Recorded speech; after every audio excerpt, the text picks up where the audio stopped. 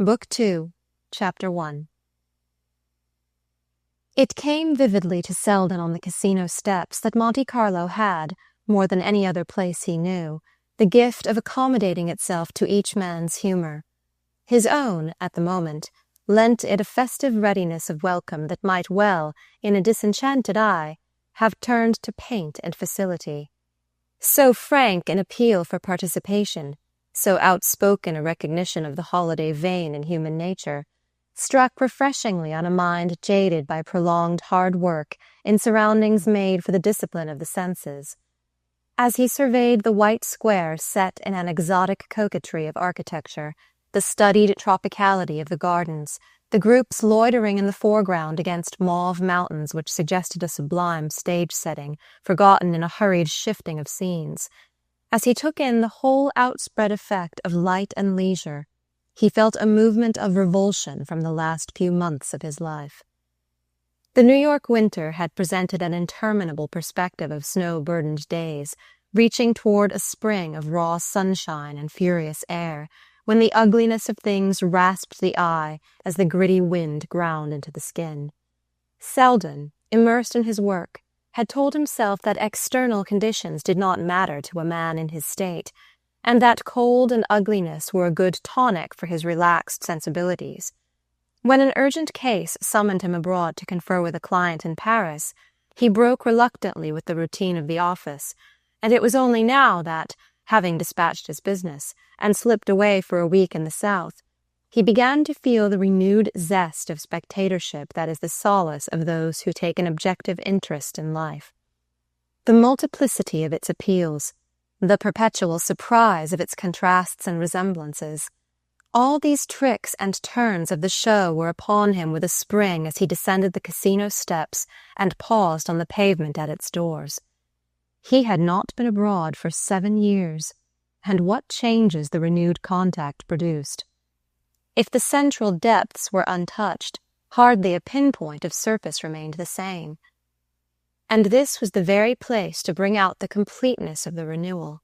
The sublimities, the perpetuities, might have left him as he was, but this tent pitched for a day's revelry spread a roof of oblivion between himself and his fixed sky. It was mid-April, and one felt that the revelry had reached its climax, and that the desultory groups in the square and gardens would soon dissolve and reform in other scenes.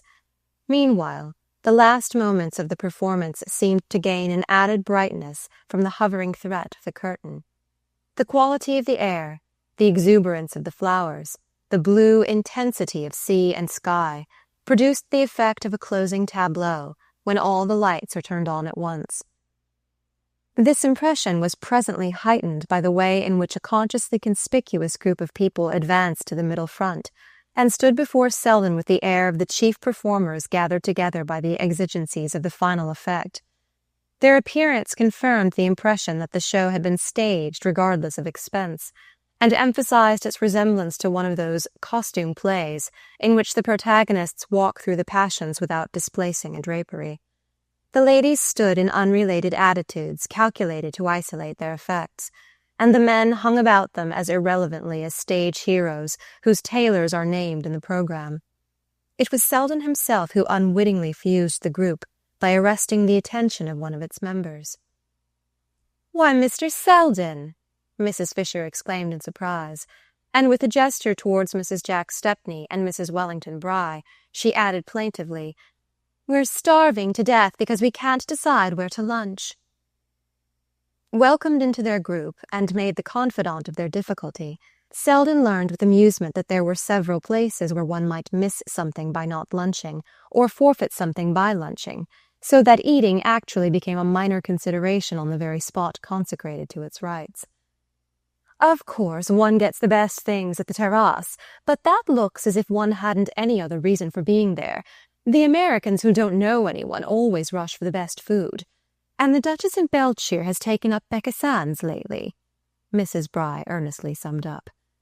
Mrs. Bry, to Mrs. Fisher's despair, had not progressed beyond the point of weighing her social alternatives in public. She could not acquire the air of doing things because she wanted to, and making her choice the final seal of their fitness. Mr. Bry, a short, pale man with a business face and leisure clothes, met the dilemma hilariously. "I guess the Duchess goes where it's cheapest, unless she can get her meal paid for. If you offered to blow her off at the terrace, she'd turn up fast enough." But Mrs. Jack Stepney interposed. "The Grand Dukes go to that little place at the Condamine. Lord Hubert says it's the only restaurant in Europe where they can cook peas." Lord Hubert Dacey, a slender, shabby-looking man with a charming worn smile and the air of having spent his best years in piloting the wealthy to the right restaurant, assented with gentle emphasis. "It's quite that."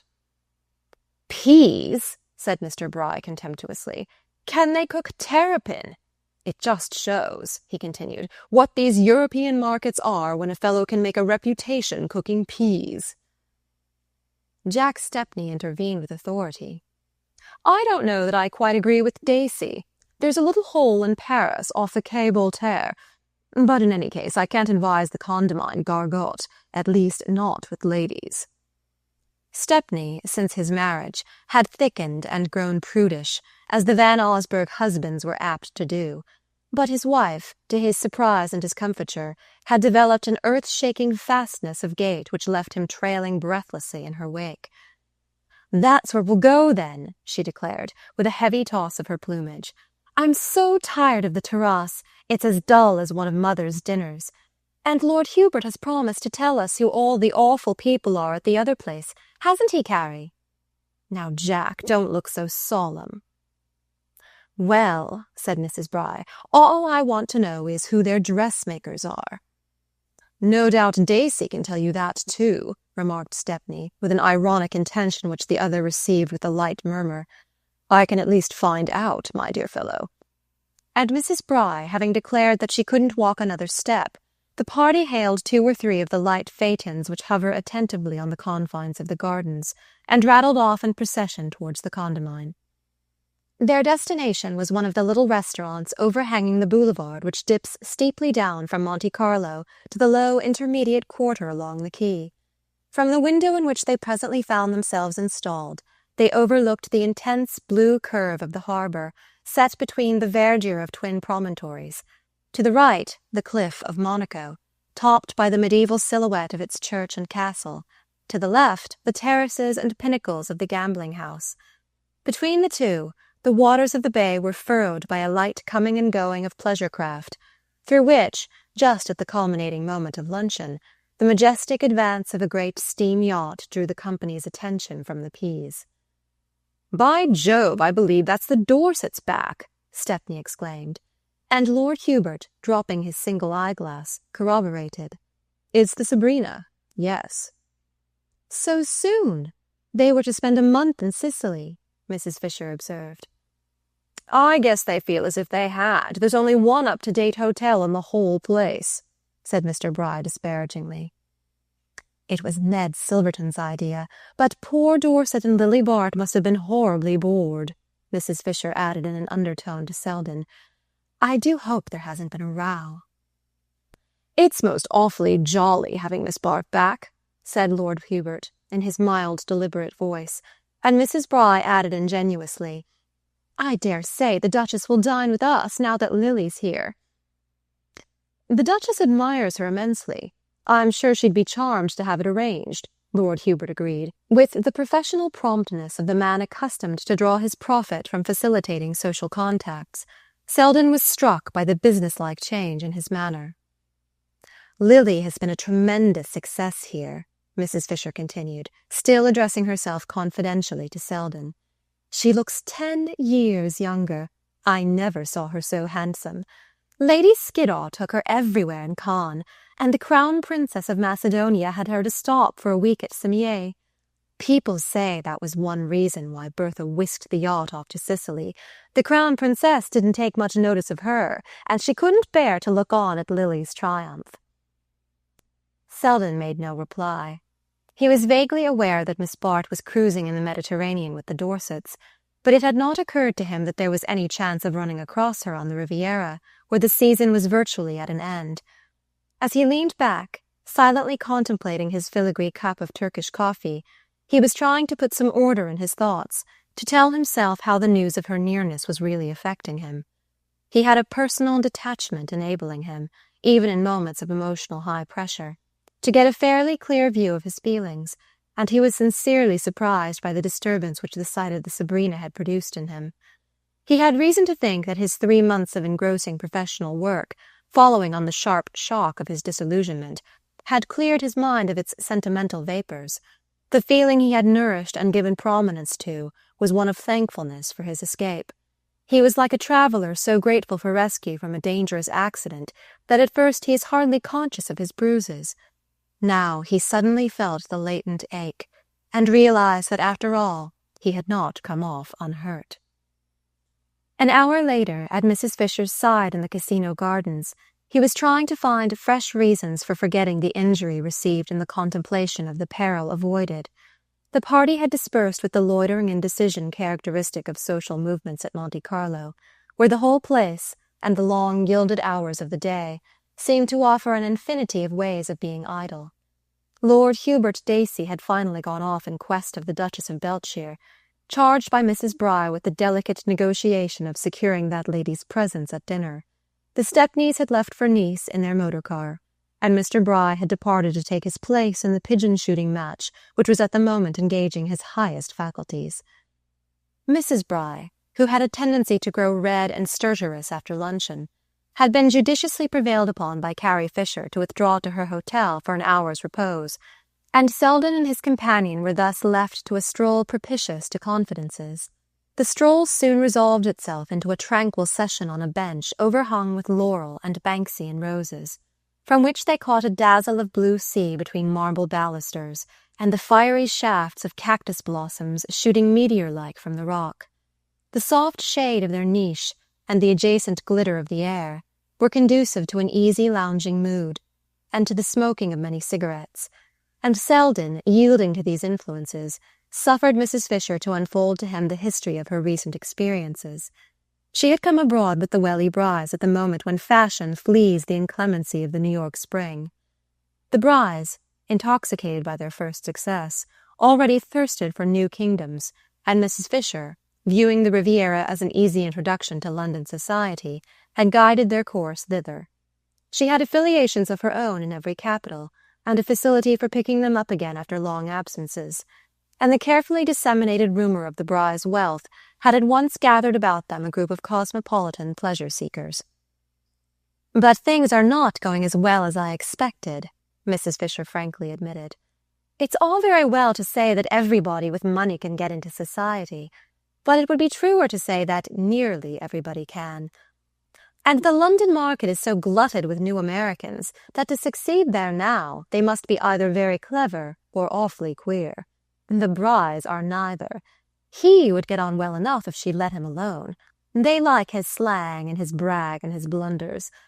But Louisa spoils it all by trying to repress him and put herself forward. If she'd be natural herself, fat and vulgar and bouncing, it would be all right. But as soon as she meets anybody smart, she tries to be slender and queenly. She tried it with the Duchess of Beltshire and Lady Skiddaw, and they fled. I've done my best to make her see her mistake. I've said to her again and again, 'Just let yourself go, Louisa.' But she keeps up the humbug even with me. I believe she keeps on being queenly in her own room with the door shut. The worst of it is," Mrs. Fisher went on, "that she thinks it's all my fault. When the Dorsets turned up here 6 weeks ago, and everybody began to make a fuss about Lily Bart, I could see Louisa thought that if she'd had Lily in tow instead of me, she would have been hobnobbing with all the royalties by this time. She doesn't realize that it's Lily's beauty that does it. Lord Hubert tells me Lily is thought even handsomer than when he knew her at Aix 10 years ago. It seems she was tremendously admired there. An Italian prince, rich and the real thing, wanted to marry her, but just at the critical moment a good-looking stepson turned up, and Lily was silly enough to flirt with him while her marriage settlements with the stepfather were being drawn up. Some people said the young man did it on purpose. You can fancy the scandal. There was an awful row between the men, and people began to look at Lily so queerly that Mrs. Penniston had to pack up and finish her cure elsewhere. Not that she ever understood. To this day she thinks that X didn't suit her. and mentions her having been sent there as proof of the incompetence of French doctors. That's Lily all over, you know. She works like a slave preparing the ground and sowing her seed, but the day she ought to be reaping the harvest, she oversleeps herself or goes off on a picnic." Mrs. Fisher paused and looked reflectively at the deep shimmer of sea between the cactus flowers. "Sometimes," she added, "I think it's just flightiness, and sometimes I think it's because, at heart, she despises the thing she's trying for. And it's the difficulty of deciding that makes her such an interesting study." She glanced tentatively at Selden's motionless profile, and resumed with a slight sigh. "Well, all I can say is I wish she'd give me some of her discarded opportunities. I wish we could change places now, for instance.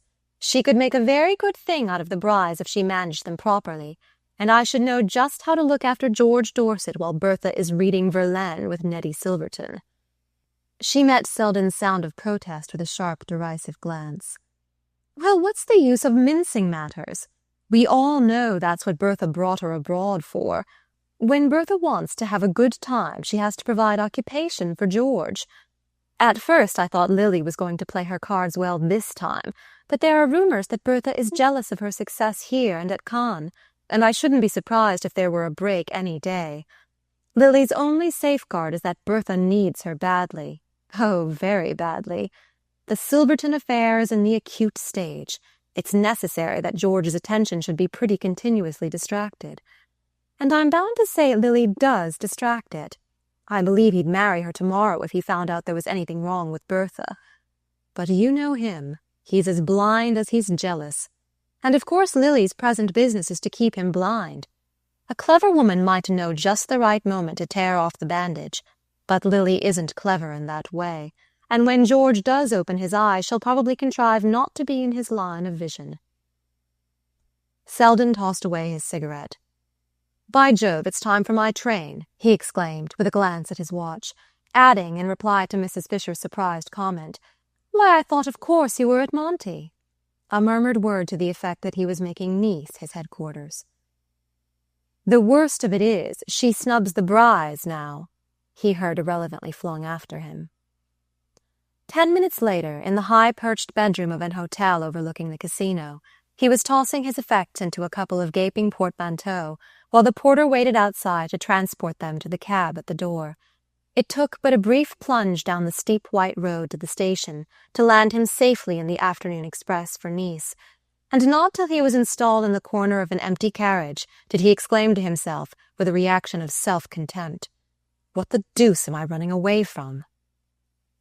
The pertinence of the question checked Selden's fugitive impulse before the train had started.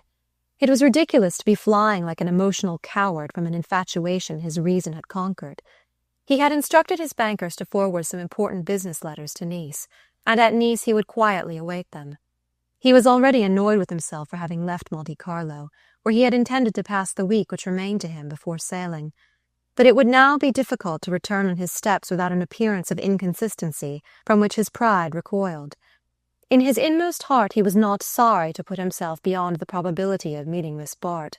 Completely as he had detached himself from her, he could not yet regard her merely as a social instance, and viewed in a more personal way, she was not likely to be a reassuring object of study. Chance encounters, or even the repeated mention of her name, would send his thoughts back into grooves from which he had resolutely detached them.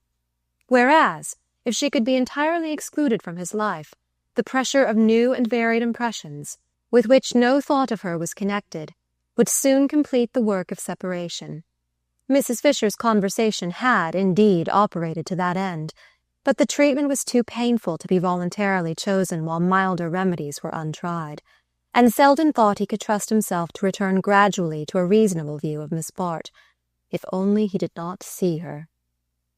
Having reached the station early, he had arrived at this point in his reflections before the increasing throng on the platform warned him that he could not hope to preserve his privacy.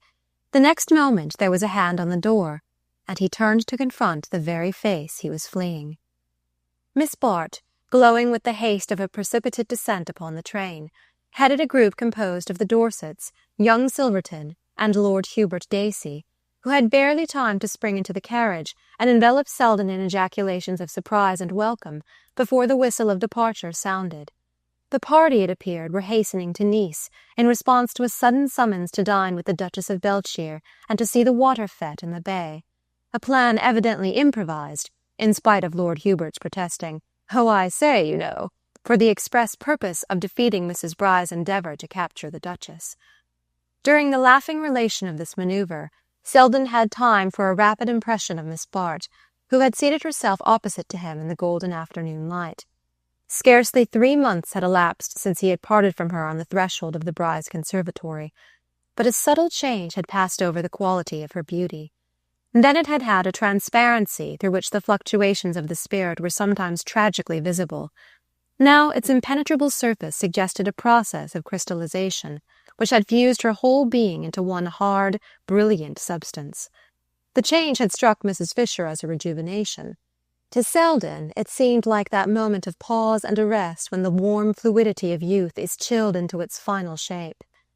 He felt it in the way she smiled on him, and in the readiness and competence with which, flung unexpectedly into his presence, she took up the thread of their intercourse as though that thread had not been snapped with a violence from which he still reeled. Such facility sickened him. But he told himself that it was with the pang which precedes recovery. Now he would really get well, would eject the last drop of poison from his blood. Already he felt himself calmer in her presence than he had learned to be in the thought of her. Her assumptions and elisions, her shortcuts and long detours, the skill with which she contrived to meet him at a point from which no inconvenient glimpses of the past were visible, suggested what opportunities she had had for practicing such arts since their last meeting. He felt that she had at last arrived at an understanding with herself, had made a pact with her rebellious impulses, and achieved a uniform system of self-government, under which all vagrant tendencies were either held captive or forced into the service of the state. And he saw other things, too, in her manner, saw how it had adjusted itself to the hidden intricacies of a situation in which, even after Mrs. Fisher's elucidating flashes, he still felt himself agrope. Surely Mrs. Fisher could no longer charge Miss Bart with neglecting her opportunities. To Selden's exasperated observation, she was only too completely alive to them.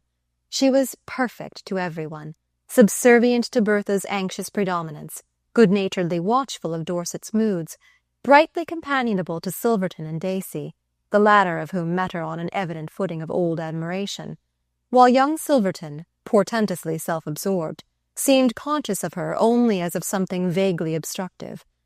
And suddenly, as Selden noted the fine shades of manner by which she harmonized herself with her surroundings, it flashed on him that, to need such adroit handling, the situation must indeed be desperate. She was on the edge of something. That was the impression left with him. He seemed to see her poised on the brink of a chasm, with one graceful foot advanced to assert her unconsciousness that the ground was failing her. On the Promenade des Anglais, where Ned Silverton hung on him for the half-hour before dinner, he received a deeper impression of the general insecurity. Silverton was in a mood of titanic pessimism. How anyone could come to such a damned hole as the Riviera, anyone with a grain of imagination, with the whole Mediterranean to choose from. But then, if one's estimate of a place depended on the way they broiled a spring chicken, gad, what a study might be made of the tyranny of the stomach, the way a sluggish liver or insufficient gastric juices might affect the whole course of the universe, overshadow everything in reach. Chronic dyspepsia ought to be among these statutory causes. A woman's life might be ruined by a man's inability to digest fresh bread. Grotesque? Yes, and tragic, like most absurdities. There's nothing grimmer than the tragedy that wears a comic mask. Where was he? Oh, the reason they had chucked Sicily and rushed back. Well, partly, no doubt, Miss Bart's desire to get back to bridge and smartness. Dead as a stone to art and poetry. The like never was on sea or land for her. And of course she persuaded Dorset that the Italian food was bad for him. Oh, she could make him believe anything. Anything. Mrs. Dorset was aware of it, oh, perfectly, nothing she didn't see. But she could hold her tongue. She'd had to often enough. Miss Bart was an intimate friend. She wouldn't hear a word against her. Only it hurts a woman's pride. There are some things one doesn't get used to. All this in confidence, of course. Ah, and there were the ladies signaling from the balcony of the hotel. He plunged across the promenade, leaving Selden to a meditative cigar. The conclusions it led him to were fortified, later in the evening, by some of those faint corroborative hints that generate a light of their own in the dusk of a doubting mind. Selden, stumbling on a chance acquaintance, had dined with him, and adjourned, still in his company, to the brightly lit promenade, where a line of crowded stands commanded the glittering darkness of the waters. The night was soft and persuasive. Overhead hung a summer sky furrowed with the rush of rockets, and from the east a late moon, pushing up beyond the lofty bend of the coast, sent across the bay a shaft of brightness which paled to ashes in the red glitter of the illuminated boats. Down the lantern-hung promenade, snatches of band music floated above the hum of the crowd and the soft tossing of boughs in dusky gardens, and between these gardens and the backs of the stands there flowed a stream of people in whom the vociferous carnival mood seemed tempered by this growing languor of the season. Selden, his companion, unable to get seats on one of the stands facing the bay, had wandered for a while with the throng, and then found a point of vantage on a high garden parapet above the promenade. Thence they caught but a triangular glimpse of the water, and of the flashing play of boats across its surface, but the crowd in the street was under their immediate view, and seemed to Selden, on the whole, of more interest than the show itself. After a while, however, he wearied of his perch, and dropping alone to the pavement, pushed his way to the first corner and turned into the moonlit silence of a side street. Long garden walls overhung by trees made a dark boundary to the pavement. An empty cab trailed along the deserted thoroughfare, and presently Selden saw two persons emerge from the opposite shadows, signal to the cab, and drive off in it toward the centre of the town. The moonlight touched them as they paused to enter the carriage, and he recognized Mrs. Dorset and young Silverton. Beneath the nearest lamp-post he glanced at his watch and saw that the time was close on 11. He took another cross street, and without breasting the throng on the promenade, made his way to the fashionable club which overlooks the thoroughfare. Here, amid the blaze of crowded baccarat tables, he caught sight of Lord Hubert Dacey, seated with his habitual worn smile behind a rapidly dwindling heap of gold. The heap being in due course wiped out, Lord Hubert rose with a shrug, and joining Selden, adjourned with him to the deserted terrace of the club. It was now past midnight, and the throng on the stands was dispersing, while the long trails of red-lit boats scattered and faded beneath a sky repossessed by the tranquil splendor of the moon. Lord Hubert looked at his watch. "By Jove, I promised to join the Duchess for supper at the London house, but it's past 12, and I suppose they've all scattered. The fact is, I lost them in the crowd soon after dinner, and took refuge here for my sins. They had seats on one of the stands, but of course they couldn't stop quiet. The Duchess never can. She and Miss Bart went off in quest of what they call adventures. Gad, it ain't their fault if they don't have some queer ones." He added tentatively, after pausing to grope for a cigarette, "Miss Bart's an old friend of yours, I believe." "So she told me." "Ah, thanks. I don't seem to have one left." He lit Selden's proffered cigarette, and continued in his high-pitched drawling tone, "None of my business, of course, but I didn't introduce her to the Duchess. A charming woman, the Duchess, you understand, and a very good friend of mine, but rather a liberal education." Selden received this in silence, and after a few puffs, Lord Hubert broke out again. "The sort of thing one can't communicate to the young lady, though young ladies nowadays are so competent to judge for themselves. But in this case, I'm an old friend too, you know, and there seemed no one else to speak to. The whole situation's a little mixed, as I see it, but there used to be an aunt somewhere, a diffuse and innocent person, who was great at bridging over chasms she didn't see." "Ah, in New York, is she?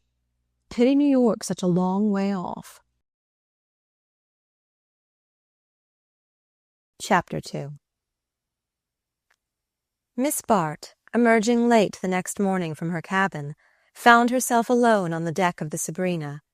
The cushioned chairs, disposed expectantly under the wide awning, showed no signs of recent occupancy, and she presently learned from a steward that Mrs. Dorset had not yet appeared, and that the gentlemen, separately, had gone ashore as soon as they had breakfasted.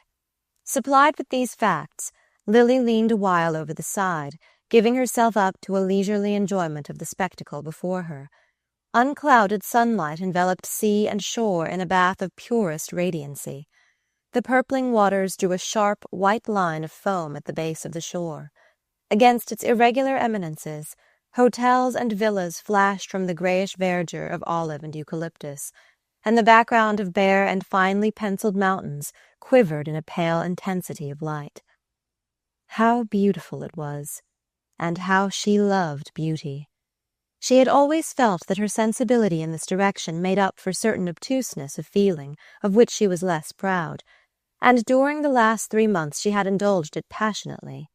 The Dorsets' invitation to go abroad with them had come as an almost miraculous release from crushing difficulties, and her faculty for renewing herself in new scenes and casting off problems of conduct as easily as the surroundings in which they had arisen made the mere change from one place to another seem, not merely a postponement, but a solution of her troubles. Moral complications existed for her only in the environment that had produced them. She did not mean to slight or ignore them, but they lost their reality when they changed their background. She could not have remained in New York without repaying the money she owed to Trenor. To acquit herself of that odious debt she might even have faced a marriage with Rosedale, but the accident of placing the Atlantic between herself and her obligations made them dwindle out of sight, as if they had been milestones and she had travelled past them. Her 2 months on the Sabrina had been especially calculated to aid this illusion of distance. She had been plunged into new scenes, and had found in them a renewal of old hopes and ambitions. The cruise itself charmed her as a romantic adventure.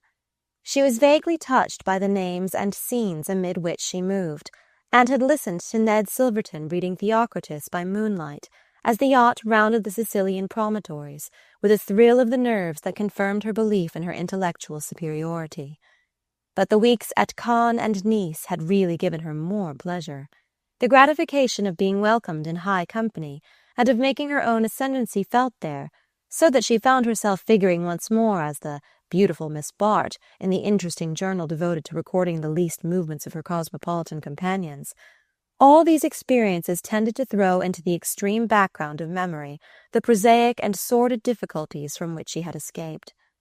If she was faintly aware of fresh difficulties ahead, she was sure of her ability to meet them. It was characteristic of her to feel that the only problems she could not solve were those with which she was familiar. Meanwhile, she could honestly be proud of the skill with which she had adapted herself to somewhat delicate conditions. She had reason to think that she had made herself equally necessary to her host and hostess, and if only she had seen any perfectly irreproachable means of drawing a financial profit from the situation, there would have been no cloud on her horizon. The truth was that her funds, as usual, were inconveniently low, and to neither Dorset nor his wife could this vulgar embarrassment be safely hinted. Still, the need was not a pressing one. She could worry along, as she had so often done before, with the hope of some happy change of fortune to sustain her, and meanwhile life was gay and beautiful and easy, and she was conscious of figuring not unworthily in such a setting. She was engaged to breakfast that morning with the Duchess of Beltshire, and at 12 o'clock she asked to be set ashore in the gig.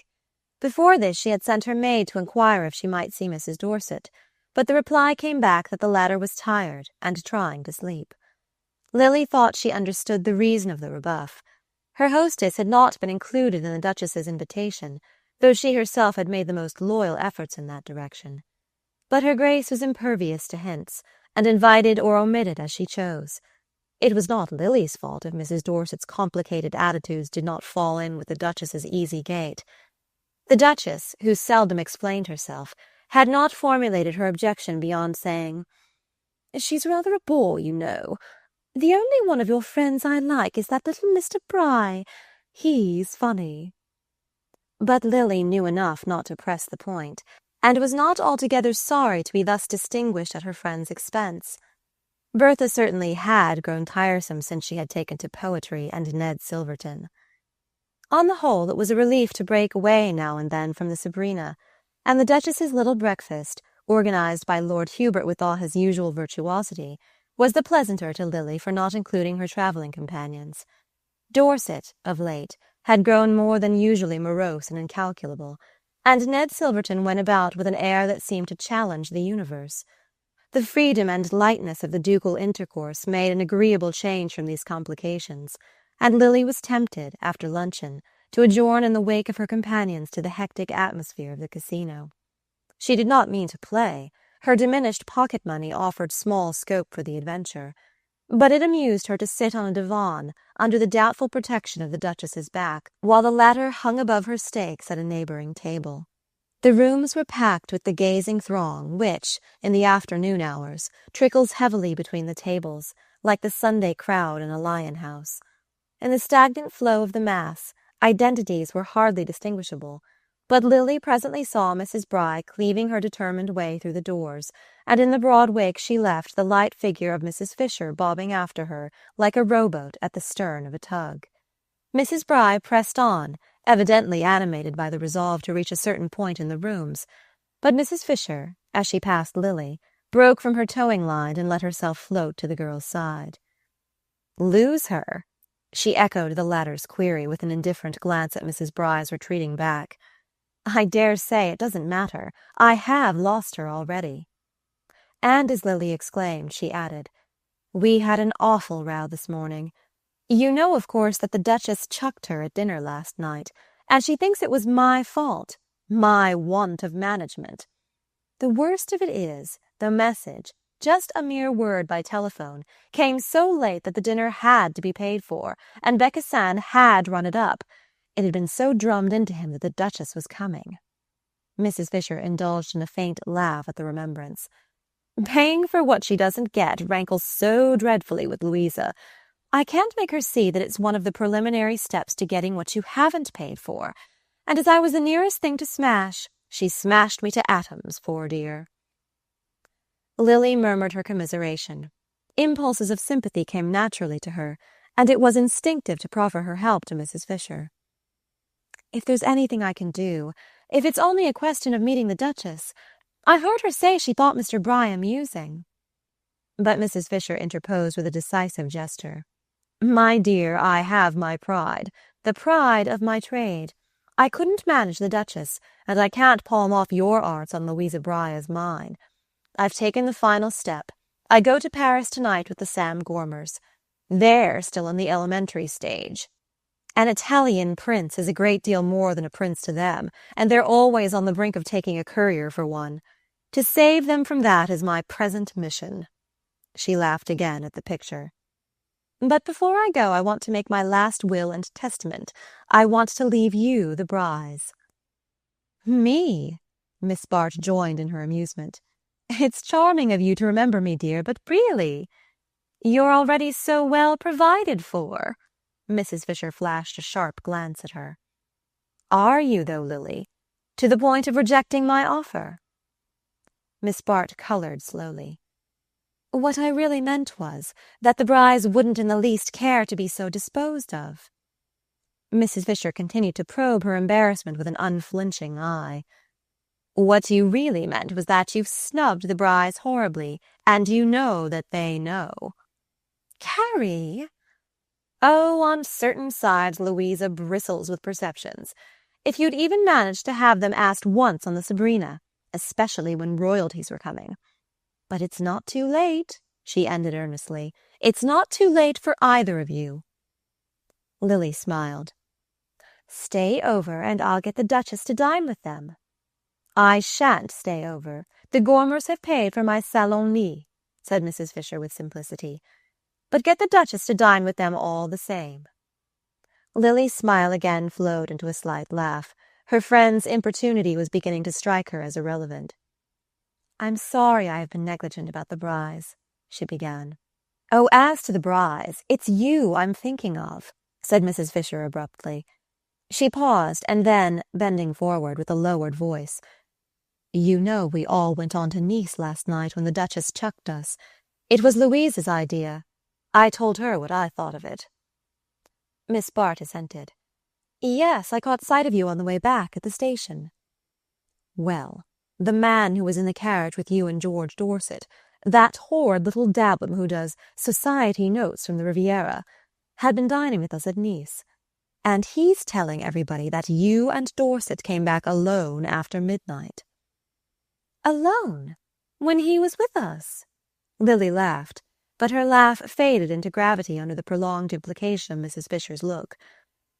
"We did come back alone, if that's so very dreadful. But whose fault was it? The Duchess was spending the night at Cimiez with the Crown Princess. Bertha got bored with the show and went off early, promising to meet us at the station. We turned up on time, but she didn't. She didn't turn up at all." Miss Bart made this announcement in the tone of one who presents, with careless assurance, a complete vindication. But Mrs. Fisher received it in a manner almost inconsequent. She seemed to have lost sight of her friend's part in the incident. Her inward vision had taken another slant. "Bertha never turned up at all. Then how on earth did she get back?" "Oh, by the next train, I suppose. There were 2 extra ones for the fête.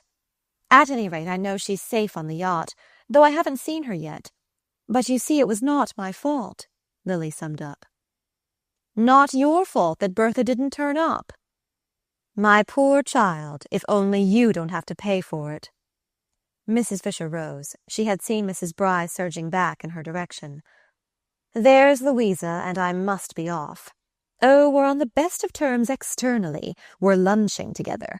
But at heart it's me she's lunching on," she explained, and with a last hand-clasp and a last look she added, "Remember, I leave her to you. She's hovering now, ready to take you in." Lily carried the impression of Mrs. Fisher's leave-taking away with her from the casino doors. She had accomplished, before leaving, the first step toward her reinstatement in Mrs. Bry's good graces, an affable advance, a vague murmur that they must see more of each other, an elusive glance to a near future that was felt to include the Duchess as well as the Sabrina. How easily it was all done, if one possessed the knack of doing it. She wondered at herself, as she had so often wondered, that possessing the knack, she did not more consistently exercise it. But sometimes she was forgetful, and sometimes, could it be that she was proud? Today, at any rate, she had been vaguely conscious of a reason for sinking her pride, had in fact even sunk it to the point of suggesting to Lord Hubert Dacey, whom she ran across on the casino steps, that he might really get the Duchess to dine with the Brys if she undertook to have the mast on the Sabrina. Lord Hubert had promised his help, with the readiness on which she could always count. It was his only way of ever reminding her that he had once been ready to do so much more for her.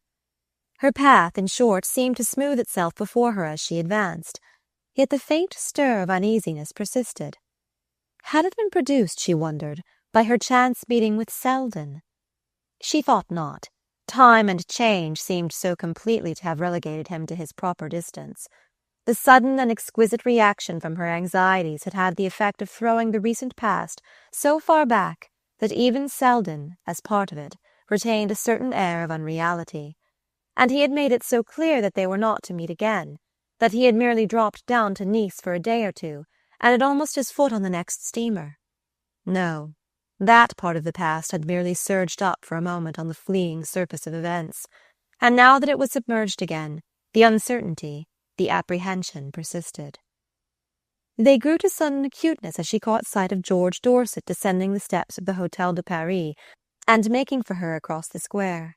She had meant to drive down to the quay and regain the yacht, but now she had the immediate impression that something more was to happen first. "Which way are you going? Shall we walk a bit?" he began, putting the second question before the first was answered, and not waiting for a reply to either before he directed her silently toward the comparative seclusion of the lower gardens. She detected in him at once all the signs of extreme nervous tension. The skin was puffed out under his sunken eyes, and its sallowness had paled to a leaden white against which his irregular eyebrows and long reddish moustache were relieved with a saturnine effect. His appearance, in short, presented an odd mixture of the bedraggled and the ferocious. He walked beside her in silence, with quick, precipitate steps, till they reached the embowered slopes to the east of the casino. Then, pulling up abruptly, he said, "Have you seen Bertha?"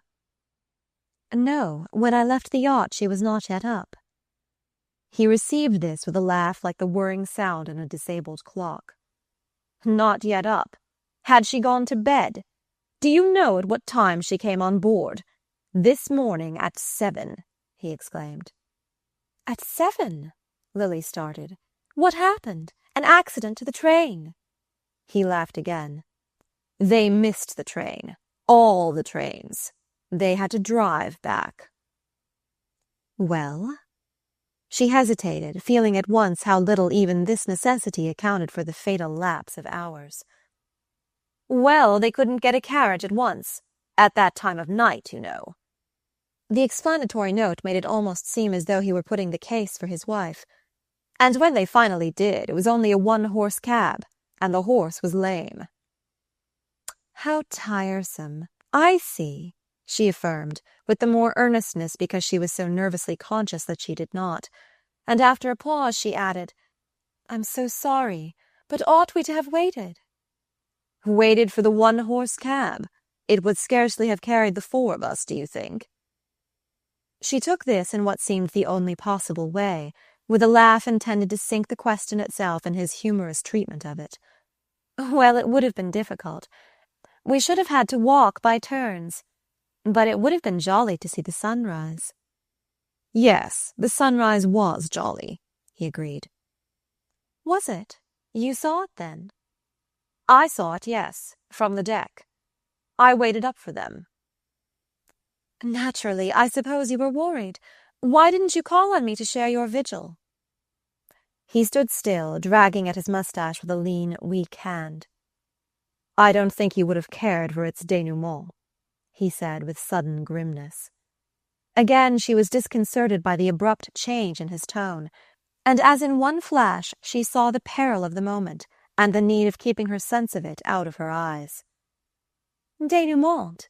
Isn't that too big a word for such a small incident? The worst of it, after all, is the fatigue which Bertha has probably slept off by this time." She clung to the note bravely, though its futility was now plain to her in the glare of his miserable eyes. Don't, he broke out, with the hurt cry of a child, and while she tried to merge her sympathy and her resolve to ignore any cause for it in one ambiguous murmur of deprecation, he dropped down on the bench near which they had paused and poured out the wretchedness of his soul. It was a dreadful hour, an hour from which she emerged shrinking and seared, as though her lids had been scorched by its actual glare. It was not that she had never had premonitory glimpses of such an outbreak, but rather because, here and there throughout the 3 months, the surface of life had shown such ominous cracks and vapors that her fears had always been on the alert for an upheaval. There had been moments when the situation had presented itself under a homelier, yet more vivid image, that of a shaky vehicle, dashed by unbroken steeds over a bumping road, while she cowered within, aware that the harness wanted mending, and wondering what would give way first. Well, everything had given way now, and the wonder was that the crazy outfit had held together so long. Her sense of being involved in the crash, instead of merely witnessing it from the road, was intensified by the way in which Dorset, through his furies of denunciation and wild reactions of self-contempt, made her feel the need he had of her, the place she had taken in his life. But for her, what ear would have been open to his cries? And what hand but hers could drag him up again to a footing of sanity and self-respect? All through the stress of the struggle with him, she had been conscious of something faintly maternal in her efforts to guide and uplift him. But for the present, if he clung to her, it was not in order to be dragged up, but to feel someone floundering in the depths with him. He wanted her to suffer with him, not to help him to suffer less. Happily for both, there was little physical strength to sustain his frenzy. It left him, collapsed and breathing heavily, to an apathy so deep and prolonged that Lily almost feared the passers-by would think it the result of a seizure and stop to offer their aid. But Monte Carlo is, of all places, the one where the human bond is least close, and odd sights are the least arresting. If a glance or two lingered on the couple, no intrusive sympathy disturbed them, and it was Lily herself who broke the silence by rising from her seat. With the clearing of her vision, the sweep of peril had extended, and she saw that the post of danger was no longer at Dorset's side. "If you won't go back, I must. Don't make me leave you," she urged. But he remained mutely resistant, and she added, "What are you going to do? You really can't sit here all night." "I can go to a hotel. I can telephone my lawyers." He sat up, roused by a new thought. By Jove, Selden's at Nice. I'll send for Selden. Lily, at this, reseated herself with a cry of alarm. No, no, no, she protested. He swung round on her distrustfully. Why not Selden? He's a lawyer, isn't he? One will do as well as another in a case like this. As badly as another, you mean? I thought you relied on me to help you. You do, by being so sweet and patient with me. If it hadn't been for you, I'd have ended the thing long ago. But now it's got to end. He rose suddenly, straightening himself with an effort. You can't want to see me ridiculous. She looked at him kindly. That's just it. Then, after a moment's pondering, almost to her own surprise, she broke out with a flash of inspiration. Well, go over and see Mr. Selden. You'll have time to do it before dinner. Oh, dinner, he mocked her, but she left him with a smiling rejoinder. Dinner on board, remember. We'll put it off till 9 if you like. It was past 4 already, and when a cab had dropped her at the quay, and she stood waiting for the gig to put off for her, she began to wonder what had been happening on the yacht. Of Silverton's whereabouts there had been no mention. Had he returned to the Sabrina? Or could Bertha, the dread alternative sprang on her suddenly, could Bertha, left to herself, have gone ashore to rejoin him? Lily's heart stood still at the thought. All her concern had hitherto been for young Silverton, not only because, in such affairs, the woman's instinct is to side with the man, but because his case made a peculiar appeal to her sympathies. He was so desperately in earnest, poor youth, and his earnestness was of so different a quality from Bertha's, though hers too was desperate enough. The difference was that Bertha was in earnest only about herself, while he was in earnest about her. But now, at the actual crisis, this difference seemed to throw the weight of destitution on Bertha's side, since at least he had her to suffer for, and she had only herself. At any rate, viewed less ideally, all the disadvantages of such a situation were for the woman, and it was to Bertha that Lily's sympathies now went out. She was not fond of Bertha Dorset, but neither was she without a sense of obligation, the heavier for having so little personal liking to sustain it. Bertha had been kind to her. They had lived together during the last months, on terms of easy friendship, and the sense of friction of which Lily had recently become aware seemed to make it the more urgent that she should work undividedly in her friend's interest. It was in Bertha's interest, certainly, that she had dispatched Dorset to consult with Lawrence Selden. Once the grotesqueness of the situation accepted, she had seen at a glance that it was the safest in which Dorset could find himself. Who but Selden could thus miraculously combine the skill to save Bertha with the obligation of doing so? The consciousness that much skill would be required made Lily rest thankfully in the greatness of the obligation. Since he would have to pull Bertha through, she could trust him to find a way, and she put the fullness of her trust in the telegram she managed to send him on her way to the quay. Thus far, then, Lily felt that she had done well, and the conviction strengthened her for the task that remained. She and Bertha had never been on confidential terms, but at such a crisis the barriers of reserve must surely fall. Dorset's wild allusions to the scene of the morning made Lily feel that they were down already, and that any attempt to rebuild them would be beyond Bertha's strength. She pictured the poor creature shivering behind her fallen defences, and awaiting with suspense the moment when she could take refuge in the first shelter that offered. If only that shelter had not already offered itself elsewhere! As the gig traversed the short distance between the quay and the yacht, Lily grew more than ever alarmed at the possible consequences of her long absence. What if the wretched Bertha, finding in all the long hours no soul to turn to?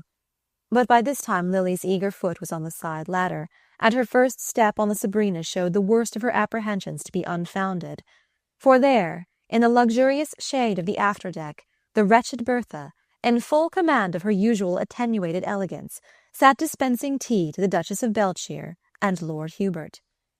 The sight filled Lily with such surprise that she felt that Bertha, at least, must read its meaning in her look, and she was proportionately disconcerted by the blankness of the look returned. But in an instant she saw that Mrs. Dorset had, of necessity, to look blank before the others, and that, to mitigate the effect of her own surprise, she must at once produce some simple reason for it. The long habit of rapid transitions made it easy for her to exclaim to the Duchess, "Why, I thought you'd gone back to the Princess." And this sufficed for the lady she addressed, if it was hardly enough for Lord Hubert. At least it opened the way to a lively explanation of how the Duchess was, in fact, going back the next moment, but had first rushed out to the yacht for a word with Mrs. Dorset on the subject of tomorrow's dinner, the dinner with the Bryes, to which Lord Hubert had finally insisted on dragging them. "To save my neck, you know," he explained, with a glance that appealed to Lily for some recognition of his promptness, and the Duchess added with her noble candour, "Mr. Bry has promised him a tip, and he says if we go he'll pass it on to us." This led to some final pleasantries, in which, as it seemed to Lily, Mrs. Dorset bore her part with astounding bravery, and at the close of which Lord Hubert, from halfway down the side ladder, called back, with an air of numbering heads, "And of course we may count on Dorset too." "Oh, count on him," his wife assented gaily. She was keeping up well to the last, but as she turned back from waving her adieu over the side, Lily said to herself that the mask must drop and the soul of fear look out. Mrs. Dorset turned back slowly. Perhaps she wanted time to steady her muscles. At any rate, they were still under perfect control when, dropping once more into her seat behind the tea-table, she remarked to Miss Bart with a faint touch of irony, "I suppose I ought to say good morning." If it was a cue, Lily was ready to take it, though with only the vaguest sense of what was expected of her in return. There was something unnerving in the contemplation of Mrs. Dorset's composure, and she had to force the light tone in which she answered, "I tried to see you this morning, but you were not yet up." "No, I got to bed late. After we missed you at the station, I thought we ought to wait for you till the last train." She spoke very gently, but with just the least tinge of reproach. "You missed us. You waited for us at the station." Now, indeed, Lily was too far adrift in bewilderment to measure the other's words or keep watch on her own. "But I thought you didn't get to the station till after the last train had left." Mrs. Dorset, examining her between lowered lids, met this with the immediate query, "Who told you that?" "George. I saw him just now in the gardens." Is that George's version? Poor George! He was in no state to remember what I told him. He had one of his worst attacks this morning, and I packed him off to see the doctor. Do you know if he found him?" Lily, still lost in conjecture, made no reply, and Mrs. Dorset settled herself indolently in her seat. "He'll wait to see him. He was horribly frightened about himself. It's very bad for him to be worried, and whenever anything upsetting happens, it always brings on an attack."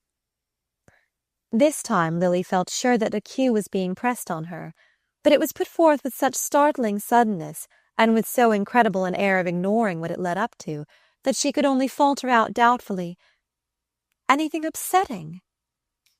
"Yes, such as having you so conspicuously on his hands in the small hours. You know, my dear, you're rather a big responsibility in such a scandalous place after midnight." At that, at the complete unexpectedness and the inconceivable audacity of it, Lily could not restrain the tribute of an astonished laugh. "Well, really, considering it was you who burdened him with the responsibility." Mrs. Dorset took this with an exquisite mildness. "By not having the superhuman cleverness to discover you in that frightful rush for the train, or the imagination to believe that you'd take it without us, you and he all alone, instead of waiting quietly in the station till we did manage to meet you." Lily's colour rose. It was growing clear to her that Bertha was pursuing an object, following a line she had marked out for herself. Only, with such a doom impending, why waste time in these childish efforts to avert it? The puerility of the attempt disarmed Lily's indignation. Did it not prove how horribly the poor creature was frightened? "No, by our simply all keeping together at Nice," she returned. "Keeping together, when it was you who seized the first opportunity to rush off with the Duchess and her friends. My dear Lily, you are not a child to be led by the hand." "No, nor to be lectured, Bertha, really, if that's what you are doing to me now." Mrs. Dorset smiled on her reproachfully. "Lecture you? I? Heaven forbid! I was merely trying to give you a friendly hint. But it's usually the other way round, isn't it? I'm expected to take hints, not to give them. I've positively lived on them all these last months." "Hints? From me to you?" Lily repeated. "Oh, negative ones merely. What not to be, and to do, and to see. And I think I've taken them to admiration. Only, my dear, if you'll let me say so, I didn't understand that one of my negative duties was not to warn you when you carried your imprudence too far." A chill of fear passed over Miss Bart, a sense of remembered treachery that was like the gleam of a knife in the dusk. But compassion, in a moment, got the better of her instinctive recoil. What was this outpouring of senseless bitterness but the tracked creature's attempt to cloud the medium through which it was fleeing? It was on Lily's lips to exclaim, "You poor soul, don't double and turn, come straight back to me, and we'll find a way out." But the words died under the impenetrable insolence of Bertha's smile. Lily sat silent, taking the brunt of it quietly, letting it spend itself on her to the last drop of its accumulated falseness. Then, without a word, she rose and went down to her cabin. Chapter 3. Miss Bart's telegram caught Lawrence Selden at the door of his hotel, and having read it, he turned back to wait for Dorset. The message necessarily left large gaps for conjecture, but all that he had recently heard and seen made these but too easy to fill in. On the whole, he was surprised, for though he had perceived that the situation contained all the elements of an explosion, he had often enough, in the range of his personal experience, seen just such combinations subside into harmlessness. Still, Dorset's spasmodic temper and his wife's reckless disregard of appearances gave the situation a peculiar insecurity, and it was less from the sense of any special relation to the case than from a purely professional zeal that Selden resolved to guide the pair to safety. Whether in the present instance safety for either lay in repairing so damaged a tie, it was no business of his to consider. He had only, on general principles, to think of averting a scandal, and his desire to avert it was increased by his fear of its involving Miss Bart. There was nothing specific in this apprehension. He merely wished to spare her the embarrassment of being ever so remotely connected with the public washing of the Dorset linen. How exhaustive and unpleasant such a process would be, he saw even more vividly after his 2 hours' talk with poor Dorset. If anything came out at all, it would be such a vast unpacking of accumulated moral rags as left him, after his visitor had gone, with the feeling that he must fling open the windows and have his room swept out. But nothing should come out, and happily for his side of the case, the dirty rags, however pieced together, could not, without considerable difficulty, be turned into a homogeneous grievance. The torn edges did not always fit. There were missing bits, there were disparities of size and color, all of which it was naturally Selden's business to make the most of in putting them under his client's eye. But to a man in Dorset's mood, the completest demonstration could not carry conviction, and Selden saw that for the moment all he could do was to soothe and temporize, to offer sympathy and to counsel prudence. He let Dorset depart charged to the brim with a sense that, till their next meeting, he must maintain a strictly non-committal attitude. That, in short, his share in the game consisted for the present in looking on. Selden knew, however, that he could not long keep such violences in equilibrium, and he promised to meet Dorset the next morning at an hotel in Monte Carlo. Meanwhile, he counted not a little on the reaction of weakness and self-distrust that, in such natures, follows on every unwonted expenditure of moral force, and his telegraphic reply to Miss Bart consisted simply in the injunction, "Assume that everything is as usual." On this assumption, in fact, the early part of the following day was lived through. Dorset, as if in obedience to Lily's imperative bidding, had actually returned in time for a late dinner on the yacht. The repast had been the most difficult moment of the day. Dorset was sunk in one of the abysmal silences which so commonly followed on what his wife called his attacks, that it was easy, before the servants, to refer it to this cause. But Bertha herself seemed, perversely enough, little disposed to make use of this obvious means of protection. She simply left the brunt of the situation on her husband's hands, as if too absorbed in a grievance of her own to suspect that she might be the object of one herself. To Lily, this attitude was the most ominous, because the most perplexing, element in the situation. As she tried to fan the weak flicker of talk, to build up, again and again, the crumbling structure of appearances, her own attention was perpetually distracted by the question, what on earth can she be driving at? There was something positively exasperating in Bertha's attitude of isolated defiance. If only she would have given her friend a hint, they might still have worked together successfully.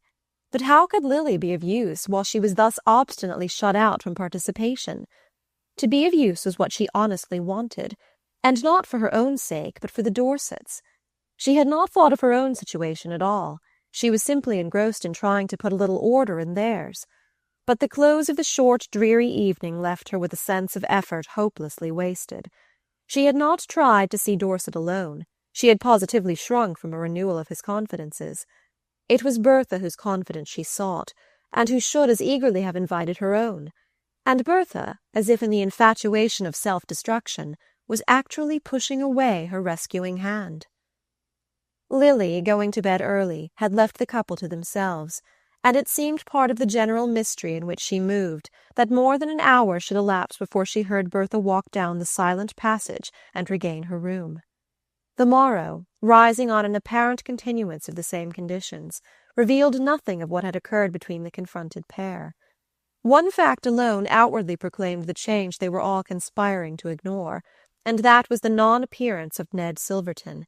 No one referred to it, and this tacit avoidance of the subject kept it in the immediate foreground of consciousness. But there was another change, perceptible only to Lily, and that was that Dorset now avoided her almost as pointedly as his wife. Perhaps he was repenting his rash outpourings of the previous day, perhaps only trying, in his clumsy way, to conform to Selden's counsel to behave as usual. Such instructions no more make for easiness of attitude than the photographer's behest to look natural, and in a creature as unconscious as poor Dorset of the appearance he habitually presented, the struggle to maintain a pose was sure to result in queer contortions. It resulted, at any rate, in throwing Lily strangely on her own resources. She had learned, on leaving her room, that Mrs. Dorset was still invisible, and that Dorset had left the yacht early, and feeling too restless to remain alone, she too had herself ferried ashore. Straying toward the casino, she attached herself to a group of acquaintances from Nice, with whom she lunched, and in whose company she was returning to the rooms when she encountered Selden crossing the square. She could not, at the moment, separate herself definitely from her party, who had hospitably assumed that she would remain with them till they took their departure, but she found time for a momentary pause of enquiry, to which he promptly returned. "I've seen him again. He's just left me." She waited before him anxiously. "Well, what has happened? What will happen?" "Nothing as yet, and nothing in the future, I think." "It's over, then? It's settled? You're sure?" He smiled. "Give me time. I'm not sure, but I'm a good deal surer." And with that she had to content herself, and hasten on to the expectant group on the steps. Selden had, in fact, given her the utmost measure of his sureness, had even stretched it a shade to meet the anxiety in her eyes. And now, as he turned away, strolling down the hill toward the station, that anxiety remained with him as the visible justification of his own. It was not, indeed, anything specific that he feared. There had been a literal truth in his declaration that he did not think anything would happen. What troubled him was that, though Dorset's attitude had perceptibly changed, the change was not clearly to be accounted for. It had certainly not been produced by Selden's arguments, or by the action of his own soberer reason. 5 minutes' talk sufficed to show that some alien influence had been at work, and that it had not so much subdued his resentment as weakened his will, so that he moved under it in a state of apathy, like a dangerous lunatic who has been drugged. Temporarily, no doubt, however exerted, it worked for the general safety. The question was how long it would last, and by what kind of reaction it was likely to be followed. On these points Selden could gain no light, for he saw that one effect of the transformation had been to shut him off from free communion with Dorset. The latter, indeed, was still moved by the irresistible desire to discuss his wrong, but though he revolved about it with the same forlorn tenacity, Selden was aware that something always restrained him from full expression. His state was one to produce first weariness and then impatience in his hearer, and when their talk was over, Selden began to feel that he had done his utmost, and might justifiably wash his hands of the sequel. It was in this mind that he had been making his way back to the station when Miss Bart crossed his path, but though, after his brief word with her, he kept mechanically on his course, he was conscious of a gradual change in his purpose. The change had been produced by the look in her eyes, and in his eagerness to define the nature of that look, he dropped into a seat in the gardens and sat brooding upon the question. It was natural enough, in all conscience, that she should appear anxious. A young woman placed in the close intimacy of a yachting cruise between a couple on the verge of disaster could hardly, aside from her concern for her friends, be insensible to the awkwardness of her own position. The worst of it was that, in interpreting Miss Bart's state of mind, so many alternative readings were possible, and one of these, in Selden's troubled mind, took the ugly form suggested by Mrs. Fisher. If the girl was afraid, was she afraid for herself or for her friends? And to what degree was her dread of a catastrophe intensified by the sense of being fatally involved in it? The burden of offence lying manifestly with Mrs. Dorset, this conjecture seemed on the face of it gratuitously unkind. But Selden knew that in the most one-sided matrimonial quarrel there are generally counter-charges to be brought, and that they are brought with the greater audacity where the original grievance is so emphatic. Mrs. Fisher had not hesitated to suggest the likelihood of Dorset's marrying Miss Bart if anything happened. And though Mrs. Fisher's conclusions were notoriously rash, she was shrewd enough in reading the signs from which they were drawn. Dorset had apparently shown marked interest in the girl, and this interest might be used to cruel advantage in his wife's struggle for rehabilitation. Selden knew that Bertha would fight to the last round of powder. The rashness of her conduct was illogically combined with a cold determination to escape its consequences. She could be as unscrupulous in fighting for herself as she was reckless in courting danger, and whatever came to her hand at such moments was likely to be used as a defensive missile. He did not, as yet, see clearly just what course she was likely to take, but his perplexity increased his apprehension, and with it the sense that, before leaving, he must speak again with Miss Bart.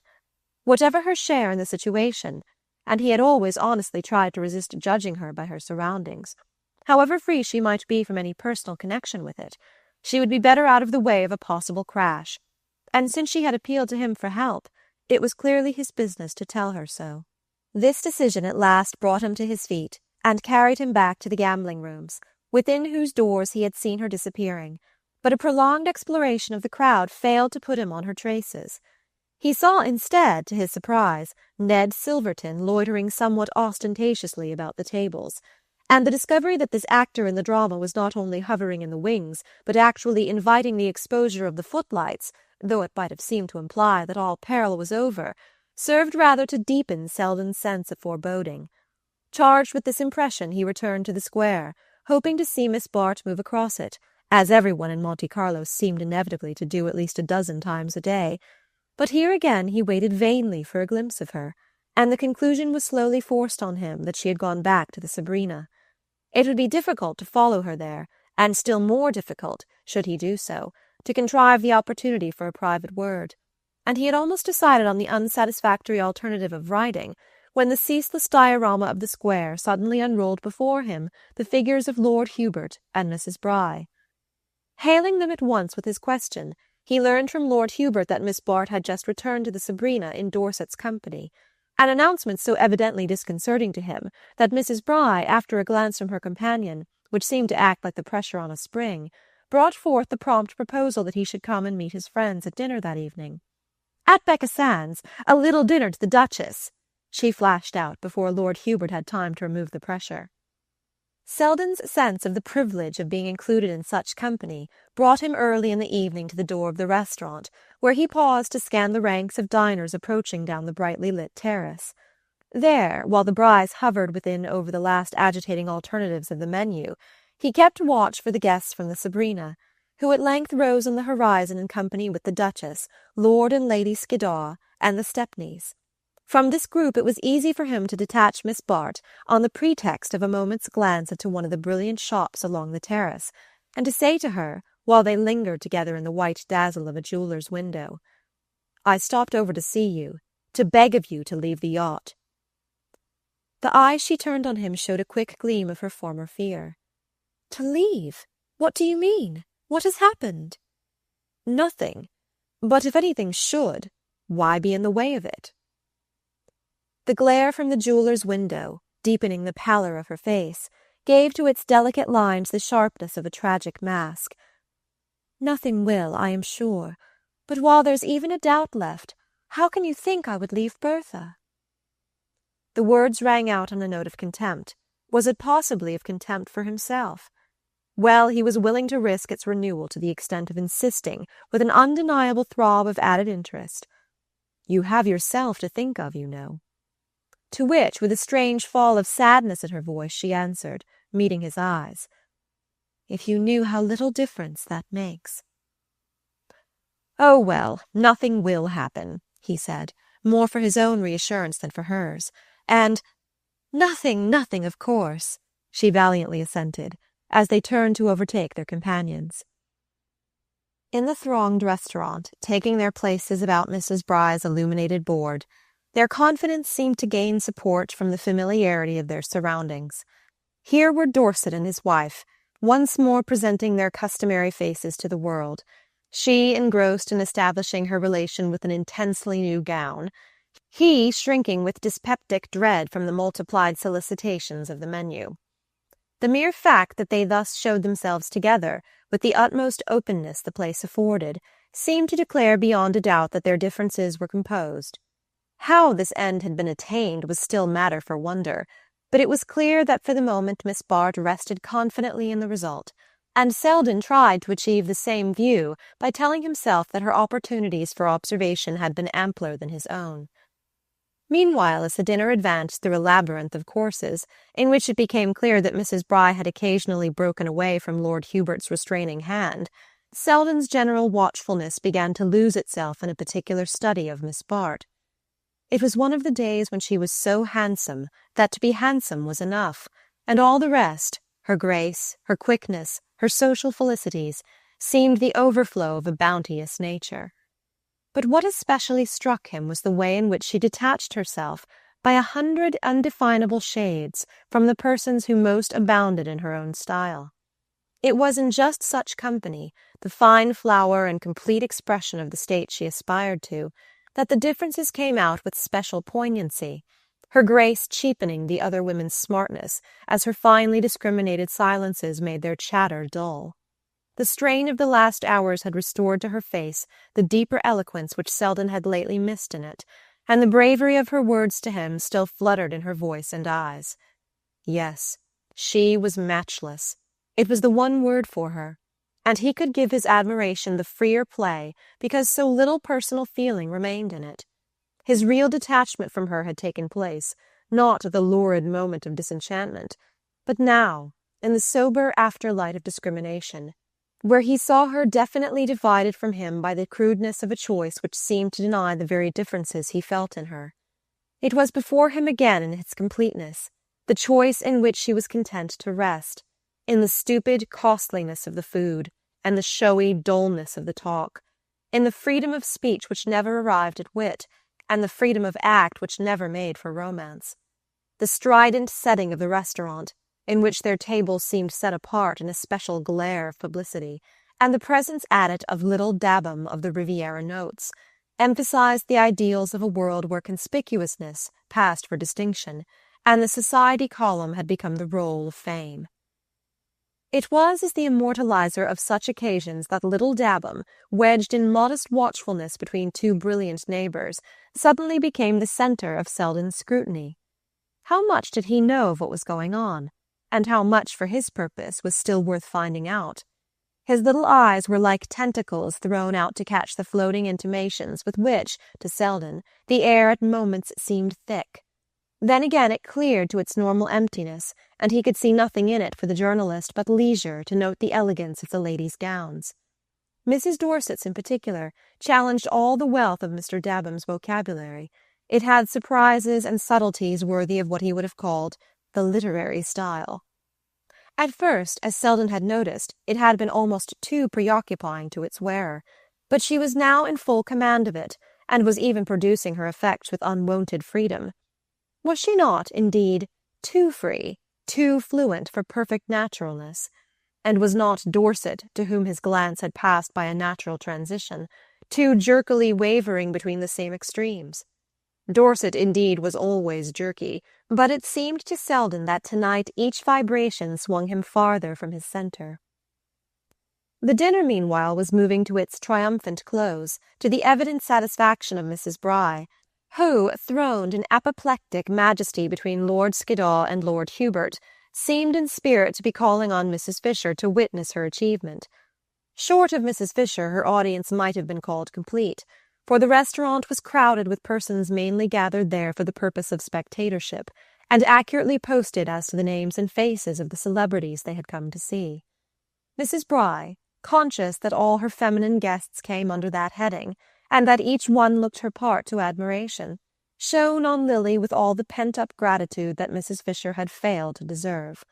Selden, catching the glance, wondered what part Miss Bart had played in organizing the entertainment. She did at least a great deal to adorn it, and as he watched the bright security with which she bore herself, he smiled to think that he should have fancied her in need of help.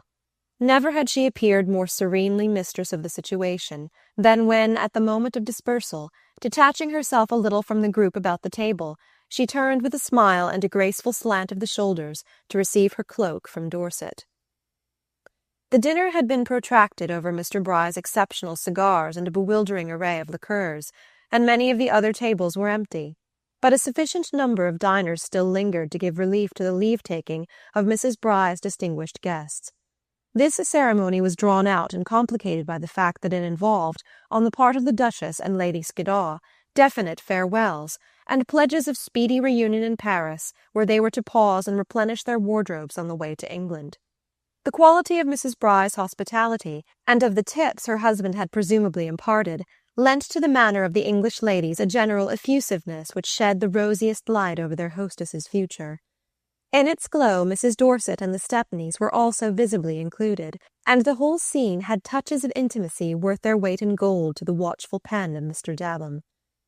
A glance at her watch caused the Duchess to exclaim to her sister that they had just time to dash for their train, and the flurry of this departure over, the Stepneys, who had their motor at the door, offered to convey the Dorsets and Miss Bart to the quay. The offer was accepted, and Mrs. Dorset moved away with her husband in attendance. Miss Bart had lingered for a last word with Lord Hubert, and Stepney, on whom Mr. Bry was pressing a final and still more expensive cigar, called out, "Come on, Lily, if you're going back to the yacht." Lily turned to obey, but as she did so, Mrs. Dorset, who had paused on her way out, moved a few steps back toward the table. "Miss Bart is not going back to the yacht," she said in a voice of singular distinctness. A startled look ran from eye to eye. Mrs. Bry crimsoned to the verge of congestion. Mrs. Stepney slipped nervously behind her husband, and Selden, in the general turmoil of his sensations, was mainly conscious of a longing to grip Dabham by the collar and fling him out into the street. Dorset, meanwhile, had stepped back to his wife's side. His face was white, and he looked about him with cowed, angry eyes. "Bertha, Miss Bart, this is some misunderstanding, some mistake." "Miss Bart remains here," his wife rejoined incisively, "and I think, George, we had better not detain Mrs. Stepney any longer." Miss Bart, during this brief exchange of words, remained in admirable erectness, slightly isolated from the embarrassed group about her. She had paled a little under the shock of the insult, but the discomposure of the surrounding faces was not reflected in her own. The faint disdain of her smile seemed to lift her high above her antagonist's reach, and it was not till she had given Mrs. Dorset the full measure of the distance between them that she turned and extended her hand to her hostess. "I am joining the Duchess tomorrow," she explained, "and it seemed easier for me to remain on shore for the night." She held firmly to Mrs. Bry's wavering eye while she gave this explanation, but when it was over, Selden saw her send a tentative glance from one to another of the women's faces. She read their incredulity in their averted looks, and in the mute wretchedness of the men behind them, and for a miserable half-second he thought she quivered on the brink of failure. Then, turning to him with an easy gesture, and the pale bravery of her recovered smile, "Dear Mr. Selden," she said, "you promised to see me to my cab." Outside, the sky was gusty and overcast, and as Lily and Selden moved toward the deserted gardens below the restaurant, spurts of warm rain blew fitfully against their faces. The fiction of the cab had been tacitly abandoned. They walked on in silence, her hand on his arm, till the deeper shade of the gardens received them, and pausing beside a bench, he said, "Sit down a moment." She dropped to the seat without answering, but the electric lamp at the bend of the path shed a gleam on the struggling misery of her face.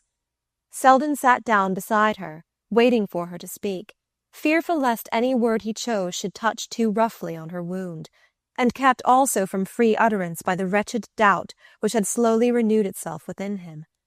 What had brought her to this pass? What weakness had placed her so abominably at her enemy's mercy? And why should Bertha Dorset have turned into an enemy at the very moment when she so obviously needed the support of her sex? Even while his nerves raged at the subjection of husbands to their wives, and at the cruelty of women to their kind, reason obstinately harped on the proverbial relation between smoke and fire. The memory of Mrs. Fisher's hints, and the corroboration of his own impressions, while they deepened his pity, also increased his constraint, since, whichever way he sought a free outlet for sympathy, it was blocked by the fear of committing a blunder. Suddenly it struck him that his silence must seem almost as accusatory as that of the men he had despised for turning from her, but before he could find the fitting word, she had cut him short with a question. "Do you know of a quiet hotel? I can send for my maid in the morning." "An hotel? Here? That you can go to alone? It's not possible." She met this with a pale gleam of her old playfulness. "What is, then? It's too wet to sleep in the gardens." "But there must be someone to whom I can go." "Of course, any number. But at this hour? You see, my change of plan was rather sudden." "Good God, if you'd listened to me!"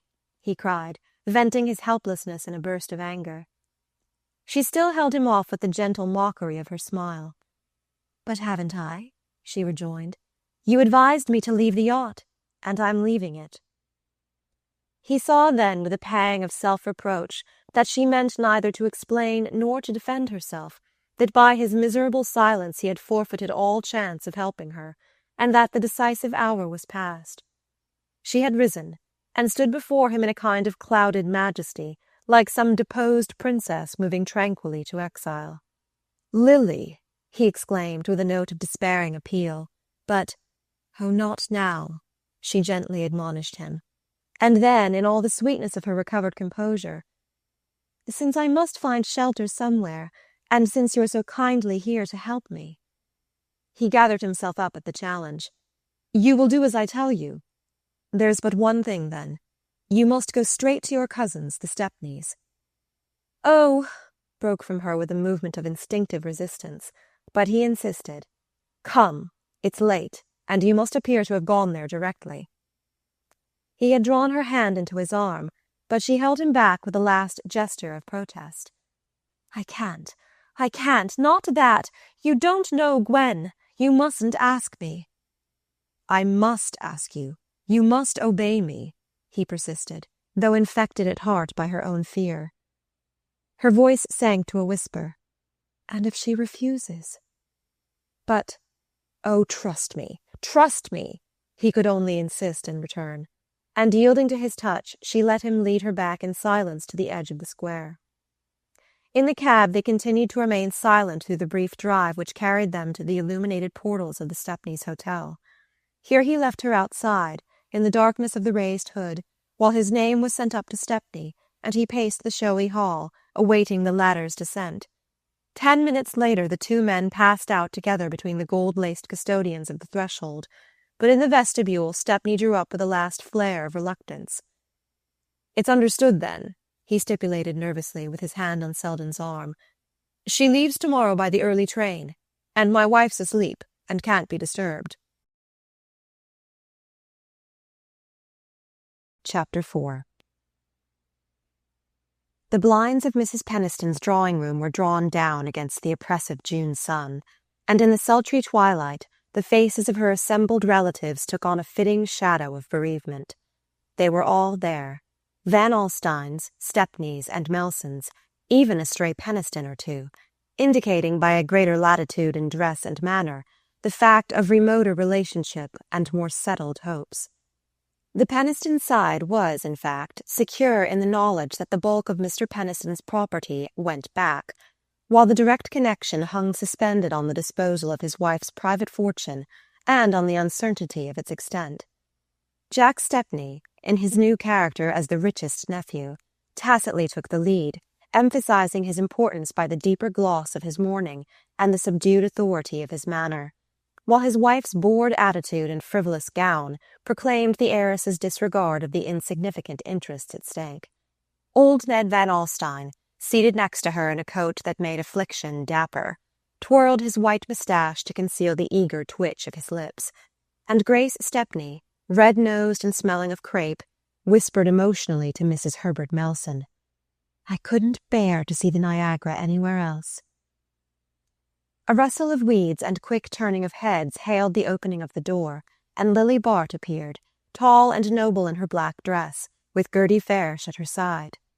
The women's faces, as she paused interrogatively on the threshold, were a study in hesitation. One or two made faint motions of recognition, which might have been subdued either by the solemnity of the scene or by the doubt as to how far the others meant to go. Mrs. Jack Stepney gave a careless nod, and Grace Stepney, with a sepulchral gesture, indicated a seat at her side. But Lily, ignoring the invitation, as well as Jack Stepney's official attempt to direct her, moved across the room with her smooth, free gait, and seated herself in a chair which seemed to have been purposely placed apart from the others.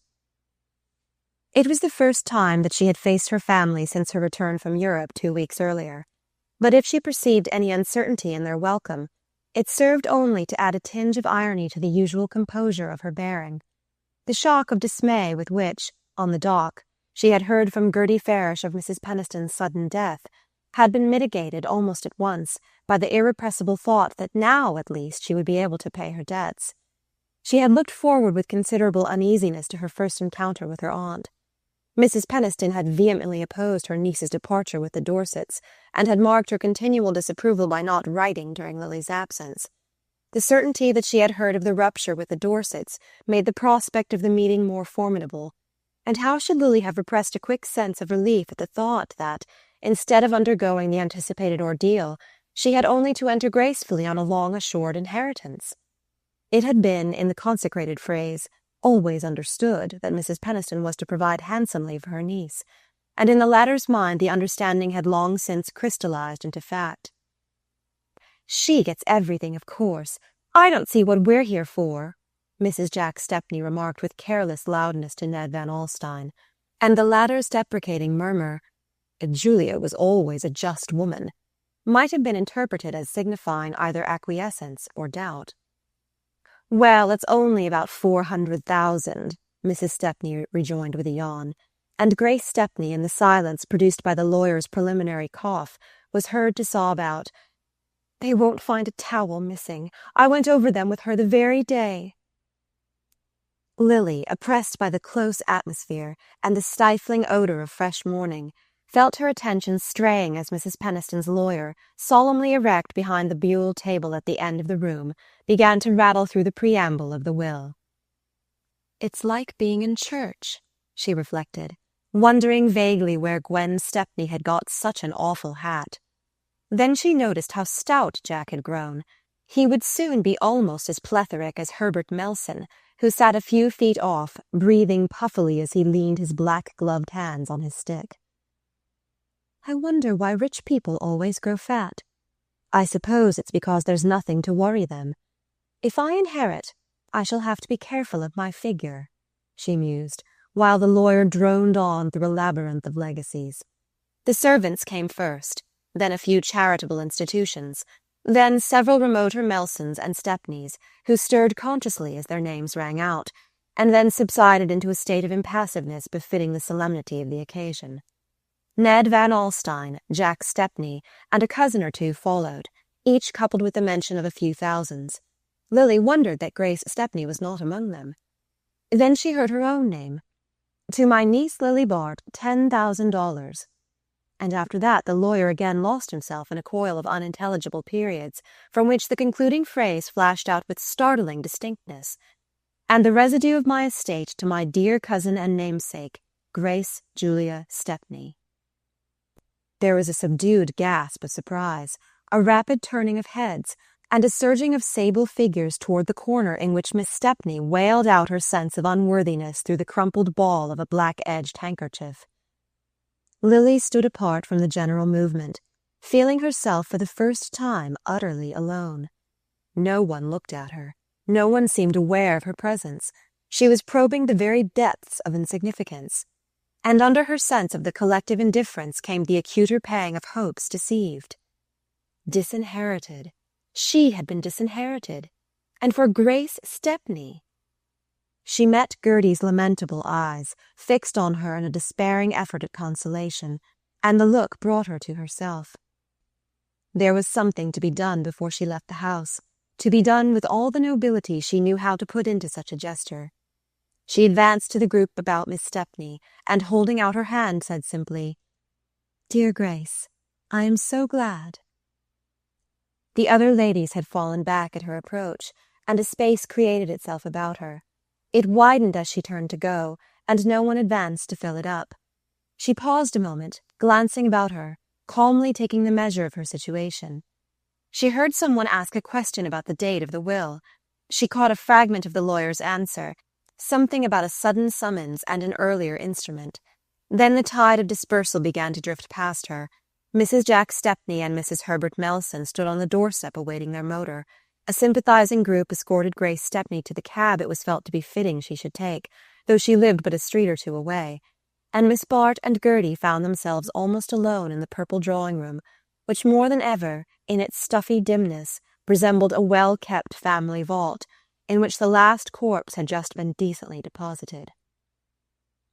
In Gertie Farish's sitting-room, whither a hansom had carried the two friends, Lily dropped into a chair with a faint sound of laughter. It struck her as a humorous coincidence that her aunt's legacy should so nearly represent the amount of her debt to Trenor.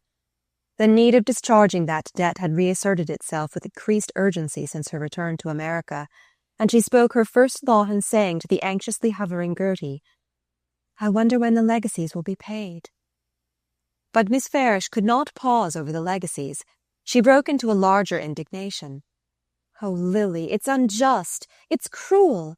Grace Stepney must feel she has no right to all that money."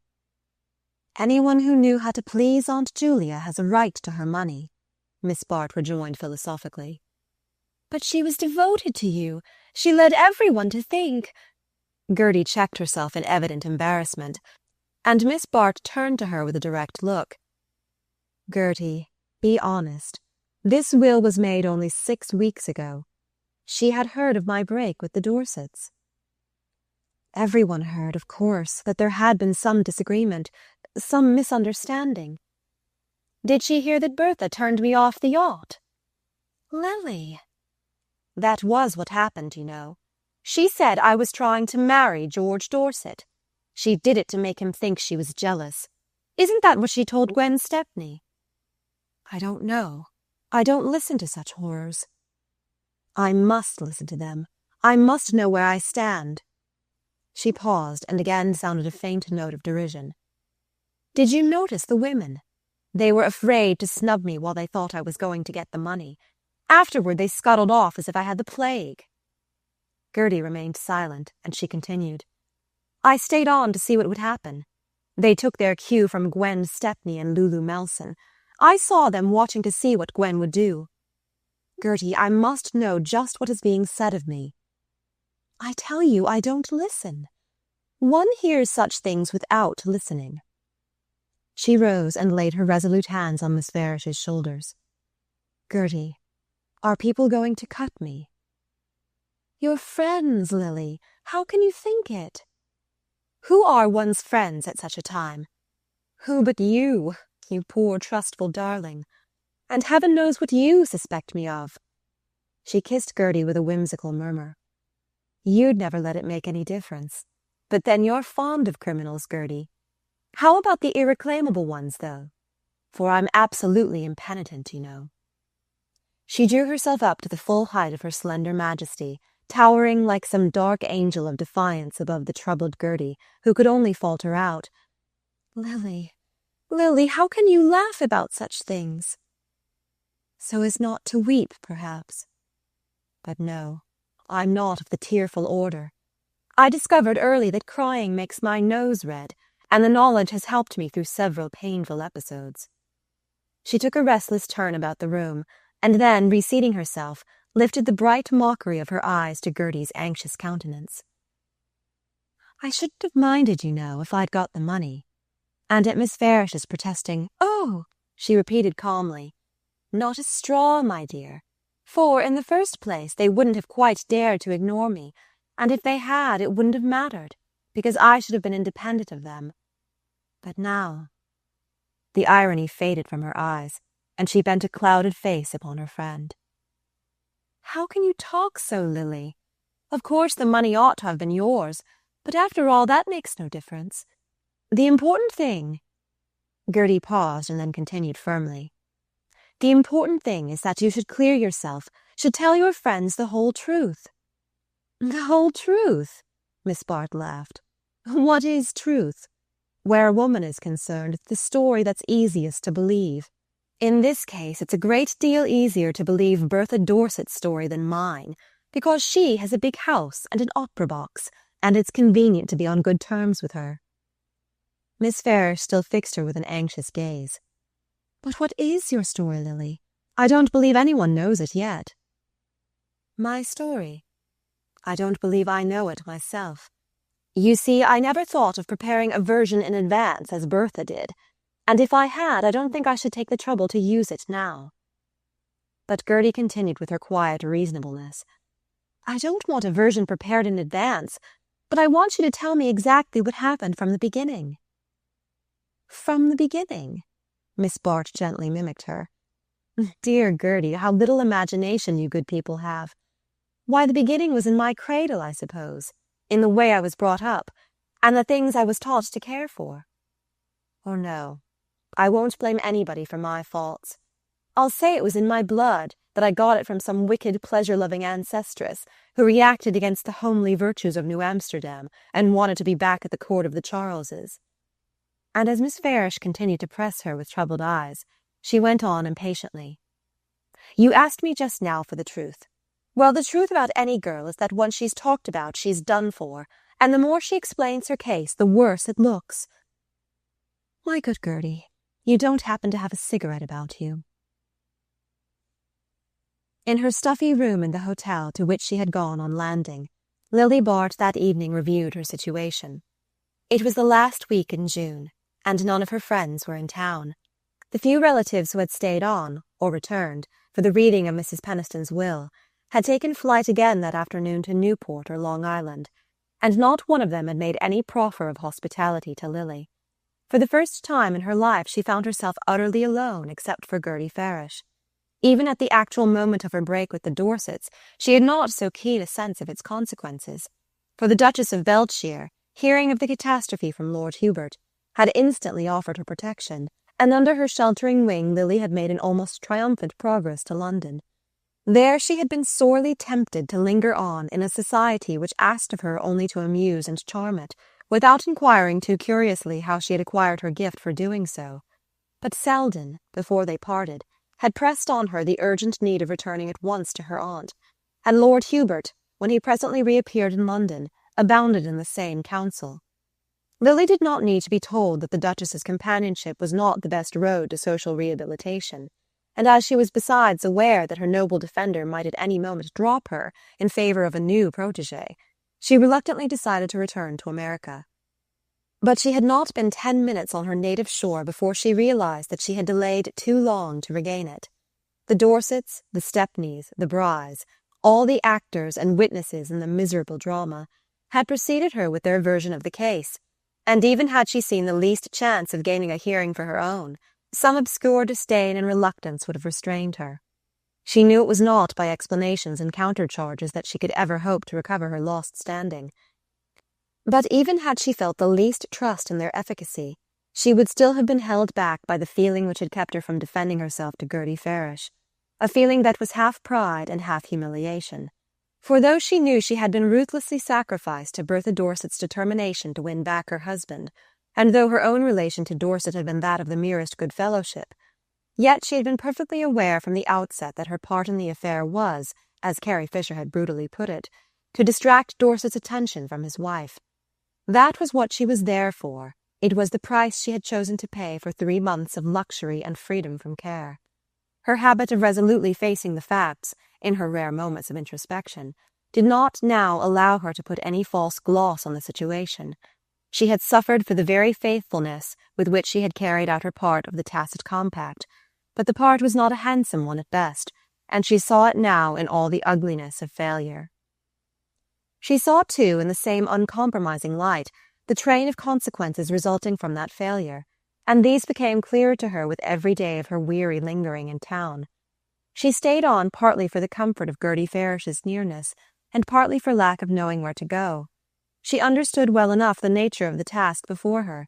She must set out to regain, little by little, the position she had lost, and the first step in the tedious task was to find out, as soon as possible, on how many of her friends she could count.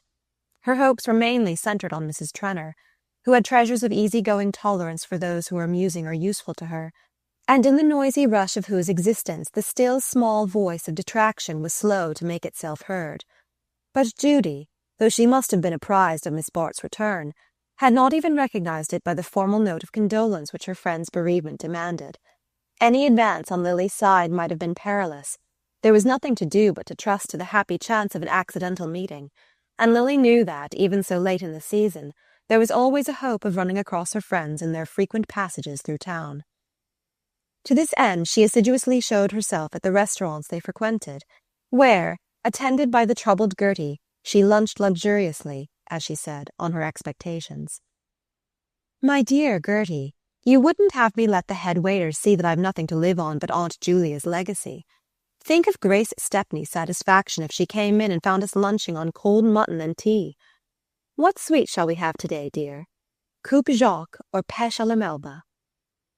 She dropped the menu abruptly, with a quick heightening of colour, and Gertie, following her glance, was aware of the advance from an inner room of a party headed by Mrs. Trenor and Carrie Fisher.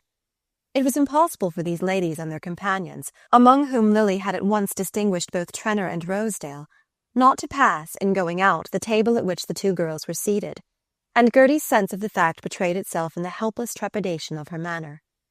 Miss Bart, on the contrary, borne forward on the wave of her buoyant grace, and neither shrinking from her friends nor appearing to lie in wait for them, gave to the encounter the touch of naturalness which she could impart to the most strained situations. Such embarrassment as was shown on Mrs. Trenor's side, and manifested itself in the mingling of exaggerated warmth with imperceptible reservations. Her loudly affirmed pleasure at seeing Miss Bart took the form of a nebulous generalization, which included neither enquiries as to her future, nor the expression of a definite wish to see her again. Lily, well versed in the language of these emissions, knew that they were equally intelligible to the other members of the party. Even Rosedale, flushed as he was with the importance of keeping such company, at once took the temperature of Mrs. Trenor's cordiality, and reflected it in his offhand greeting of Miss Bart. Trenor, red and uncomfortable, had cut short his salutations on the pretext of a word to say to the head waiter, and the rest of the group soon melted away in Mrs. Trenor's wake. It was over in a moment. The waiter, menu in hand, still hung on the result of the choice between Coupe Jacques and pêche à la melba, but Miss Bart, in the interval, had taken the measure of her fate. Where Judy Trenor led, all the world would follow, and Lily had the doomed sense of the castaway who has signalled in vain to fleeing sails. In a flash she remembered Mrs. Trenor's complaints of Carrie Fisher's rapacity, and saw that they denoted an unexpected acquaintance with her husband's private affairs. In the large tumultuous disorder of the life at Bellamont, where no one seemed to have time to observe anyone else, and private aims and personal interests were swept along unheeded in the rush of collective activities. Lily had fancied herself sheltered from inconvenient scrutiny. But if Judy knew when Mrs. Fisher borrowed money of her husband, was she likely to ignore the same transaction on Lily's part? If she was careless of his affections, she was plainly jealous of his pocket. And in that fact Lily read the explanation of her rebuff. The immediate result of these conclusions was the passionate resolve to pay back her debt to Trenor. That obligation discharged, she would have but $1,000 of Mrs. Penniston's legacy left, and nothing to live on but her own small income, which was considerably less than Gertie Farish's wretched pittance. But this consideration gave way to the imperative claim of her wounded pride. She must be quits with the Trenors first. After that she would take thought for the future. In her ignorance of legal procrastinations, she had supposed that her legacy would be paid over within a few days of the reading of her aunt's will, and after an interval of anxious suspense, she wrote to inquire the cause of the delay. There was another interval before Mrs. Penniston's lawyer, who was also one of the executors, replied to the effect that, some questions having arisen relative to the interpretation of the will, he and his associates might not be in a position to pay the legacies to the close of the 12-month legally allotted for their settlement. Bewildered and indignant, Lily resolved to try the effect of a personal appeal, but she returned from her expedition with a sense of the powerlessness of beauty and charm against the unfeeling processes of the law. It seemed intolerable to live on for another year under the weight of her debt, and in her extremity she decided to turn to Miss Stepney, who still lingered in town, immersed in the delectable duty of going over her benefactress's effects. It was bitter enough for Lily to ask a favour of Grace Stepney, but the alternative was bitterer still, and one morning she presented herself at Mrs. Penniston's, where Grace, for the facilitation of her pious task, had taken up a provisional abode. The strangeness of entering as a suppliant the house where she had so long commanded increased Lily's desire to shorten the ordeal, and when Miss Stepney entered the darkened drawing-room, rustling with the best quality of crape, her visitor went straight to the point. Would she be willing to advance the amount of the expected legacy?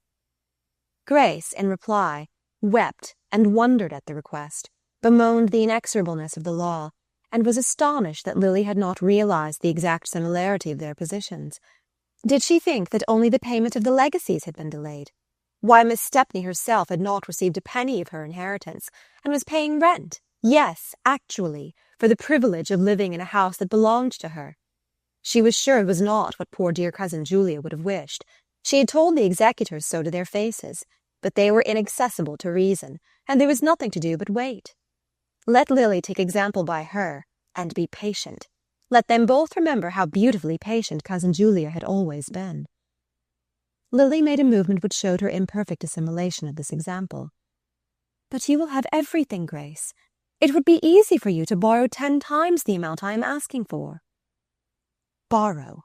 Easy for me to borrow? Grace Stepney rose up before her in sable wrath. Do you imagine for a moment that I would raise money on my expectations from cousin Julia, when I know so well her unspeakable horror of every transaction of the sort? Why, Lily, if you must know the truth, it was the idea of your being in debt that brought on her illness. You remember she had a slight attack before you sailed. Oh, I don't know the particulars, of course. I don't want to know them. But there were rumours about your affairs that made her most unhappy. No one could be with her without seeing that. I can't help it if you are offended by my telling you this now.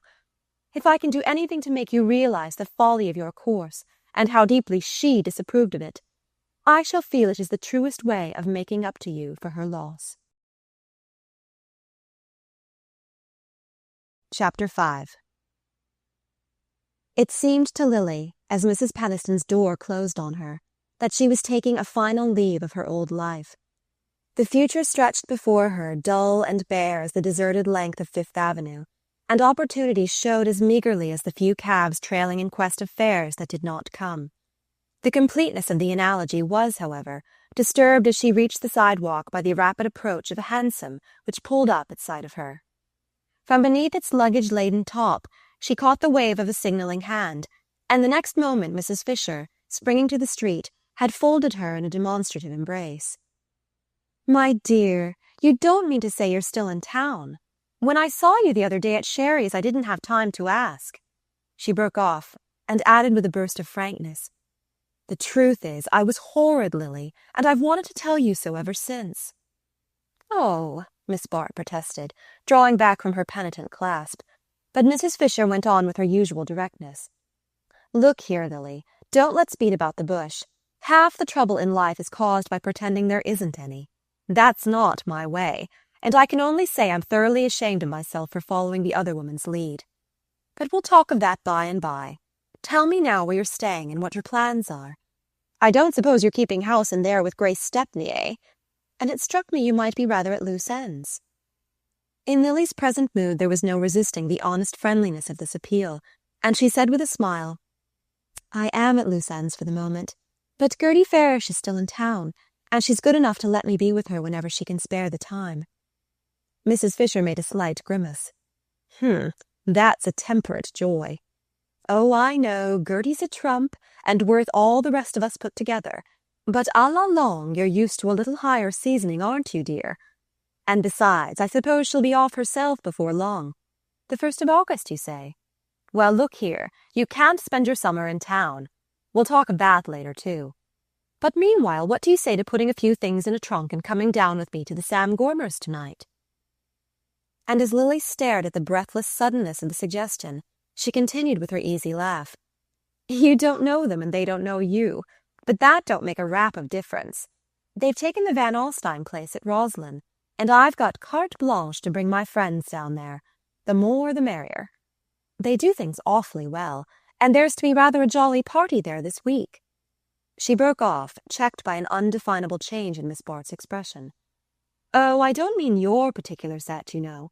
Rather a different crowd, but very good fun. The fact is, the Gormers have struck out on a line of their own. What they want is to have a good time, and to have it in their own way. They gave the other thing a few months' trial, under my distinguished auspices, and they were really doing extremely well, getting on a good deal faster than the Bryes, just because they didn't care as much. But suddenly they decided the whole business bored them, and that what they wanted was a crowd they could really feel at home with.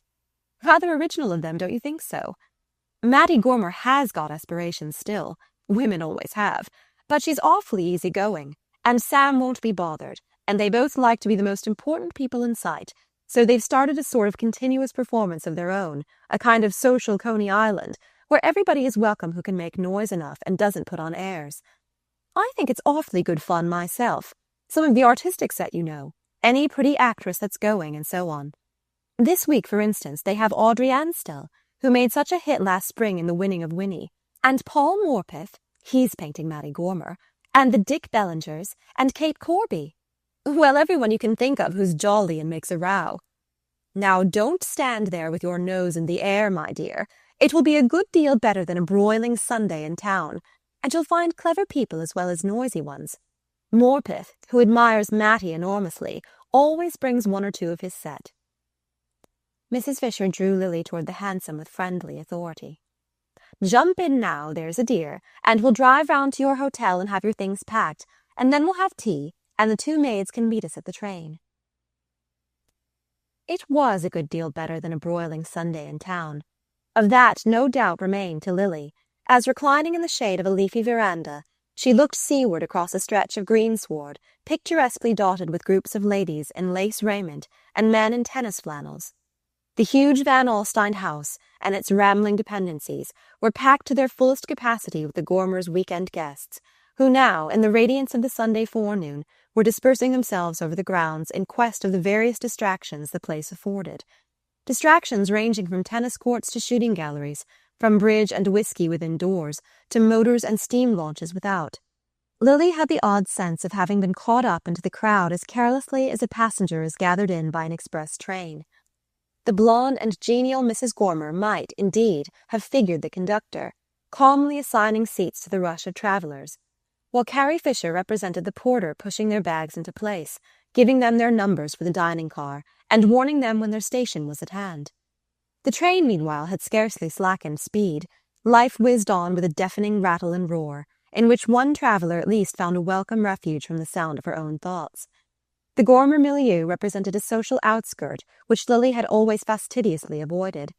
But it struck her, now that she was in it, as only a flamboyant copy of her own world, a caricature approximating the real thing as the society play approaches the manners of the drawing-room.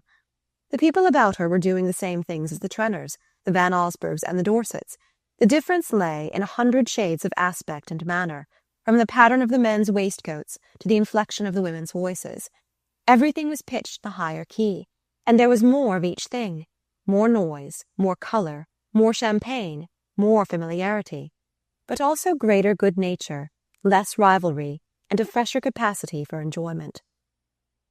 Miss Bart's arrival had been welcomed with an uncritical friendliness that first irritated her pride, and then brought her to a sharp sense of her own situation, of the place in life which, for the moment, she must accept and make the best of.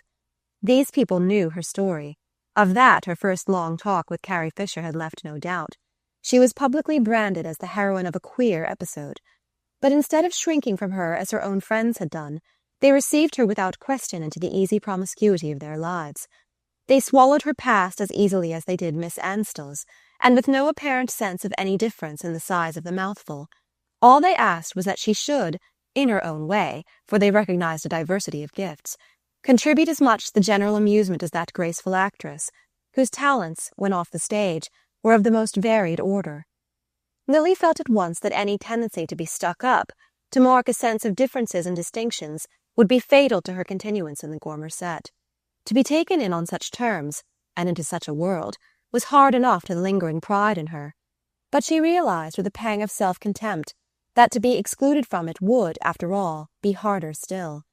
For almost at once she had felt the insidious charm of slipping back into a life where every material difficulty was smoothed away. The sudden escape from a stifling hotel in a dusty, deserted city to the space and luxury of a great country house fanned by sea breezes had produced a state of moral lassitude agreeable enough after the nervous tension and physical discomfort of the past weeks. For the moment she must yield to the refreshment her senses craved. After that she would reconsider her situation, and take counsel with her dignity. Her enjoyment of her surroundings was, indeed, tinged by the unpleasant consideration that she was accepting the hospitality and courting the approval of people she had disdained under other conditions. But she was growing less sensitive on such points. A hard glaze of indifference was fast forming over her delicacies and susceptibilities, and each concession to expediency hardened the surface a little more. On the Monday, when the party disbanded with uproarious adieu, the return to town threw into stronger relief the charms of the life she was leaving. The other guests were dispersing to take up the same existence in a different setting, some at Newport, some at Bar Harbor, some in the elaborate rusticity of an Adirondack camp. Even Gertie Farish, who welcomed Lily's return with tender solicitude, would soon be preparing to join the aunt with whom she spent her summers on Lake George. Only Lily herself remained without plan or purpose, stranded in a backwater of the great current of pleasure. But Carrie Fisher, who had insisted on transporting her to her own house, where she herself was to perch for a day or two on the way to the Bryce camp, came to the rescue with a new suggestion. "Look here, Lily, I'll tell you what it is. I want you to take my place with Mattie Gormer this summer. They're taking a party out to Alaska next month in their private car, and Mattie, who is the laziest woman alive, wants me to go with them and relieve her of the bother of arranging things. But the Bryes want me too.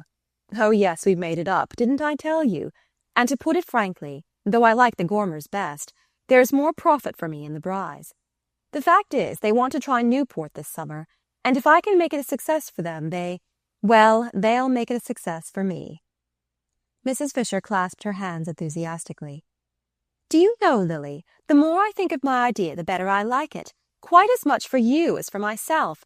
The Gormers have both taken a tremendous fancy to you, and the trip to Alaska is, well, the very thing I should want for you just at present."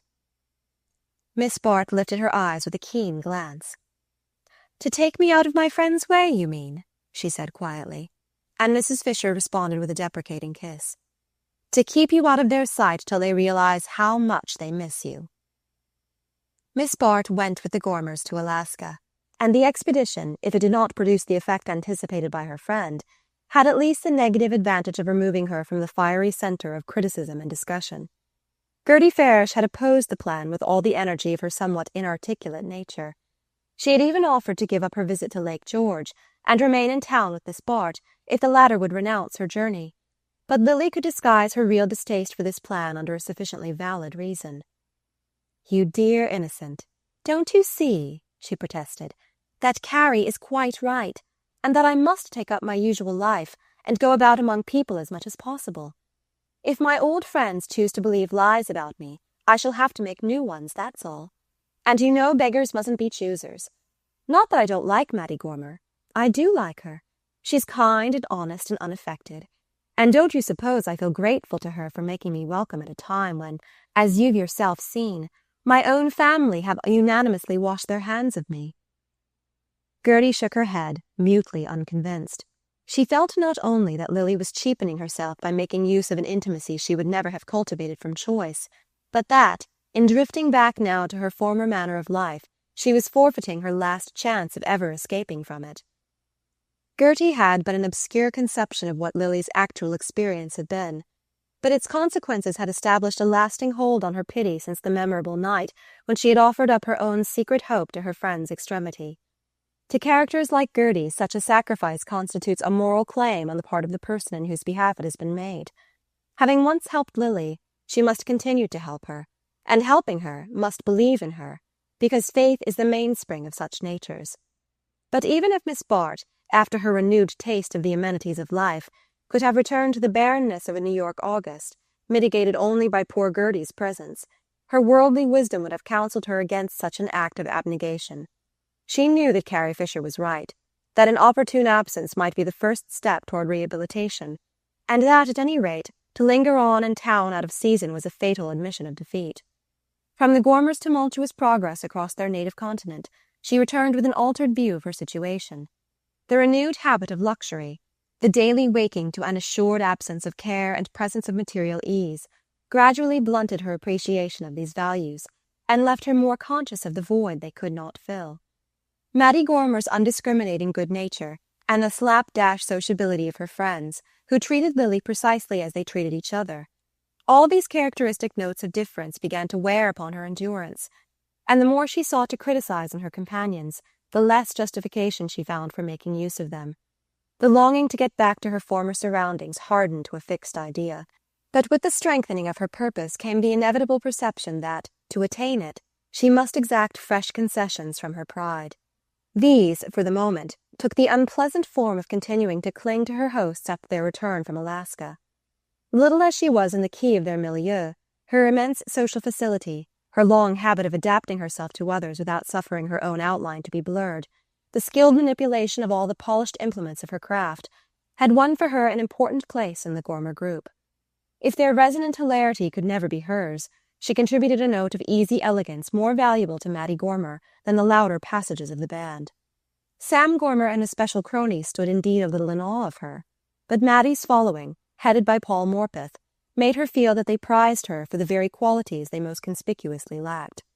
If Morpeth, whose social indolence was as great as his artistic activity, had abandoned himself to the easy current of the Gormer existence, where the minor exactions of politeness were unknown or ignored, and a man could either break his engagements or keep them in painting jacket and slippers, he still preserved his sense of differences and his appreciation of graces he had no time to cultivate. During the preparations for the bride's tableau, he had been immensely struck by Lily's plastic possibilities. Not the face, too self-controlled for expression, but the rest of her. Gad, what a model she'd make! And though his abhorrence of the world in which he had seen her was too great for him to think of seeking her there, he was fully alive to the privilege of having her to look at and listen to while he lounged in Mattie Gormer's dishevelled drawing-room.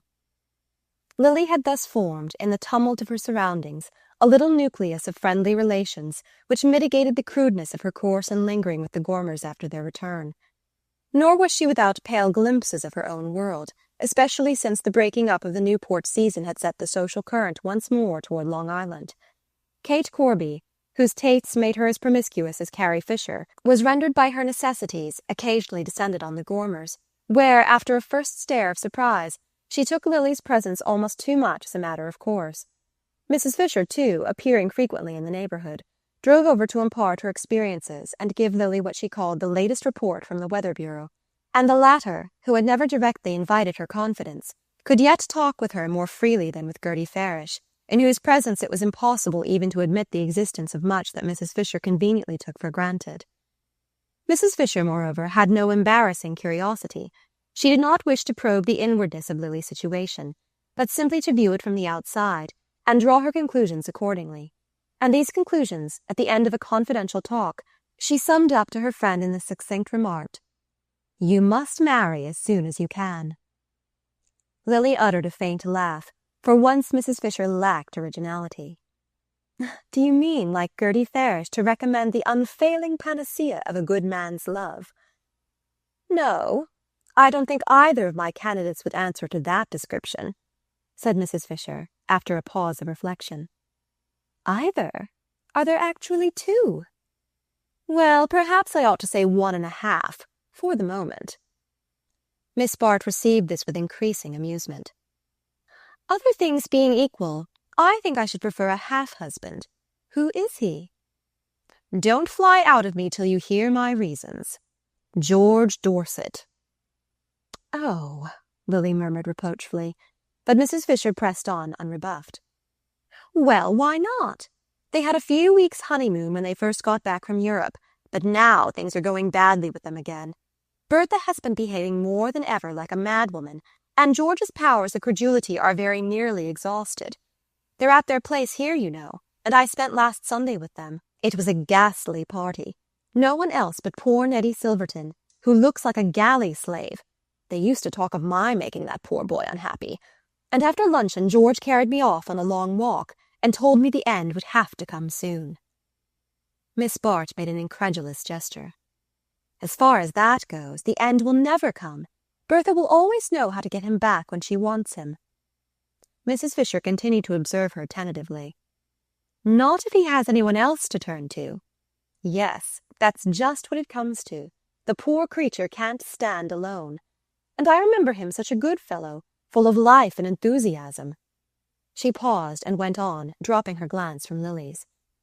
"He wouldn't stay with her 10 minutes if he knew." "Knew?" Miss Bart repeated. "What you must, for instance, with the opportunities you've had. If he had positive proof, I mean." Lily interrupted her with a deep blush of displeasure. "Please let us drop the subject, Carrie. It's too odious to me." And to divert her companion's attention, she added, with an attempt at lightness, "And your second candidate, we must not forget him." Mrs. Fisher echoed her laugh. "I wonder if you'll cry out just as loud if I say, 'Sim Rosedale'?" Miss Bart did not cry out. She sat silent, gazing thoughtfully at her friend. The suggestion, in truth, gave expression to a possibility which, in the last weeks, had more than once recurred to her. But after a moment she said carelessly, "Mr. Rosedale wants a wife who can establish him in the bosom of the Van Osbergs and Trenners." Mrs. Fisher caught her up eagerly. "And so you could, with his money. Don't you see how beautifully it would work out for you both?" "I don't see any way of making him see it," Lily returned, with a laugh intended to dismiss the subject. But in reality it lingered with her long after Mrs. Fisher had taken leave. She had seen very little of Rosedale since her annexation by the Gormers, for he was still steadily bent on penetrating to the inner paradise from which she was now excluded. But once or twice, when nothing better offered, he had turned up for a Sunday, and on these occasions he had left her in no doubt as to his view of her situation. That he still admired her was, more than ever, offensively evident, for in the Gormer circle, where he expanded as in his native element, there were no puzzling conventions to check the full expression of his approval. But it was in the quality of his admiration that she read his shrewd estimate of her case. He enjoyed letting the Gormers see that he had known Miss Lily, she was Miss Lily to him now, before they had had the faintest social existence, enjoyed more especially impressing Paul Morpeth with the distance to which their intimacy dated back. But he let it be felt that that intimacy was a mere ripple on the surface of a rushing social current, the kind of relaxation which a man of large interests and manifold preoccupations permits himself in his hours of ease. The necessity of accepting this view of their past relation, and of meeting it in the key of pleasantry prevalent among her new friends, was deeply humiliating to Lily. But she dared less than ever to quarrel with Rosedale. She suspected that her rejection rankled among the most unforgettable of his rebuffs, and the fact that he knew something of her wretched transaction with Trenner, and was sure to put the basest construction on it, seemed to place her hopelessly in his power. Yet at Carrie Fisher's suggestion a new hope had stirred in her. Much as she disliked Rosedale, she no longer absolutely despised him, for he was gradually attaining his object in life, and that, to Lily, was always less despicable than to miss it. With the slow, unalterable persistency which she had always felt in him, he was making his way through the dense mass of social antagonisms. Already his wealth, and the masterly use he had made of it, were giving him an enviable prominence in the world of affairs, and placing Wall Street under obligations which only Fifth Avenue could repay. In response to these claims, his name began to figure on municipal committees and charitable boards. He appeared at banquets to distinguished strangers, and his candidacy at one of the fashionable clubs was discussed with diminishing opposition. He had figured once or twice at the Trenor dinners, and had learned to speak with just the right note of disdain of the big Van Allsburg crushes. And all he now needed was a wife whose affiliations would shorten the last tedious steps of his ascent. It was with that object that, a year earlier, he had fixed his affections on Miss Bart. But in the interval he had mounted nearer to the goal, while she had lost the power to abbreviate the remaining steps of the way. All this she saw with the clearness of vision that came to her in moments of despondency. It was success that dazzled her. She could distinguish facts plainly enough in the twilight of failure. And the twilight, as she now sought to pierce it, was gradually lightened by a faint spark of reassurance. Under the utilitarian motive of Rosedale's wooing, she had felt, clearly enough, the heat of personal inclination. She would not have detested him so heartily had she not known that he dared to admire her. What, then, if the passion persisted, though the other motive had ceased to sustain it? She had never even tried to please him. He had been drawn to her in spite of her manifest disdain. What if she now chose to exert the power which, even in its passive state, he had felt so strongly? What if she made him marry her for love, now that he had no other reason for marrying her? Chapter 6. As became persons of their rising consequence, the Gormers were engaged in building a country house on Long Island, and it was a part of Miss Bart's duty to attend her hostess on frequent visits of inspection to the new estate. There, while Mrs. Gormer plunged into problems of lighting and sanitation, Lily had leisure to wander, in the bright autumn air, along the tree-fringed bay to which the land declined. Little as she was addicted to solitude, there had come to be moments when it seemed a welcome escape from the empty noises of her life. She was weary of being swept passively along a current of pleasure and business in which she had no share, weary of seeing other people pursue amusement and squander money, while she felt herself of no more account among them than an expensive toy in the hands of a spoiled child. It was in this frame of mind that, striking back from the shore one morning into the windings of an unfamiliar lane, she came suddenly upon the figure of George Dorset. The Dorset place was in the immediate neighbourhood of the Gormers' newly acquired estate, and in her motor flights thither with Mrs. Gormer, Lily had caught one or two passing glimpses of the couple, but they moved in so different an orbit that she had not considered the possibility of a direct encounter. Dorset, swinging along with bent head in moody abstraction, did not see Miss Bart till he was close upon her, but the sight, instead of bringing him to a halt as she had half expected, sent him toward her with an eagerness which found expression in his opening words. "Miss Bart, you'll shake hands, won't you? I've been hoping to meet you. I should have written to you if I'd dared." His face, with its tossed red hair and straggling moustache, had a driven, uneasy look, as though life had become an unceasing race between himself and the thoughts at his heels. The look drew a word of compassionate greeting from Lily, and he pressed on, as if encouraged by her tone. "I wanted to apologize, to ask you to forgive me for the miserable part I played." She checked him with a quick gesture. "Don't let us speak of it. I was very sorry for you," she said, with a tinge of disdain, which, as she instantly perceived, was not lost on him. He flushed to his haggard eyes, flushed so cruelly that she repented the thrust. "You might well be. You don't know. You must let me explain. I was deceived, abominably deceived." "I am still more sorry for you, then," she interposed, without irony. "But you must see that I am not exactly the person with whom the subject can be discussed." He met this with a look of genuine wonder. "Why not? Isn't it to you, of all people, that I owe an explanation? No explanation is necessary. The situation was perfectly clear to me. Ah, he murmured, his head drooping again, and his irresolute hand switching at the underbrush along the lane. But as Lily made a movement to pass on, he broke out with fresh vehemence. "Miss Bart, for God's sake, don't turn from me. We used to be good friends. You were always kind to me, and you don't know how I need a friend now." The lamentable weakness of the words roused a motion of pity in Lily's breast. She too needed friends. She had tasted the pang of loneliness, and her resentment of Bertha Dorset's cruelty softened her heart to the poor wretch who was after all the chief of Bertha's victims.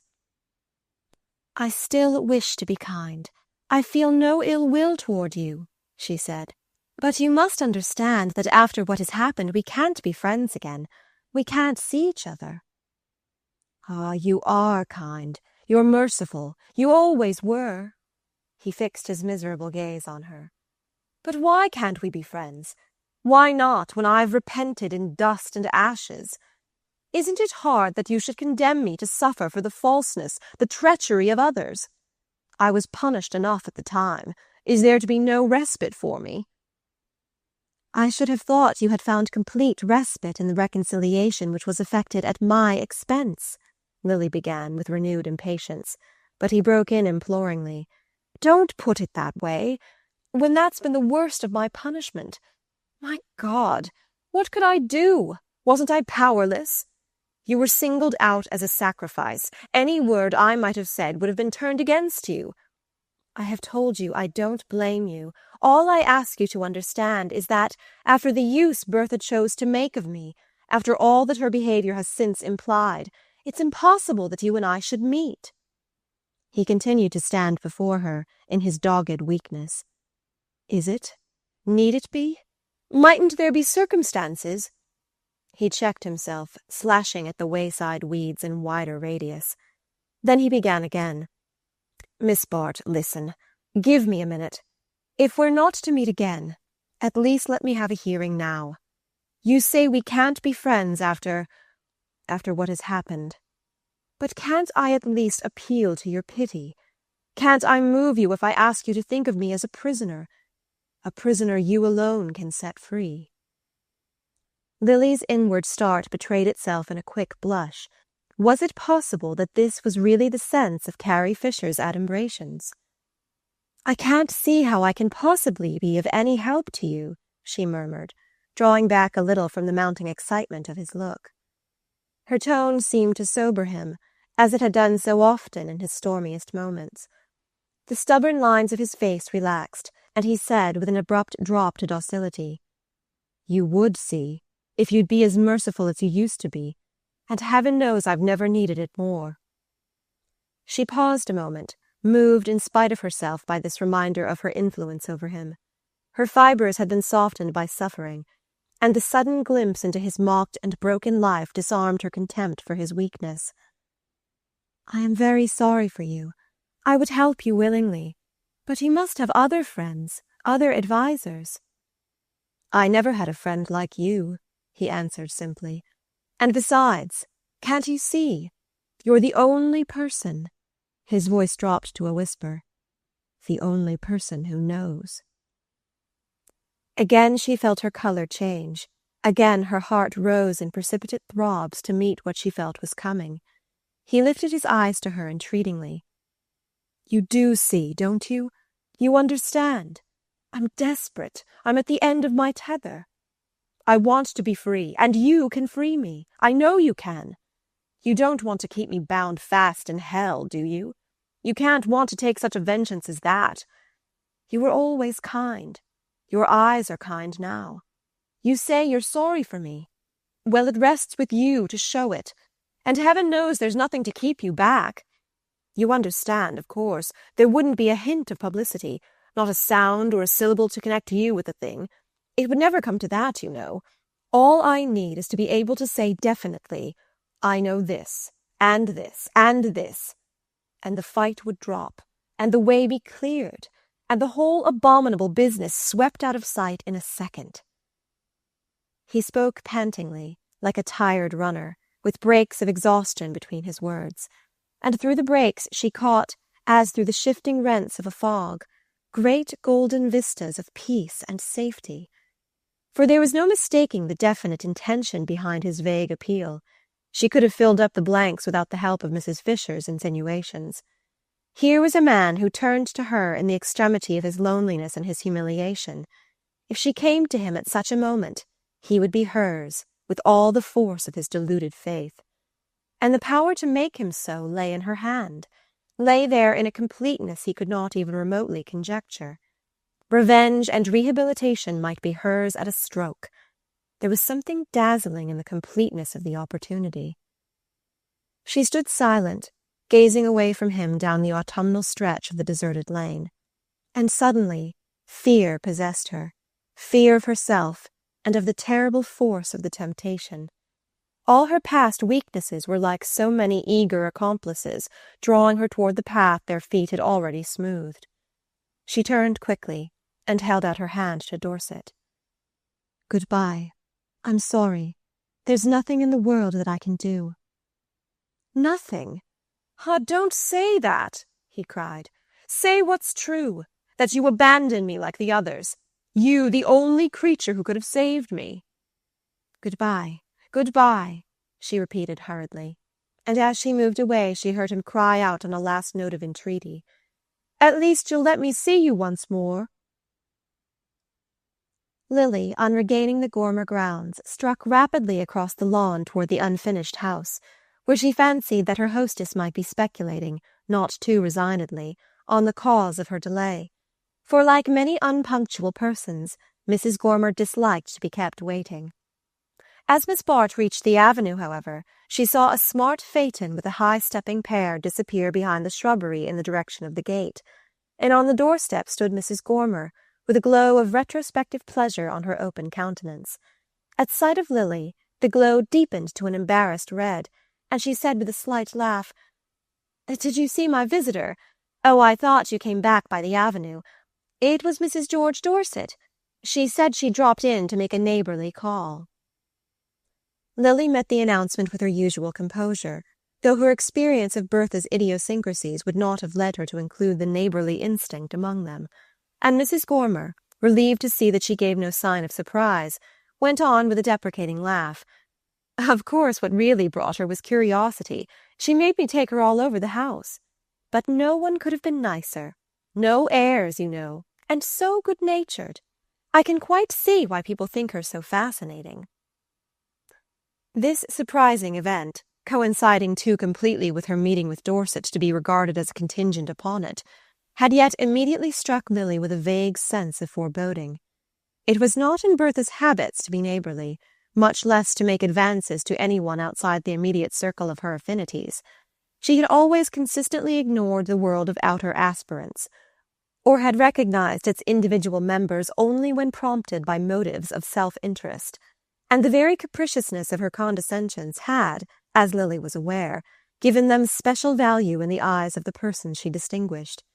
Lily saw this now in Mrs. Gormer's unconcealable complacency, and in the happy irrelevance with which, for the next day or two, she quoted Bertha's opinions and speculated on the origin of her gown. All the secret ambitions which Mrs. Gormer's native indolence and the attitude of her companions kept in habitual abeyance were now germinating afresh in the glow of Bertha's advances, and whatever the cause of the latter, Lily saw that, if they were followed up, they were likely to have a disturbing effect upon her own future. She had arranged to break the length of her stay with her new friends by 1 or 2 visits to other acquaintances as recent, and on her return from this somewhat depressing excursion, she was immediately conscious that Mrs. Dorset's influence was still in the air. There had been another exchange of visits, a tea at a country club, an encounter at a hunt ball.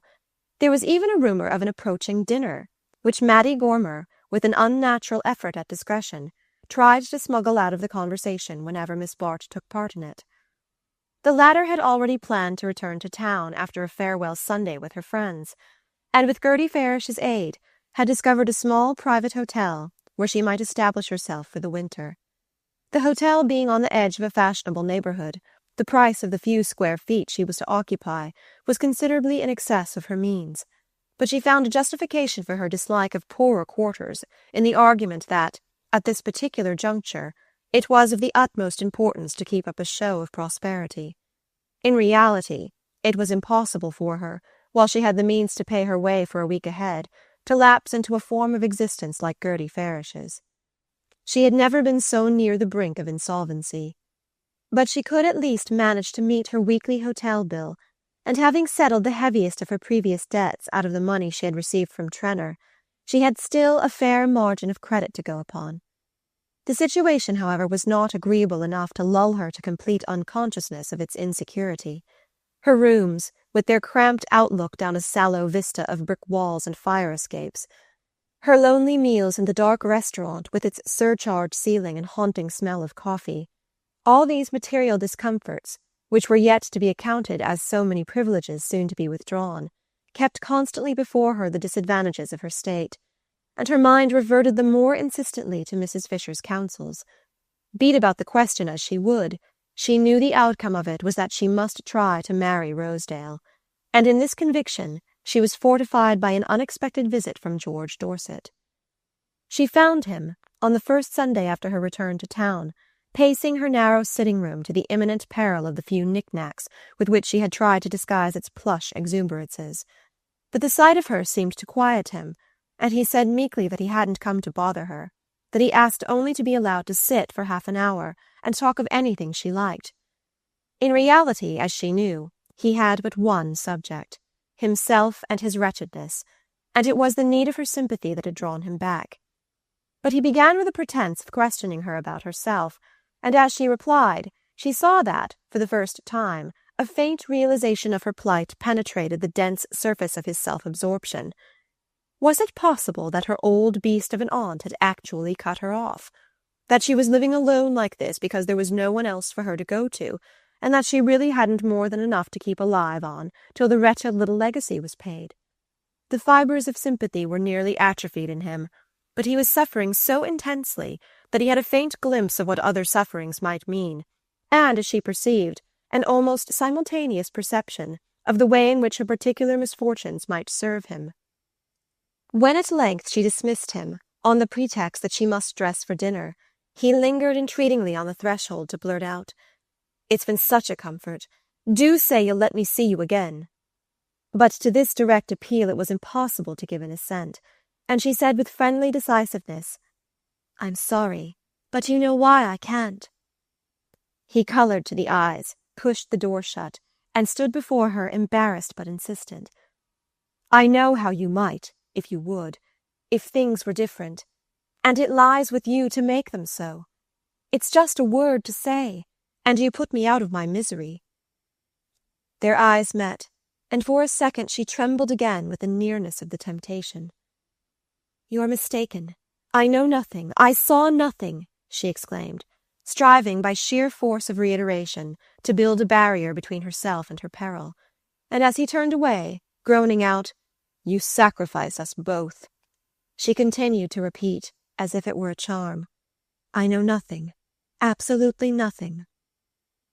Lily had seen little of Rosedale since her illuminating talk with Mrs. Fisher, but on the 2 or 3 occasions when they had met, she was conscious of having distinctly advanced in his favour.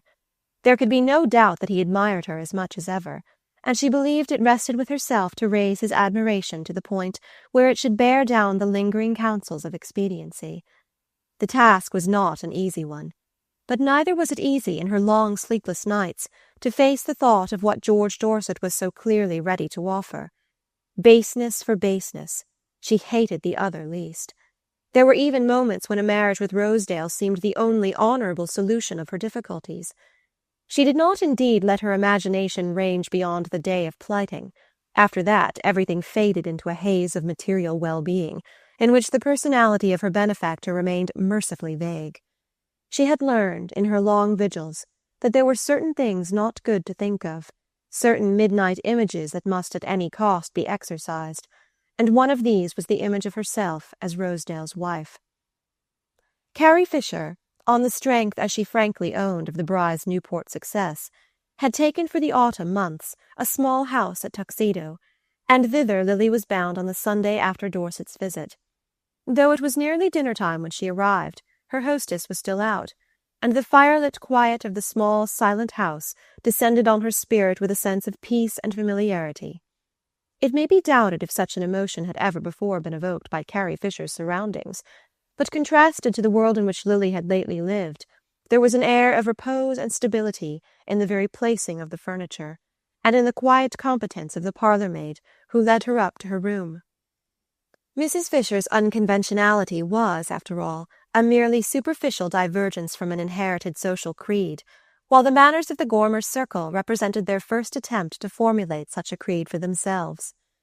It was the first time since her return from Europe that Lily had found herself in a congenial atmosphere, and the stirring of familiar associations had almost prepared her, as she descended the stairs before dinner, to enter upon a group of her old acquaintances. But this expectation was instantly checked by the reflection that the friends who remained loyal were precisely those who would be least willing to expose her to such encounters, and it was hardly with surprise that she found, instead, Mr. Rosedale kneeling domestically on the drawing-room hearth before his hostess's little girl. Rosedale in the paternal role was hardly a figure to soften Lily, yet she could not but notice a quality of homely goodness in his advances to the child. They were not, at any rate, the premeditated and perfunctory endearments of the guest under his hostess's eye, for he and the little girl had the room to themselves, and something in his attitude made him seem a simple and kindly being compared to the small critical creature who endured his homage. Yes, he would be kind. Lily from the threshold had time to feel. Kind in his gross, unscrupulous, rapacious way, the way of the predatory creature with his mate. She had but a moment in which to consider whether this glimpse of the fireside man mitigated her repugnance, or gave it, rather, a more concrete and intimate form. For at sight of her, he was immediately on his feet again, the florid and dominant Rosedale of Mattie Gormer's drawing-room.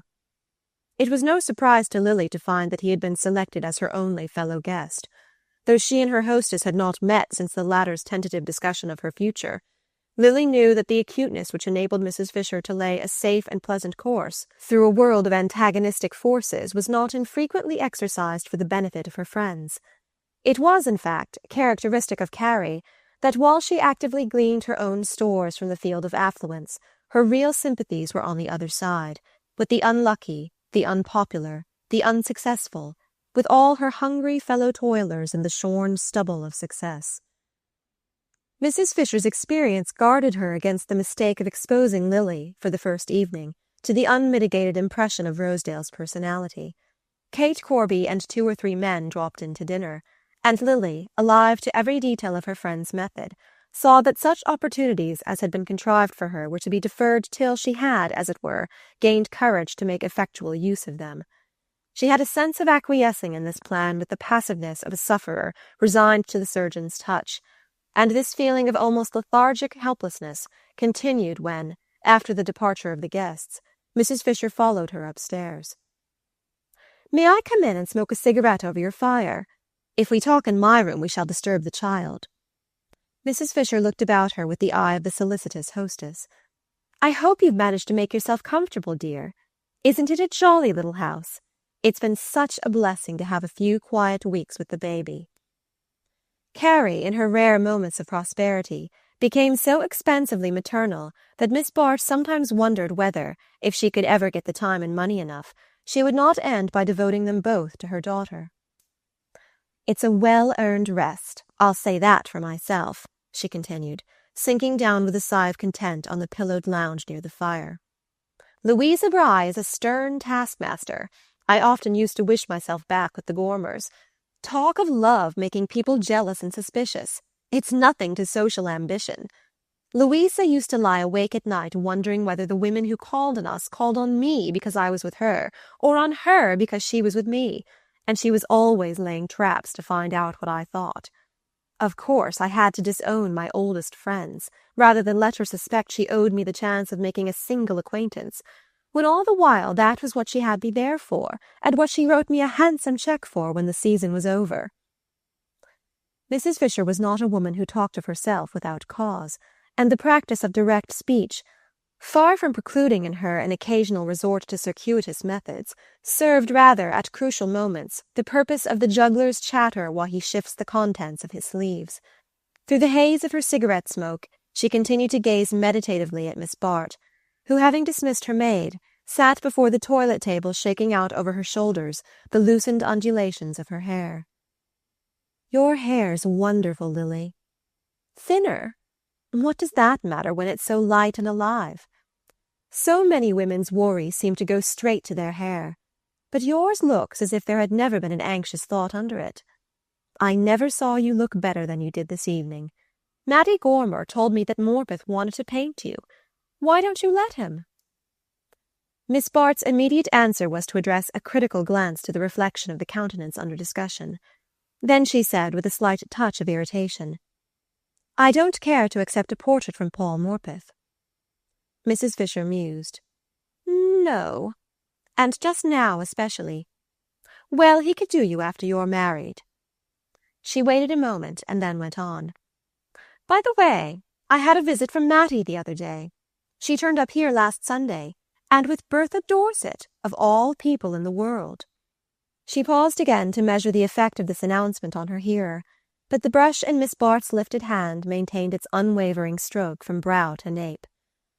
"I was never more astonished," Mrs. Fisher pursued. "I don't know two women less predestined to intimacy, from Bertha's standpoint, that is, for of course poor Mattie thinks it natural enough that she should be singled out. I've no doubt the rabbit always thinks it is fascinating the anaconda.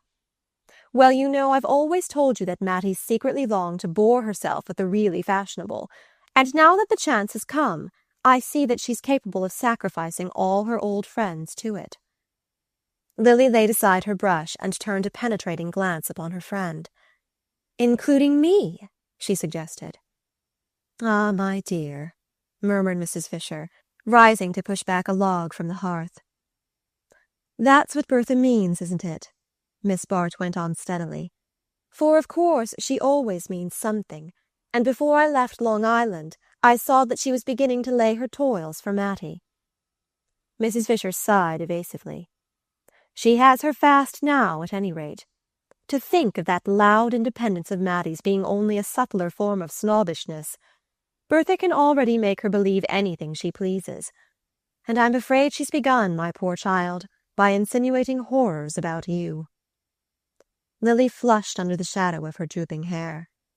"The world is too vile," she murmured, averting herself from Mrs. Fisher's anxious scrutiny. "It's not a pretty place, and the only way to keep a footing in it is to fight it on its own terms, and above all, my dear, not alone." Mrs. Fisher gathered up her floating implications in a resolute grasp. "You've told me so little that I can only guess what has been happening, but in the rush we all live in there's no time to keep on hating anyone without a cause. And if Bertha is still nasty enough to want to injure you with other people, it must be because she's still afraid of you. From her standpoint, there's only one reason for being afraid of you, and my own idea is that, if you want to punish her, you hold the means in your hand. I believe you can marry George Dorset tomorrow, but if you don't care for that particular form of retaliation, the only thing to save you from Bertha is to marry somebody else." Chapter 7. The light projected on the situation by Mrs. Fisher had the cheerless distinctness of a winter dawn. It outlined the facts with a cold precision unmodified by shade or color, and refracted, as it were, from the blank walls of the surrounding limitations. She had opened windows from which no sky was ever visible. But the idealist subdued to vulgar necessities must employ vulgar minds to draw the inference to which he cannot stoop, and it was easier for Lily to let Mrs. Fisher formulate her case than to put it plainly to herself. Once confronted with it, however, she went the full length of its consequences, and these had never been more clearly present to her than when, the next afternoon, she set out for a walk with Rosedale. It was one of those still November days when the air is haunted with the light of summer, and something in the lines of the landscape and in the golden haze which bathed them recalled to Miss Bart the September afternoon when she had climbed the slopes of Bellamont with Selden. The importunate memory was kept before her by its ironic contrast to her present situation, since her walk with Selden had represented an irresistible flight from just such a climax as the present excursion was designed to bring about. But other memories importuned her also, the recollection of similar situations, as skillfully led up to, but through some malice of fortune, or her own unsteadiness of purpose, always failing of the intended result. Well, her purpose was steady enough now. She saw that the whole weary work of rehabilitation must begin again, and against far greater odds, if Bertha Dorset should succeed in breaking up her friendship with the Gormers, and her longing for shelter and security was intensified by the passionate desire to triumph over Bertha, as only wealth and predominance could triumph over her. As the wife of Rosedale, the Rosedale she felt it in her power to create, she would at least present an invulnerable front to her enemy.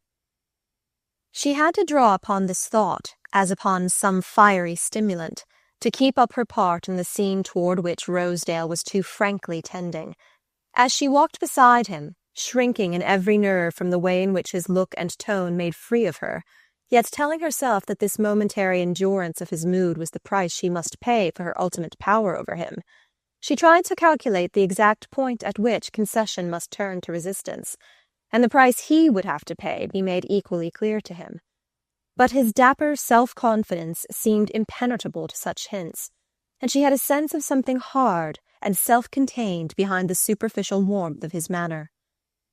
They had been seated for some time in the seclusion of a rocky glen above the lake, when she suddenly cut short the culmination of an impassioned period by turning upon him the grave loveliness of her gaze. "I do believe what you say, Mr. Rosedale," she said quietly, "and I am ready to marry you whenever you wish."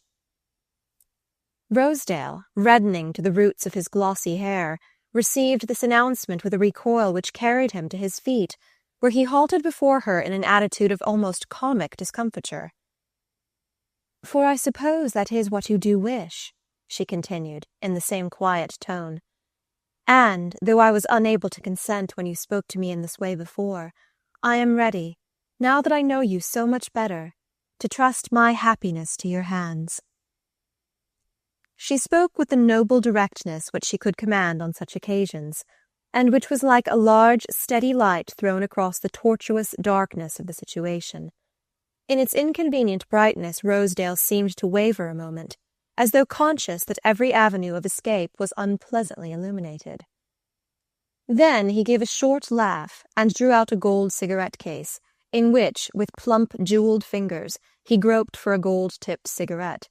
Selecting one, he paused to contemplate it a moment before saying, "My dear Miss Lily, I'm sorry if there's been any little misapprehension between us, but you made me feel my suit was so hopeless that I had really no intention of renewing it." Lily's blood tingled with the grossness of the rebuff, but she checked the first leap of her anger, and said in a tone of gentle dignity, "I have no one but myself to blame if I gave you the impression that my decision was final."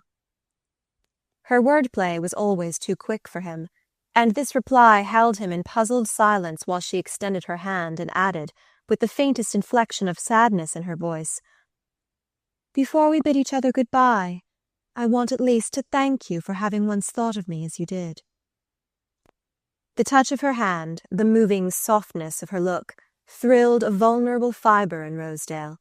It was her exquisite inaccessibleness, the sense of distance she could convey without a hint of disdain, that made it most difficult for him to give her up. "Why do you talk of saying good-bye? Ain't we going to be good friends all the same?" he urged, without releasing her hand. She drew it away quietly.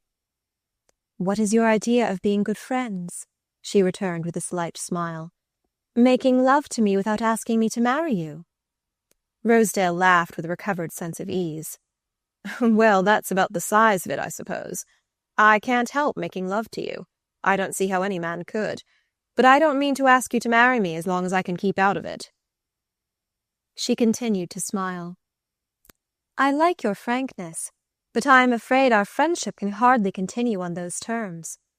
She turned away as though to mark that its final term had in fact been reached, and he followed her for a few steps with a baffled sense of her having after all kept the game in her own hands. "Miss Lily," he began impulsively, but she walked on without seeming to hear him. He overtook her in a few quick strides and laid an entreating hand on her arm. "Miss Lily, don't hurry away like that. You're beastly hard on a fellow. But if you don't mind speaking the truth, I don't see why you shouldn't allow me to do the same."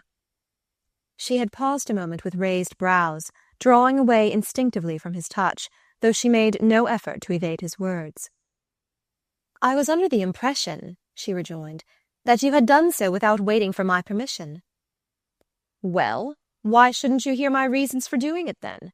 We're neither of us such new hands that a little plain speaking is going to hurt us. I'm all broken up on you. There's nothing new in that. I'm more in love with you than I was this time last year. But I've got to face the fact that the situation is changed." She continued to confront him with the same air of ironic composure. "You mean to say that I'm not as desirable a match as you thought me?" "Yes, that's what I do mean," he answered resolutely. "I won't go into what's happened. I don't believe the stories about you. I don't want to believe them. But they're there, and my not believing them ain't going to alter the situation." She flushed to her temples, but the extremity of her need checked the retort on her lip, and she continued to face him composedly. "If they are not true," she said, "doesn't that alter the situation?" He met this with a steady gaze of his small, stock-taking eyes, which made her feel herself no more than some superfine human merchandise. "I believe it does in novels, but I'm certain it don't in real life. You know that as well as I do. If we're speaking the truth, let's speak the whole truth. Last year I was wild to marry you, and you wouldn't look at me. This year, well, you appear to be willing. Now what has changed in the interval? Your situation, that's all. Then you thought you could do better. Now you think you can," broke from her ironically. "Why, yes, I do. In one way, that is." He stood before her, his hands in his pockets, his chest sturdily expanded under its vivid waistcoat. "It's this way, you see. I've had a pretty steady grind of it these last years, working up my social position. Think it's funny I should say that? Why should I mind saying I want to get into society? A man ain't ashamed to say he wants to own a racing stable or a picture gallery. Well, a taste for society is just another kind of hobby. Perhaps I want to get even with some of the people who cold-shouldered me last year. Put it that way if it sounds better. Anyhow, I want to have the run of the best houses, and I'm getting it, too, little by little.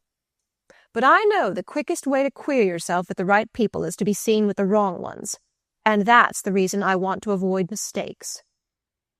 Miss Bart continued to stand before him in a silence that might have expressed either mockery or a half-reluctant respect for his candour, and after a moment's pause he went on, "There it is, you see. I'm more in love with you than ever. But if I married you now, I'd queer myself for good and all, and everything I've worked for all these years would be wasted." She received this with a look from which all tinge of resentment had faded. After the tissue of social falsehoods in which she had so long moved, it was refreshing to step into the open daylight of an avowed expediency. "I understand you," she said. "A year ago I should have been of use to you, and now I should be an encumbrance. And I like you for telling me so quite honestly." She extended her hand with a smile. Again the gesture had a disturbing effect upon Mr. Rosedale's self-command. "By George, you're a dead-game sport, you are," he exclaimed, and as she began once more to move away, he broke out suddenly, "Miss Lily, stop. You know I don't believe those stories. I believe they were all got up by a woman who didn't hesitate to sacrifice you to her own convenience." Lily drew away with a movement of quick disdain. It was easier to endure his insolence than his commiseration. "You are very kind, but I don't think we need discuss the matter farther." But Rosedale's natural imperviousness to hints made it easy for him to brush such resistance aside. "I don't want to discuss anything. I just want to put a plain case before you," he persisted. She paused in spite of herself, held by the note of a new purpose in his look and tone. and he went on, keeping his eyes firmly upon her. "The wonder to me is that you've waited so long to get square with that woman, when you've had the power in your hands." She continued silent under the rush of astonishment that his words produced, and he moved a step closer to ask with low-toned directness, "Why don't you use those letters of hers you bought last year?" Lily stood speechless under the shock of the interrogation. In the words preceding it, she had conjectured at most an allusion to her supposed influence over George Dorset, nor did the astonishing indelicacy of the reference diminish the likelihood of Rosedale's resorting to it. But now she saw how far short of the mark she had fallen, and the surprise of learning that he had discovered the secret of the letters left her, for the moment, unconscious of the special use to which he was in the act of putting his knowledge. Her temporary loss of self-possession gave him time to press his point, and he went on quickly, as though to secure completer control of the situation. "You see, I know where you stand. I know how completely she's in your power. That sounds like stage talk, don't it? But there's a lot of truth in some of those old gags, and I don't suppose you bought those letters simply because you're collecting autographs." She continued to look at him with a deepening bewilderment. Her only clear impression resolved itself into a scared sense of his power. "You're wondering how I found out about him," he went on, answering her look with a note of conscious pride. "Perhaps you've forgotten that I'm the owner of the Benedick. But never mind about that now. Getting on to things is a mighty useful accomplishment in business, and I've simply extended it to my private affairs. For this is partly my affair, you see. At least it depends on you to make it so. Let's look the situation straight in the eye. Mrs. Dorset, for reasons we needn't go into, did you a beastly bad turn last spring. Everybody knows what Mrs. Dorset is, and her best friends wouldn't believe her on oath where their own interests were concerned. But as long as they're out of the row, it's much easier to follow her lead than to set themselves against it, and you've simply been sacrificed to their laziness and selfishness. Isn't that a pretty fair statement of the case? Well, some people say you've got the neatest kind of an answer in your hands, that George Dorset would marry you tomorrow if you'd tell him all you know, and give him the chance to show the lady the door. I dare say he would, but you don't seem to care for that particular form of getting even, and taking a purely business view of the question, I think you're right.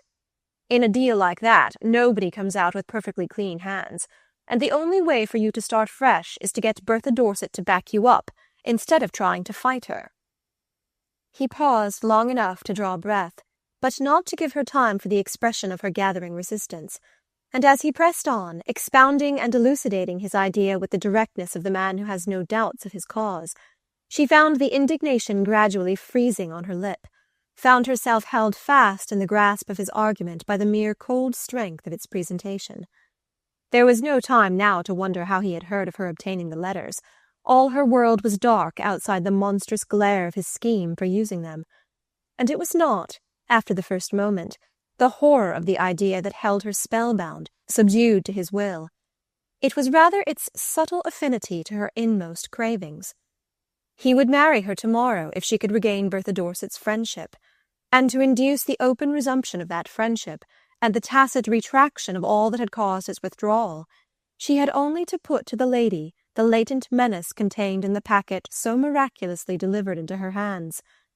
Lily saw in a flash the advantage of this course over that which poor Dorset had pressed upon her.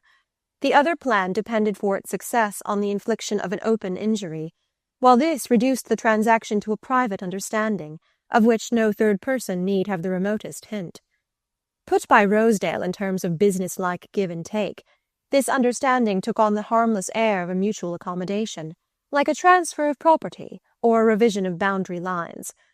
It certainly simplified life to view it as a perpetual adjustment, a play of party politics, in which every concession had its recognized equivalent. Lily's tired mind was fascinated by this escape from fluctuating ethical estimates into a region of concrete weights and measures. Rosedale, as she listened, seemed to read in her silence not only a gradual acquiescence in his plan, but a dangerously far-reaching perception of the chances it offered. For as she continued to stand before him without speaking, he broke out, with a quick return upon himself.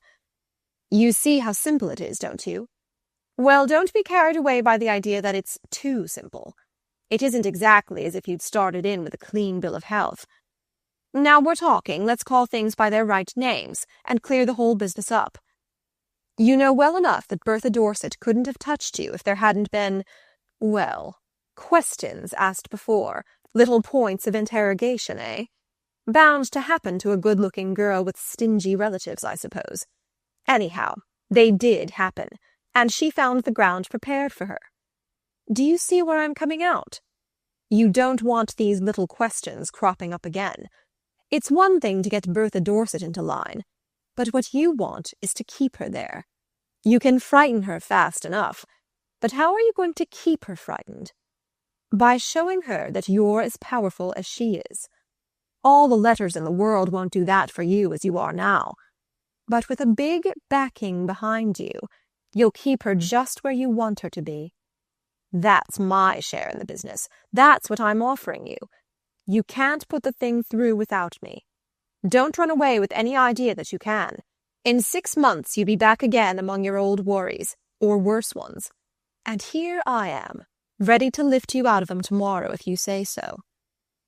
Do you say so, Miss Lily? He added, moving suddenly nearer. The words, and the movement which accompanied them, combined to startle Lily out of the state of tranced subservience into which she had insensibly slipped. Light comes in devious ways to the groping consciousness, and it came to her now through the disgusted perception that her would-be accomplice assumed, as a matter of course, the likelihood of her distrusting him and perhaps trying to cheat him of his share of the spoils. This glimpse of his inner mind seemed to present the whole transaction in a new aspect, as she saw that the essential baseness of the act lay in its freedom from risk. She drew back with a quick gesture of rejection, saying in a voice that was a surprise to her own ears, "You are mistaken, quite mistaken, both in the facts and in what you infer from them." Rosedale stared a moment, puzzled by her sudden dash in a direction so different from that toward which she had appeared to be letting him guide her. "Now what on earth does that mean? I thought we understood each other," he exclaimed, and to her murmur of, "Ah, we do now," he retorted with a sudden burst of violence. "I suppose it's because the letters are to him, then? Well, I'll be damned if I see what thanks you've got from him." Chapter 8. The autumn days declined to winter. Once more the leisure world was in transition between country and town, and Fifth Avenue, still deserted at the weekend, showed from Monday to Friday a broadening stream of carriages between house fronts, gradually restored to consciousness. The horse show, some 2 weeks earlier, had produced a passing semblance of reanimation, filling the theatres and restaurants with a human display of the same costly and high-stepping kind as circled daily about its ring. In Miss Bart's world, the horse show, and the public it attracted, had ostensibly come to be classed among the spectacles disdained of the elect. But as the feudal lord might sally forth to join in the dance on his village green, so society, unofficially and incidentally, still condescended to look in upon the scene. Mrs. Gormer, among the rest, was not above seizing such an occasion for the display of herself and her horses, and Lily was given 1 or 2 opportunities of appearing at her friend's side in the most conspicuous box the house afforded. But this lingering semblance of intimacy made her only the more conscious of a change in the relation between Mattie and herself, of a dawning discrimination, a gradually formed social standard emerging from Mrs. Gormer's chaotic view of life. It was inevitable that Lily herself should constitute the first sacrifice to this new ideal, and she knew that, once the Gormers were established in town, the whole drift of fashionable life would facilitate Mattie's detachment from her. She had, in short, failed to make herself indispensable, or rather her attempt to do so had been thwarted by an influence stronger than any she could exert. That influence, in its last analysis, was simply the power of money. Bertha Dorset's social credit was based on an impregnable bank account. Lily knew that Rosedale had overstated neither the difficulty of her own position nor the completeness of the vindication he offered. Once Bertha's match in material resources, her superior gifts would make it easy for her to dominate her adversary. An understanding of what such domination would mean, and of the disadvantages accruing from her rejection of it, was brought home to Lily with increasing clearness during the early weeks of the winter.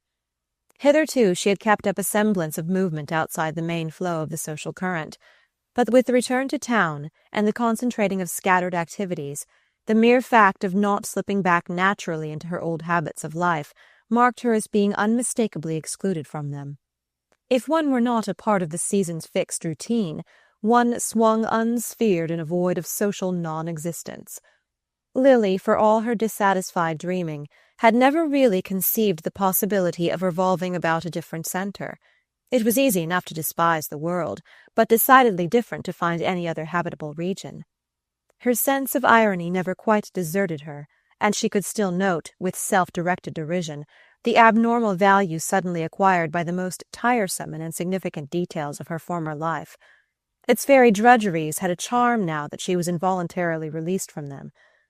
Card-leaving, note-writing, enforced civilities to the dull and elderly, and the smiling endurance of tedious dinners. How pleasantly such obligations would have filled the emptiness of her days. She did indeed leave cards in plenty. She kept herself, with a smiling and valiant persistence, well in the eye of her world. Nor did she suffer any of those gross rebuffs which sometimes produce a wholesome reaction of contempt in their victim. Society did not turn away from her. It simply drifted by, preoccupied and inattentive, letting her feel, to the full measure of her humbled pride, how completely she had been the creature of its favor. She had rejected Rosedale's suggestion with a promptness of scorn almost surprising to herself. She had not lost her capacity for high flashes of indignation. But she could not breathe long on the heights. There had been nothing in her training to develop any continuity of moral strength. What she craved, and really felt herself entitled to, was a situation in which the noblest attitude should also be the easiest. Hitherto her intermittent impulses of resistance had sufficed to maintain her self-respect. If she slipped, she recovered her footing, and it was only afterward that she was aware of having recovered it each time on a slightly lower level. She had rejected Rosedale's offer without conscious effort. Her whole being had risen against it, and she did not yet perceive that, by the mere act of listening to him, she had learned to live with ideas which would once have been intolerable to her. To Gertie Farish, keeping watch over her with a tenderer if less discerning eye than Mrs. Fisher's, the results of the struggle were already distinctly visible. She did not, indeed, know what hostages Lily had already given to expediency, but she saw her passionately and irretrievably pledged to the ruinous policy of keeping up. Gertie could smile now at her own early dream of her friend's renovation through adversity. She understood clearly enough that Lily was not of those to whom privation teaches the unimportance of what they have lost.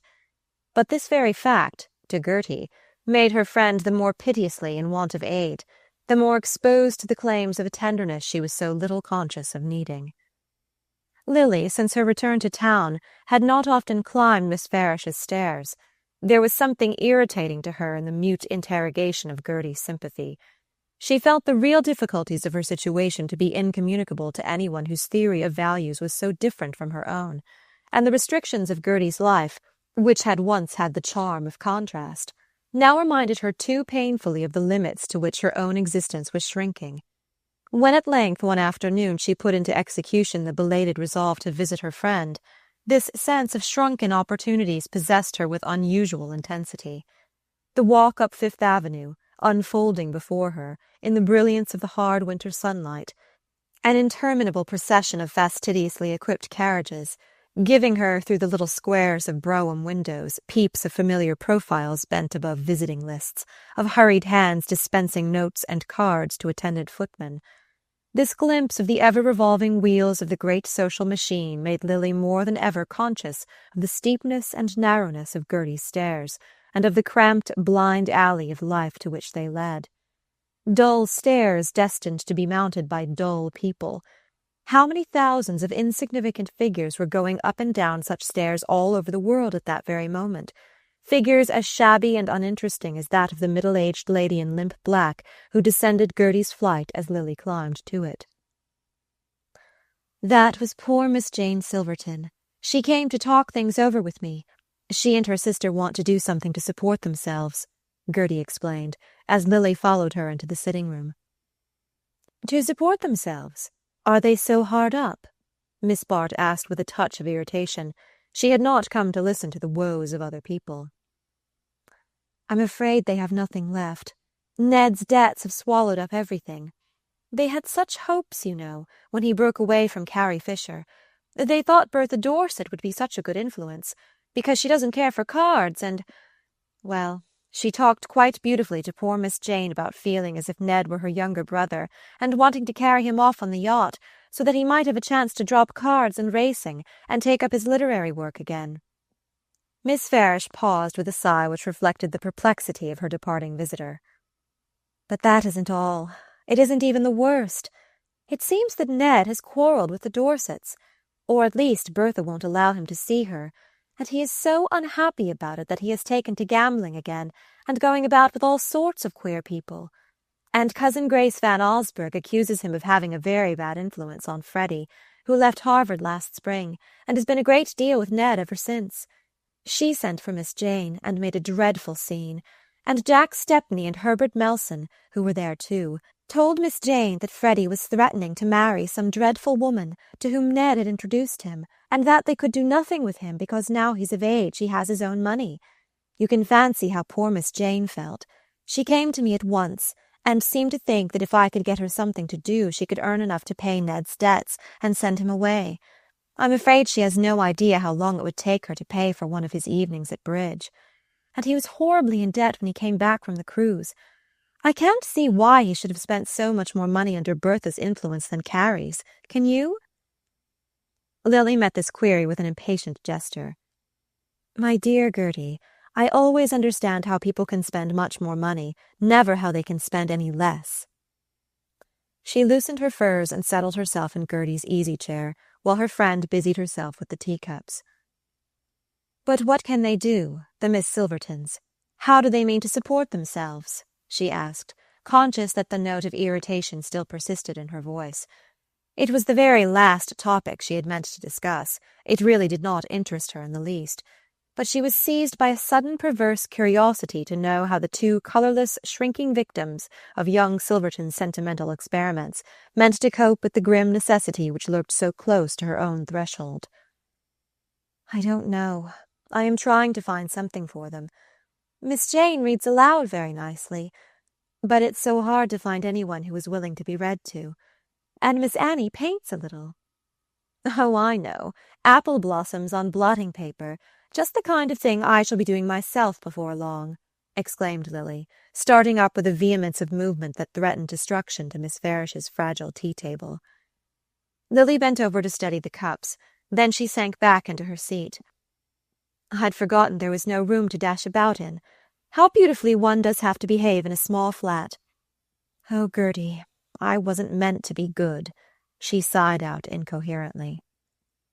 Gertie lifted an apprehensive look to her pale face, in which the eyes shone with a peculiar sleepless lustre. You look horribly tired, Lily. Take your tea and let me give you this cushion to lean against. Miss Bart accepted the cup of tea, but put back the cushion with an impatient hand. Don't give me that. I don't want to lean back. I shall go to sleep if I do. Well, why not, dear? I'll be as quiet as a mouse, Gertie urged affectionately. No, don't be quiet. Talk to me, keep me awake. I don't sleep at night, and in the afternoon a dreadful drowsiness creeps over me.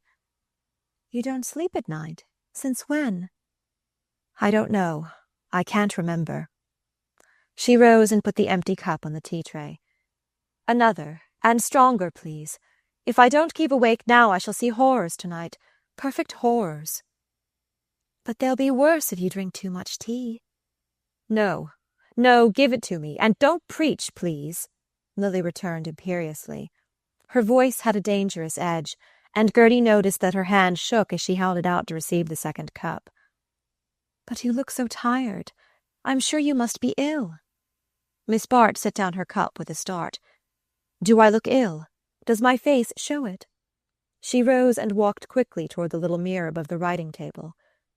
"What a horrid looking-glass! It's all blotched and discolored. Anyone would look ghastly in it." She turned back, fixing her plaintive eyes on Gertie. "You stupid dear, why do you say such odious things to me? It's enough to make one ill to be told one looks so, and looking ill means looking ugly." She caught Gertie's wrists and drew her close to the window. "After all, I'd rather know the truth. Look me straight in the face, Gertie, and tell me, am I perfectly frightful?" "You're perfectly beautiful now, Lily. Your eyes are shining, and your cheeks have grown so pink all of a sudden." "Ah, they were pale then, ghastly pale when I came in. Why don't you tell me frankly that I'm a wreck? My eyes are bright now because I'm so nervous, but in the mornings they look like lead. And I can see lines coming in my face, the lines of worry and disappointment and failure. Every sleepless night leaves a new one. And how can I sleep when I have such dreadful things to think about?" "Dreadful things? What things?" asked Gertie, gently detaching her wrists from her friend's feverish fingers. "What things? Well, poverty for one, and I don't know any that's more dreadful." Lily turned away and sank with sudden weariness into the easy-chair near the tea-table. "You asked me just now if I could understand why Ned Silverton spent so much money. Of course I understand. He spends it on living with the rich. You think we live on the rich rather than with them, and so we do in a sense, but it's a privilege we have to pay for. We eat their dinners and drink their wine and smoke their cigarettes and use their carriages and their opera boxes and their private cars. Yes, but there's a tax to pay on every one of those luxuries. The man pays it by big tips to the servants, by playing cards beyond his means, by flowers and presents and lots of other things that cost. The girl pays it by tips and cards, too. Oh, yes, I've had to take up bridge again. And by going to the best dressmakers and having just the right dress for every occasion, and always keeping herself fresh and exquisite and amusing." She leaned back for a moment, closing her eyes, and as she sat there, her pale lips slightly parted, and the lids dropped above her fagged, brilliant gaze, Gertie had a startled perception of the change in her face, of the way in which an ashen daylight seemed suddenly to extinguish its artificial brightness. She looked up, and the vision vanished. "It doesn't sound very amusing, does it? And it isn't. I'm sick to death of it. And yet the thought of giving it all up nearly kills me. It's what keeps me awake at night, and makes me so crazy for your strong tea. For I can't go on in this way much longer, you know. I'm nearly at the end of my tether. And then what can I do? How on earth am I to keep myself alive? I see myself reduced to the fate of that poor Silverton woman, slinking about to employment agencies and trying to sell painted blotting pads to women's exchanges. And there are thousands and thousands of women trying to do the same thing already, and not one of the number who has less idea how to earn $1 than I have." She rose again with a hurried glance at the clock. "It's late, and I must be off. I have an appointment with Carrie Fisher." "Don't look so worried, you dear thing. Don't think too much about the nonsense I've been talking." She was before the mirror again, adjusting her hair with a light hand, drawing down her veil and giving a dexterous touch to her furs. "Of course, you know, it hasn't come to the employment agencies and the painted blotting pads yet, but I'm rather hard up just for the moment, and if I could find something to do, notes to write and visiting lists to make up, or that kind of thing, it would tide me over till the legacy is paid. And Carrie has promised to find somebody who wants a kind of social secretary. You know she makes a specialty of the helpless rich." Miss Bart had not revealed to Gertie the full extent of her anxiety. She was, in fact, in urgent and immediate need of money to meet the vulgar weekly claims which could neither be deferred nor evaded.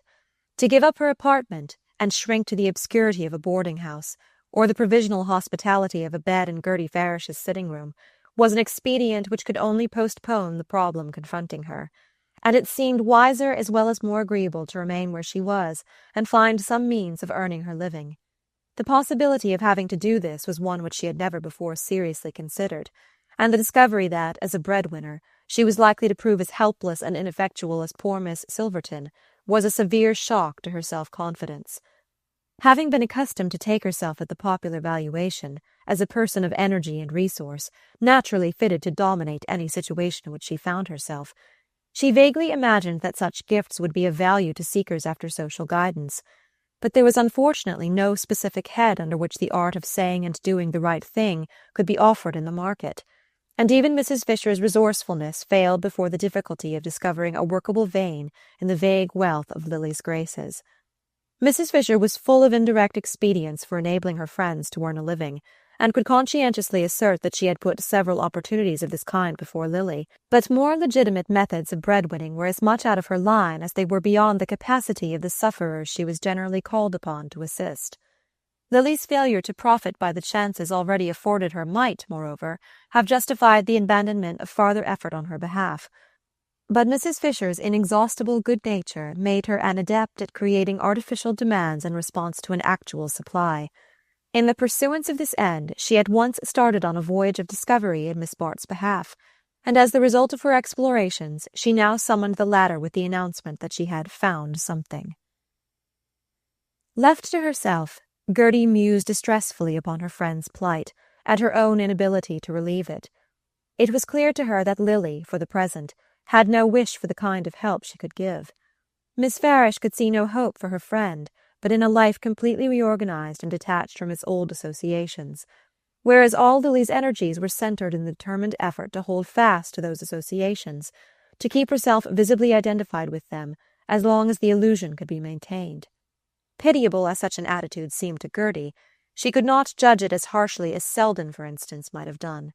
She had not forgotten the night of emotion when she and Lily had lain in each other's arms, and she had seemed to feel her very heart's blood passing into her friend.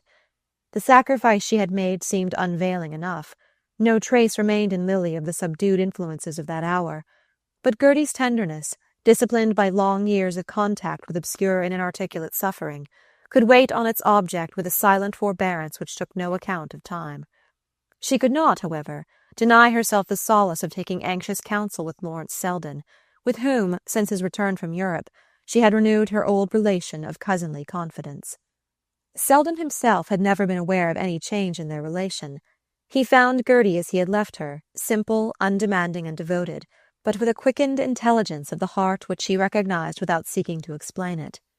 To Gertie herself it would once have seemed impossible that she should ever again talk freely with him of Lily Bart, but what had passed in the secrecy of her own breast seemed to resolve itself, when the mist of the struggle cleared, into a breaking down of the bounds of self, a deflecting of the wasted personal emotion into the general current of human understanding. It was not till some 2 weeks after her visit from Lily that Gertie had the opportunity of communicating her fears to Selden. The latter, having presented himself on a Sunday afternoon, had lingered on through the dowdy animation of his cousin's tea-hour, conscious of something in her voice and eye which solicited a word apart, and as soon as the last visitor was gone, Gertie opened her case by asking how lately he had seen Miss Bart. Selden's perceptible pause gave her time for a slight stir of surprise. "I haven't seen her at all. I've perpetually missed seeing her since she came back."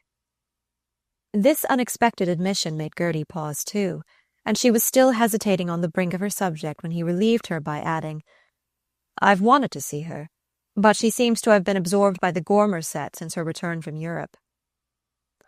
"That's all the more reason. She's been very unhappy." "Unhappy at being with the Gormers?" "Oh, I don't defend her intimacy with the Gormers, but that too is at an end now, I think. You know people have been very unkind since Bertha Dorset quarrelled with her." "Ah," Selden exclaimed, rising abruptly to walk to the window, where he remained with his eyes on the darkening street while his cousin continued to explain. "Judy Trenor and her own family have deserted her too, and all because Bertha Dorset has said such horrible things. And she is very poor. You know Mrs. Penniston cut her off with a small legacy, after giving her to understand that she was to have everything." "Yes, I know," Selden assented curtly, turning back into the room, but only to stir about with restless steps in the circumscribed space between door and window. "Yes, she's been abominably treated, but it's unfortunately the precise thing that a man who wants to show his sympathy can't say to her." His words caused Gertie a slight chill of disappointment. There would be other ways of showing your sympathy, she suggested. Selden, with a slight laugh, sat down beside her on the little sofa, which projected from the hearth. "What are you thinking of, you incorrigible missionary?" he asked. Gertie's colour rose, and her blush was for a moment her only answer. Then she made it more explicit by saying, "I am thinking of the fact that you and she used to be great friends, that she used to care immensely for what you thought of her, and that if she takes your staying away as a sign of what you think now, I can imagine it's adding a great deal to her unhappiness." "My dear child, don't add to it still more, at least to your conception of it, by attributing to her all sorts of susceptibilities of your own." Selden, for his life, could not keep a note of dryness out of his voice, but he met Gertie's look of perplexity by saying more mildly, "But though you immensely exaggerate the importance of anything I could do for Miss Bart, you can't exaggerate my readiness to do it, if you ask me to." He laid his hand for a moment on hers, and there passed between them, on the current of the rare contact, one of those exchanges of meaning which fill the hidden reservoirs of affection. Gertie had the feeling that he measured the cost of her request as plainly as she read the significance of his reply, and the sense of all that was suddenly clear between them made her next words easier to find. "I do ask you, then. I ask you because she once told me that you had been a help to her, and because she needs help now as she has never needed it before. You know how dependent she has always been on ease and luxury, how she has hated what was shabby and ugly and uncomfortable. She can't help it. She was brought up with those ideas, and has never been able to find her way out of them. But now all the things she cared for have been taken from her, and the people who taught her to care for them have abandoned her too. And it seems to me that if someone could reach out a hand and show her the other side, show her how much is left in life and in herself—" Gertie broke off, abashed at the sound of her own eloquence, and impeded by the difficulty of giving precise expression to her vague yearning for her friend's retrieval. "I can't help her myself. She's passed out of my reach," she continued. "I think she's afraid of being a burden to me. When she was last here 2 weeks ago, she seemed dreadfully worried about her future. She said Carrie Fisher was trying to find something for her to do. A few days later she wrote me that she had taken a position as private secretary, and that I was not to be anxious, for everything was all right, and she would come in and tell me about it when she had time. But she has never come, and I don't like to go to her, because I am afraid of forcing myself on her when I'm not wanted. Once when we were children, and I had rushed up after a long separation, and thrown my arms about her, she said, 'Please don't kiss me unless I ask you to, Gertie.' And she did ask me, a minute later, but since then I've always waited to be asked." Selden had listened in silence, with the concentrated look which his thin, dark face could assume when he wished to guard it against involuntary change of expression. When his cousin ended, he said with a slight smile, "Since you've learned the wisdom of waiting, I don't see why you urge me to rush in."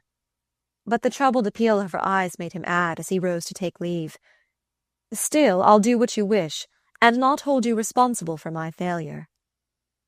Selden's avoidance of Miss Bart had not been as unintentional as he had allowed his cousin to think.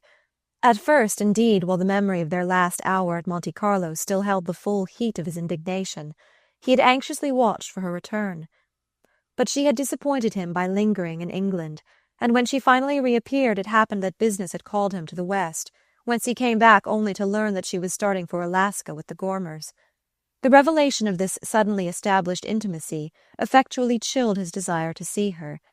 If, at a moment when her whole life seemed to be breaking up, she could cheerfully commit its reconstruction to the Gormers, there was no reason why such accidents should ever strike her as irreparable. Every step she took seemed in fact to carry her farther from the region where, once or twice, he and she had met for an illumined moment. And the recognition of this fact, when its first pang had been surmounted, produced in him a sense of negative relief. It was much simpler for him to judge Miss Bart by her habitual conduct than by the rare deviations from it which had thrown her so disturbingly in his way, and every act of hers which made the recurrence of such deviations more unlikely confirmed the sense of relief with which he returned to the conventional view of her. But Gertie Farish's words had sufficed to make him see how little this view was really his, and how impossible it was for him to live quietly with the thought of Lily Bart. To hear that she was in need of help, even such vague help as he could offer, was to be at once repossessed by that thought, and by the time he reached the street he had sufficiently convinced himself of the urgency of his cousin's appeal to turn his steps directly toward Lily's hotel. There his zeal met a check in the unforeseen news that Miss Bart had moved away, but on his pressing his enquiries, the clerk remembered that she had left an address, for which he presently began to search through his books. It was certainly strange that she should have taken this step without letting Gertie Farish know of her decision, and Selden waited with a vague sense of uneasiness while the address was sought for. The process lasted long enough for uneasiness to turn to apprehension, but when at length a slip of paper was handed to him, and he read on it, "Care of Mrs. Norma Hatch, Emporium Hotel," his apprehension passed into an incredulous stare, and this into the gesture of disgust with which he tore the paper in two and turned to walk quickly homeward. Chapter 9. When Lily woke on the morning after her translation to the Emporium Hotel, her first feeling was one of purely physical satisfaction. The force of contrast gave an added keenness to the luxury of lying once more in a soft pillowed bed and looking across a spacious sunlit room at a breakfast table set invitingly near the fire. Analysis and introspection might come later, but for the moment she was not even troubled by the excesses of the upholstery or the restless convolutions of the furniture. The sense of being once more lapped and folded in ease, as in some dense, mild medium impenetrable to discomfort, effectually stilled the faintest note of criticism. When, the afternoon before, she had presented herself to the lady to whom Carrie Fisher had directed her, she had been conscious of entering a new world. Carrie's vague presentiment of Mrs. Norma Hatch, whose reversion to her Christian name was explained as the result of her latest divorce, left her under the implication of coming from the West, with the not unusual extenuation of having brought a great deal of money with her. She was, in short, rich, helpless, unplaced, the very subject for Lily's hand. Mrs. Fisher had not specified the line her friend was to take. She owned herself unacquainted with Mrs. Hatch, whom she knew about through Melville Stancy, a lawyer in his leisure moments, and the Falstaff of a certain section of festive club life. Socially, Mr. Stancy might have been said to form a connecting link between the Gormer world and the more dimly lit region on which Miss Bart now found herself entering. It was, however, only figuratively that the illumination of Mrs. Hatch's world could be described as dim. In actual fact, Lily found her seated in a blaze of electric light, impartially projected from various ornamental excrescences on a vast concavity of pink damask and gilding, from which she rose like Venus from her shell. The analogy was justified by the appearance of the lady, whose large-eyed prettiness had the fixity of something impaled and shown under glass.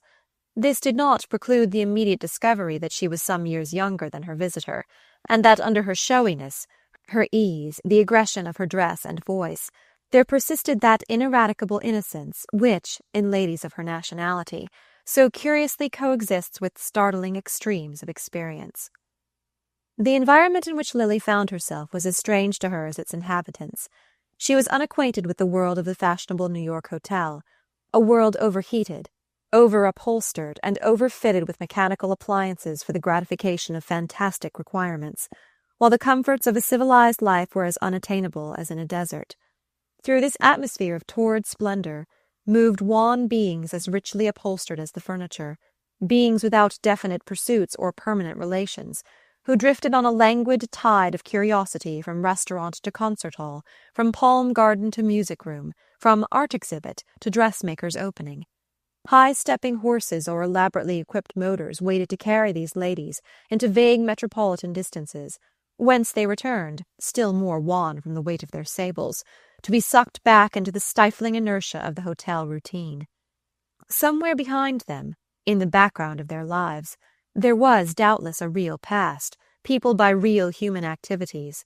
They themselves were probably the product of strong ambitions, persistent energies, diversified contacts with the wholesome roughness of life, yet they had no more real existence than the poet's shades in limbo.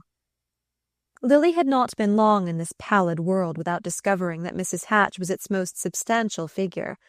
That lady, though still floating in the void, showed faint symptoms of developing an outline, and in this endeavor she was actively seconded by Mr. Melville Stancy. It was Mr. Stancy, a man of large resounding presence, suggestive of convivial occasions, and of a chivalry finding expression in first-night boxes and $1,000 bonbonnières, who had transplanted Mrs. Hatch from the scene of her first development to the higher stage of hotel life in the metropolis. It was he who had selected the horses with which she had taken the blue ribbon at the show, had introduced her to the photographer whose portraits of her formed the recurring ornament of Sunday supplements, and had got together the group which constituted her social world. It was a small group still, with heterogeneous figures suspended in large unpeopled spaces, but Lily did not take long to learn that its regulation was no longer in Mr. Stancy's hands.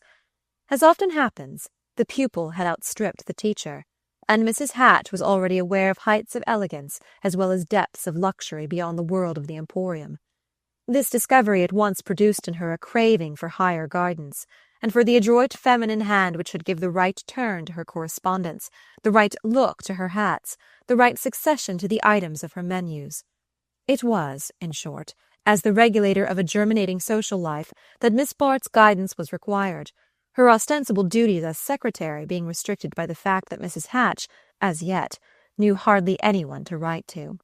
The daily details of Mrs. Hatch's existence were as strange to Lily as its general tenor. The lady's habits were marked by an oriental indolence and disorder peculiarly trying to her companion. Mrs. Hatch and her friends seemed to float together outside the bounds of time and space. No definite hours were kept, no fixed obligations existed. Night and day flowed into one another in a blur of confused and retarded engagements, so that one had the impression of lunching at the tea hour, while dinner was often merged in the noisy after-theatre supper which prolonged Mrs. Hatch's vigil till daylight. Through this jumble of futile activities came and went a strange throng of hangers-on, manicures, beauty doctors, hairdressers, teachers of bridge, of French, of physical development, figures sometimes indistinguishable, by their appearance, or by Mrs. Hatch's relation to them, from the visitors constituting her recognized society. But strangest of all to Lily was the encounter, in this latter group, of several of her acquaintances.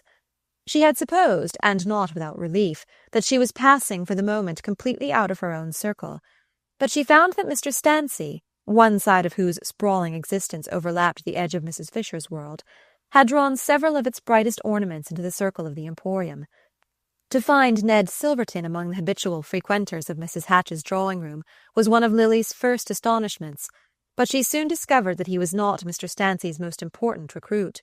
It was on little Freddie Van Osburgh, the small, slim heir of the Van Osburgh millions, that the attention of Mrs. Hatch's group was centred. Freddie, barely out of college, had risen above the horizon since Lily's eclipse, and she now saw with surprise what an effulgence he shed on the outer twilight of Mrs. Hatch's existence. This, then, was one of the things that young men went in for, when released from the official social routine. This was the kind of previous engagement that so frequently caused them to disappoint the hopes of anxious hostesses. Lily had an odd sense of being behind the social tapestry, on the side where the threads were knotted and the loose ends hung. For a moment she found a certain amusement in the show, and in her own share of it. The situation had an ease and unconventionality distinctly refreshing after her experience of the irony of conventions. But these flashes of amusement were but brief reactions from the long disgust of her days. Compared with the vast gilded void of Mrs. Hatch's existence, the life of Lily's former friends seemed packed with ordered activities. Even the most irresponsible pretty woman of her acquaintance had her inherited obligations, her conventional benevolences, her share in the working of the great civic machine, and all hung together in the solidarity of these traditional functions. The performance of specific duties would have simplified Miss Bart's position, but the vague attendance on Mrs. Hatch was not without its perplexities. It was not her employer who created these perplexities. Mrs. Hatch showed from the first an almost touching desire for Lily's approval. Far from asserting the superiority of wealth, her beautiful eyes seemed to urge the plea of inexperience. She wanted to do what was nice, to be taught how to be lovely. The difficulty was to find any point of contact between her ideals and Lily's. Mrs. Hatch swam in a haze of indeterminate enthusiasms, of aspirations culled from the stage, the newspapers, the fashion journals, and a gaudy world of sport still more completely beyond her companion's ken. To separate from these confused conceptions those most likely to advance the lady on her way was Lily's obvious duty. But its performance was hampered by rapidly growing doubts. Lily was in fact becoming more and more aware of a certain ambiguity in her situation. It was not that she had, in the conventional sense, any doubt of Mrs. Hatch's irreproachableness. The lady's offences were always against taste rather than conduct. Her divorce record seemed due to geographical rather than ethical conditions, and her worst laxities were likely to proceed from a wandering and extravagant good nature. But if Lily did not mind her detaining her manicure for luncheon, or offering the beauty doctor a seat in Freddie Van Osburgh's box at the play, she was not equally at ease in regard to some less apparent lapses from convention. Ned Silverton's relation to Stancy seemed, for instance, closer and less clear than any natural affinities would warrant, and both appeared united in the effort to cultivate Freddie Van Osburgh's growing taste for Mrs. Hatch. There was as yet nothing definable in the situation, which might well resolve itself into a huge joke on the part of the other two, but Lily had a vague sense that the subject of their experiment was too young, too rich, and too credulous. Her embarrassment was increased by the fact that Freddie seemed to regard her as cooperating with himself in the social development of Mrs. Hatch, a view that suggested, on his part, a permanent interest in the lady's future. There were moments when Lily found an ironic amusement in this aspect of the case. The thought of launching such a missile as Mrs. Hatch at the perfidious bosom of society was not without its charm.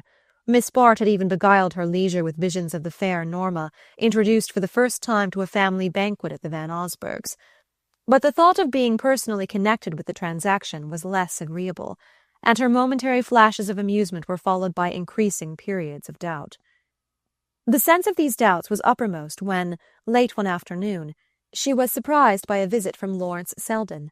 He found her alone in the wilderness of pink damask, for in Mrs. Hatch's world the tea hour was not dedicated to social rites, and the lady was in the hands of her masseuse.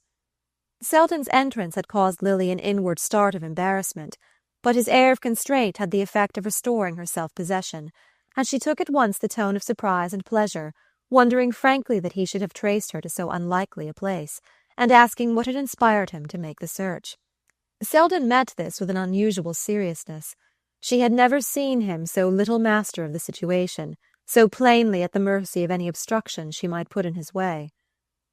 "I wanted to see you," he said, and she could not resist observing in reply that he had kept his wishes under remarkable control. She had in truth felt his long absence as one of the chief bitternesses of the last months. His desertion had wounded sensibilities far below the surface of her pride. Selden met the challenge with directness. "Why should I have come, unless I thought I could be of use to you? It is my only excuse for imagining you could want me." This struck her as a clumsy evasion, and the thought gave a flash of keenness to her answer. "Then you have come now because you think you can be of use to me?" He hesitated again. "Yes, in the modest capacity of a person to talk things over with." For a clever man it was certainly a stupid beginning, and the idea that his awkwardness was due to the fear of her attaching a personal significance to his visit chilled her pleasure in seeing him. Even under the most adverse conditions, that pleasure always made itself felt. She might hate him, but she had never been able to wish him out of the room. She was very near hating him now, yet the sound of his voice, the way the light fell on his thin dark hair, the way he sat and moved and wore his clothes, she was conscious that even these trivial things were inwoven with her deepest life. In his presence a sudden stillness came upon her, and the turmoil of her spirit ceased. But an impulse of resistance to this stealing influence now prompted her to say, "It's very good of you to present yourself in that capacity, but what makes you think I have anything particular to talk about?" Though she kept the even tone of light intercourse, the question was framed in a way to remind him that his good offices were unsought, and for a moment Selden was checked by it. The situation between them was one which could have been cleared up only by a sudden explosion of feeling, and their whole training and habit of mind were against the chances of such an explosion. Selden's calmness seemed rather to harden into resistance, and Miss Bart's into a surface of glittering irony, as they faced each other from the opposite corners of one of Mrs. Hatch's elephantine sofas. The sofa in question, and the apartment peopled by its monstrous mates, served at length to suggest the turn of Selden's reply. Gertie told me that you were acting as Mrs. Hatch's secretary, and I knew she was anxious to hear how you were getting on." Miss Bart received this explanation without perceptible softening. "Why didn't she look me up herself, then?" she asked. "Because, as you didn't send her your address, she was afraid of being importunate." Selden continued with a smile. "You see, no such scruples restrained me, but then I haven't as much to risk if I incur your displeasure." Lily answered his smile. "You haven't incurred it as yet, but I have an idea that you are going to." "That rests with you, doesn't it? You see, my initiative doesn't go beyond putting myself at your disposal." "But in what capacity? What am I to do with you?" she asked in the same light tone. Selden again glanced about Mrs. Hatch's drawing-room. Then he said, with a decision which he seemed to have gathered from this final inspection, "You are to let me take you away from here." Lily flushed at the suddenness of the attack. Then she stiffened under it and said coldly, "And may I ask where you mean me to go?" "Back to Gertie in the first place, if you will. The essential thing is that it should be away from here." The unusual harshness of his tone might have shown her how much the words cost him, but she was in no state to measure his feelings while her own were in a flame of revolt. To neglect her, perhaps even to avoid her, at a time when she had most need of her friends, and then suddenly and unwarrantably to break into her life with this strange assumption of authority, was to rouse in her every instinct of pride and self-defense. "I am very much obliged to you," she said, "for taking such an interest in my plans, but I am quite contented where I am, and have no intention of leaving." Selden had risen, and was standing before her in an attitude of uncontrollable expectancy.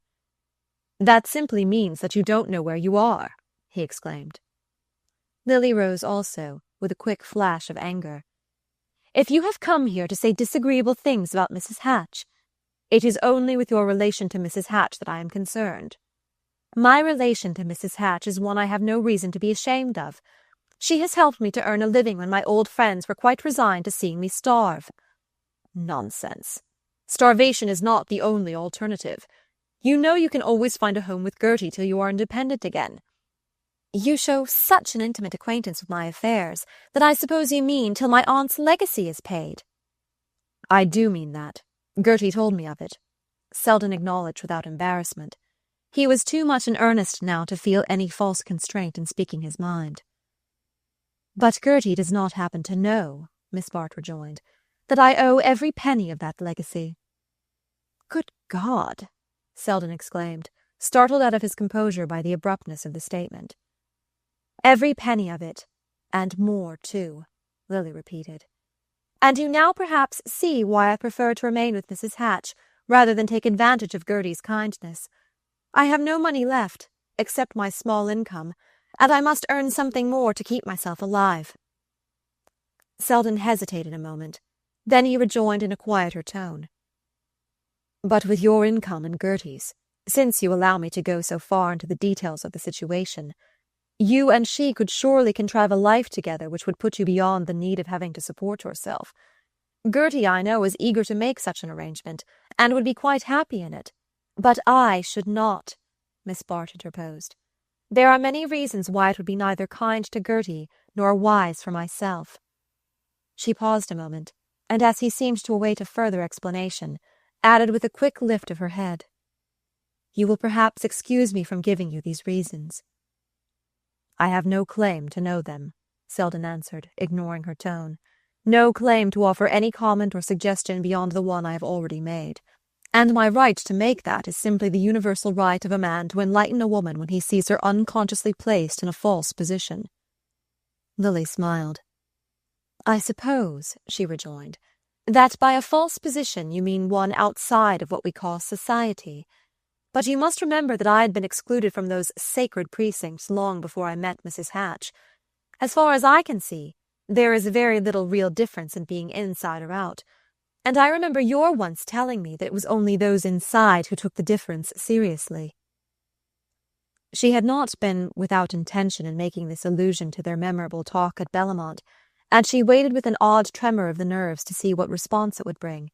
But the result of the experiment was disappointing. Selden did not allow the allusion to deflect him from his point.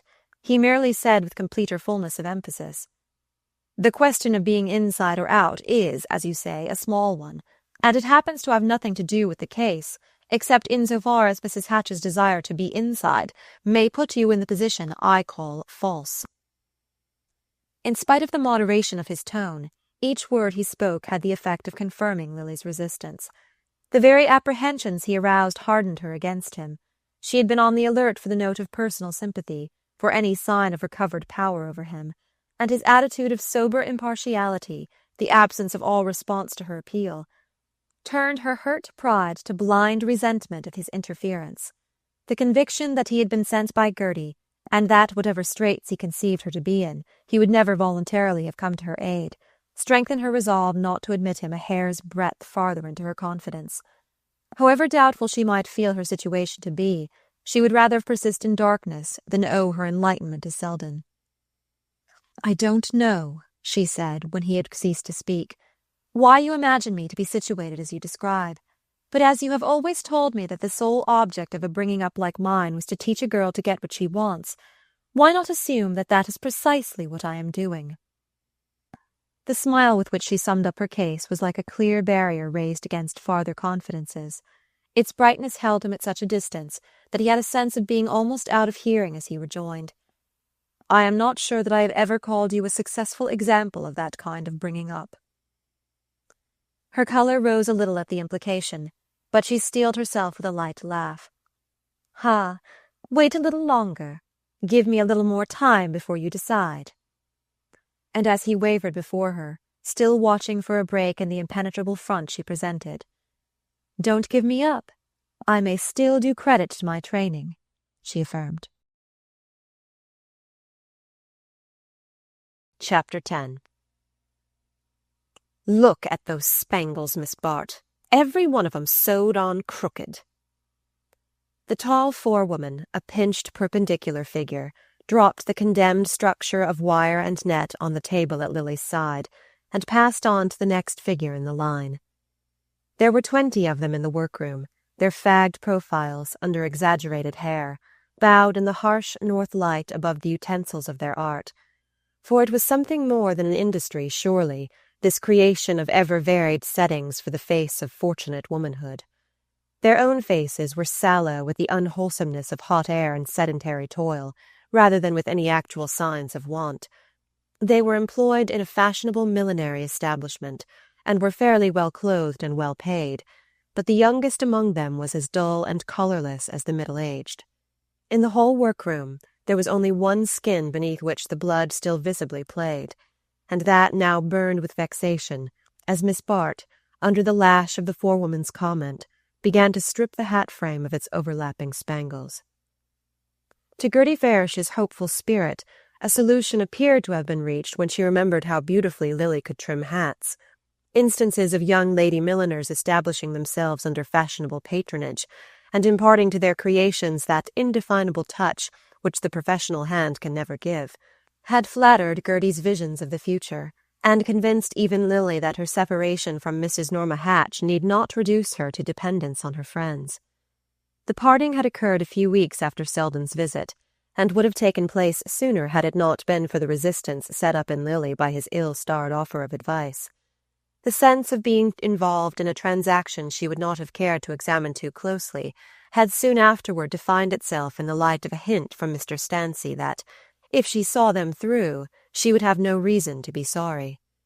The implication that such loyalty would meet with a direct reward had hastened her flight, and flung her back, ashamed and penitent, on the broad bosom of Gertie's sympathy. She did not, however, propose to lie there prone, and Gertie's inspiration about the hats at once revived her hopes of profitable activity. Here was, after all, something that her charming, listless hands could really do. She had no doubt of their capacity for knotting a ribbon or placing a flower to advantage. And of course only these finishing touches would be expected of her. Subordinate fingers, blunt, grey, needle-pricked fingers, would prepare the shapes and stitch the linings, while she presided over the charming little front shop, a shop all white panels, mirrors, and moss-green hangings, where her finished creations, hats, wreaths, aigrettes, and the rest, perched on their stands like birds just poising for flight. But at the very outset of Gertie's campaign, this vision of the green and white shop had been dispelled. Other young ladies of fashion had been thus set up, selling their hats by the mere attraction of a name and the reputed knack of tying a bow. But these privileged beings could command a faith in their powers materially expressed by the readiness to pay their shop rent and advance a handsome sum for current expenses. Where was Lily to find such support, and even could it have been found? How were the ladies on whose approval she depended to be induced to give her their patronage? Gertie learned that whatever sympathy her friend's case might have excited a few months since had been imperiled, if not lost, by her association with Mrs. Hatch. Once again, Lily had withdrawn from an ambiguous situation in time to save her self-respect, but too late for public vindication. Freddie Van Osburgh was not to marry Mrs. Hatch. He had been rescued at the 11th hour, some said by the efforts of Gus Trenner and Rosedale, and dispatched to Europe with old Ned Van Alstyne. But the risk he had run would always be ascribed to Miss Bart's connivance, and would somehow serve as a summing up and corroboration of the vague general distrust of her. It was a relief to those who had hung back from her to find themselves thus justified, and they were inclined to insist a little on her connection with the Hatch case in order to show that they had been right. Gertie's quest, at any rate, brought up against a solid wall of resistance, and even when Carrie Fisher, momentarily penitent for her share in the Hatch affair, joined her efforts to Miss Farish's, they met with no better success.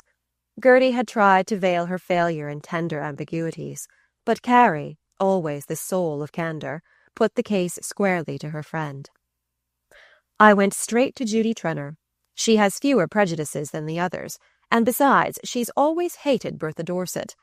But what have you done to her, Lily? At the very first word about giving you a start, she flamed out about some money you'd got from Gus. I never knew her so hot before. You know she'll let him do anything but spend money on his friends. The only reason she's decent to me now is that she knows I'm not hard up. He speculated for you, you say? Well, what's the harm? He had no business to lose." "He didn't lose? Then what on earth?" "But I never could understand you, Lily." The end of it was that after anxious enquiry and much deliberation, Mrs. Fisher and Gertie, for once oddly united in their effort to help their friend, decided on placing her in the workroom of Madame Regina's renowned millinery establishment. Even this arrangement was not effected without considerable negotiation, for Madame Regina had a strong prejudice against untrained assistants, and was induced to yield only by the fact that she owed the patronage of Mrs. Bry and Mrs. Gormer to Carrie Fisher's influence. She had been willing from the first to employ Lily in the showroom. As a displayer of hats, a fashionable beauty might be a valuable asset. But to this suggestion Miss Bart opposed a negative, which Gertie emphatically supported, while Mrs. Fisher, inwardly unconvinced, but resigned to this latest proof of Lily's unreason, agreed that perhaps in the end it would be more useful that she should learn the trade. To Regina's workroom Lily was therefore committed by her friends, and there Mrs. Fisher left her with a sigh of relief, while Gertie's watchfulness continued to hover over her at a distance. Lily had taken up her work early in January. It was now 2 months later, and she was still being rebuked for her inability to sew spangles on a hat frame. As she returned to her work, she heard a titter pass down the tables. She knew she was an object of criticism and amusement to the other workwomen. They were, of course, aware of her history. The exact situation of every girl in the room was known and freely discussed by all the others, but the knowledge did not produce in them any awkward sense of class distinction. It merely explained why her untutored fingers were still blundering over the rudiments of the trade.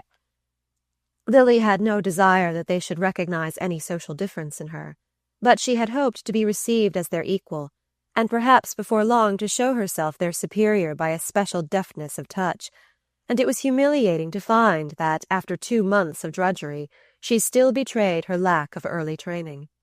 Remote was the day when she might aspire to exercise the talents she felt confident of possessing. Only experienced workers were entrusted with the delicate art of shaping and trimming the hat, and the forewoman still held her inexorably to the routine of preparatory work.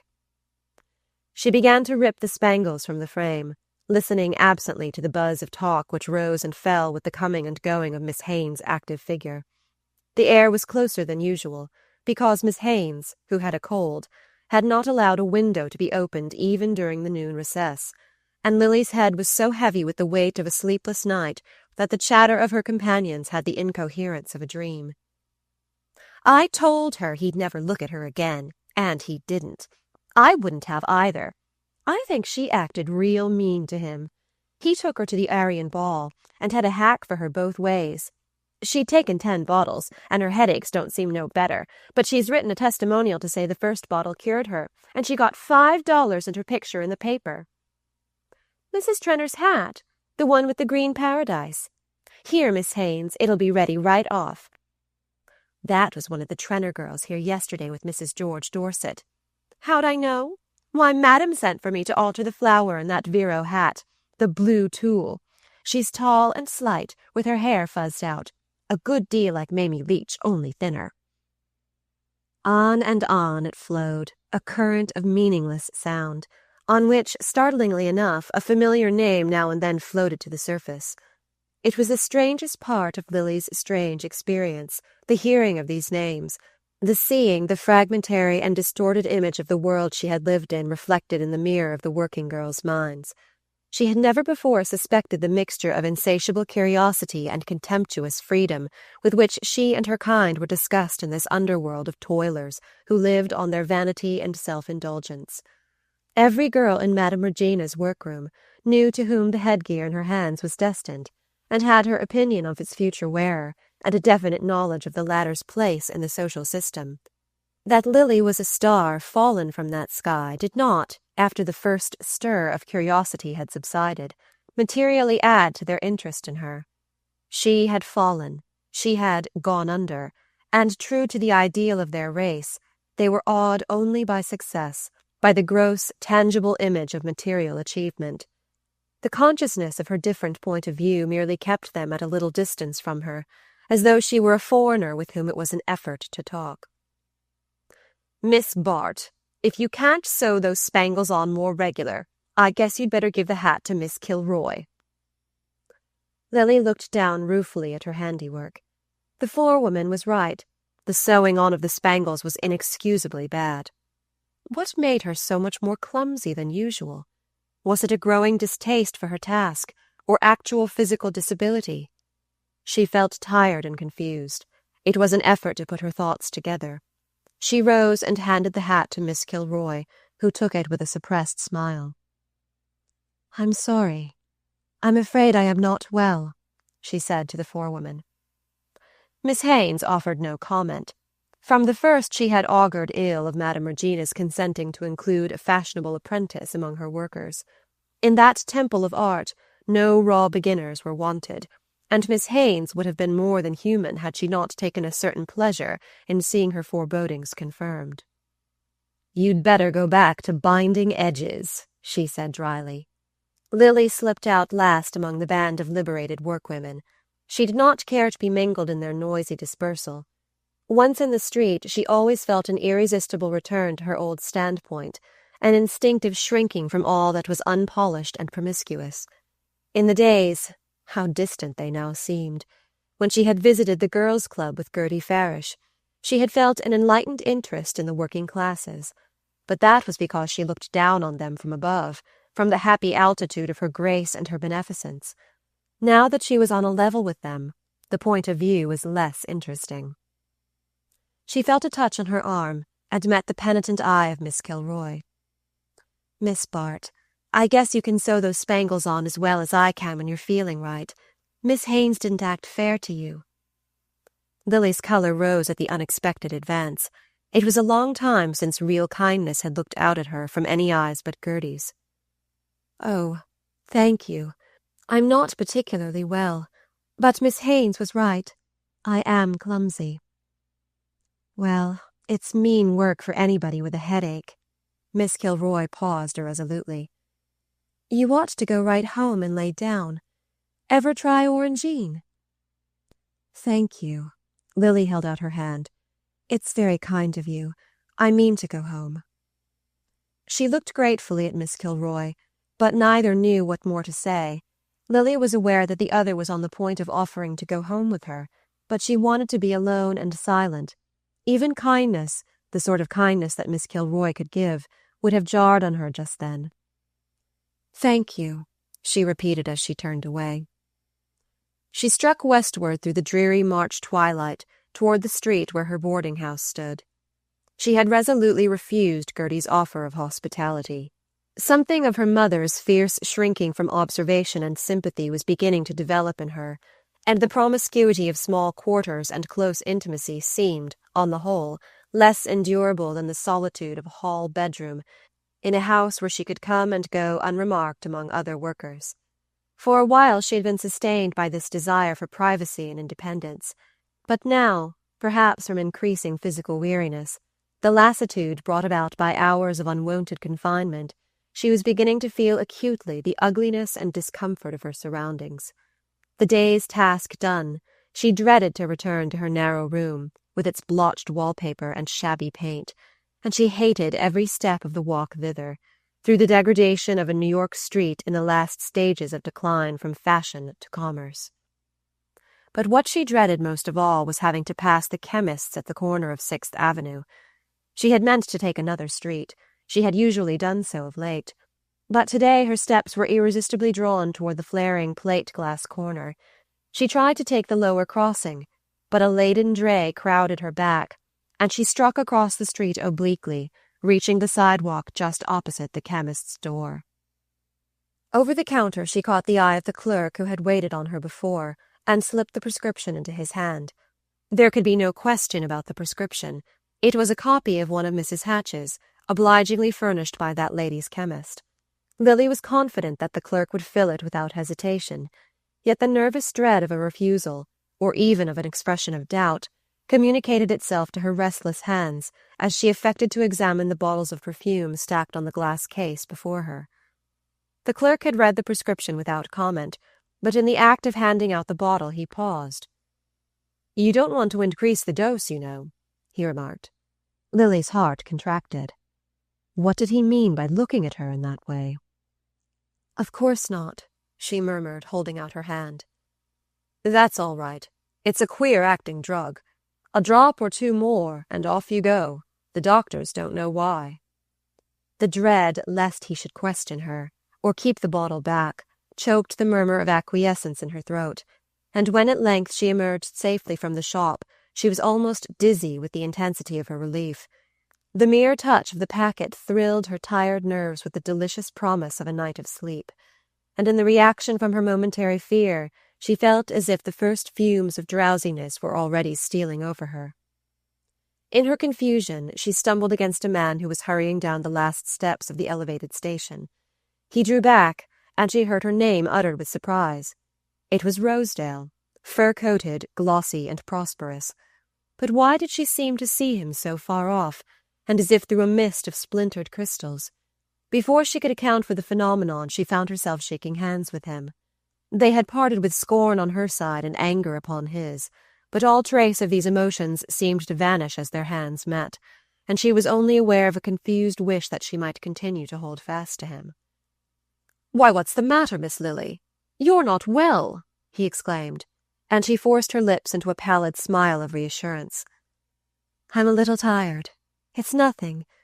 Stay with me a moment, please," she faltered. That she should be asking this service of Rosedale. He glanced at the dirty and unpropitious corner on which they stood, with the shriek of the elevated and the tumult of trams and wagons contending hideously in their ears. "We can't stay here. But let me take you somewhere for a cup of tea. The Longworth is only a few yards off, and there'll be no one there at this hour." A cup of tea in quiet, somewhere out of the noise and ugliness, seemed for the moment the one solace she could bear. A few steps brought them to the lady's door of the hotel he had named, and a moment later he was seated opposite to her, and the waiter had placed the tea-tray between them. "Not a drop of brandy or whiskey first? You look regularly done up, Miss Lily. Well, take your tea strong, then. And waiter, get a cushion for the lady's back." Lily smiled faintly at the injunction to take her tea strong. It was the temptation she was always struggling to resist. Her craving for the keen stimulant was forever conflicting with that other craving for sleep, the midnight craving which only the little phial in her hand could still. But today, at any rate, The tea could hardly be too strong. She counted on it to pour warmth and resolution into her empty veins. As she leaned back before him, her lids drooping in utter lassitude, though the first warm draught already tinged her face with returning life, Rosedale was seized afresh by the poignant surprise of her beauty. The dark penciling of fatigue under her eyes, the morbid blue-veined pallor of the temples, brought out the brightness of her hair and lips, as though all her ebbing vitality were centered there. Against the dull, chocolate-colored background of the restaurant, the purity of her head stood out as it had never done in the most brightly lit ballroom. He looked at her with a startled, uncomfortable feeling, as though her beauty were a forgotten enemy that had lain in ambush and now sprang out on him unawares. To clear the air, he tried to take an easy tone with her. "Why, Miss Lily, I haven't seen you for an age. I didn't know what had become of you." As he spoke, he was checked by an embarrassing sense of the complications to which this might lead. Though he had not seen her, he had heard of her. He knew of her connection with Mrs. Hatch and of the talk resulting from it.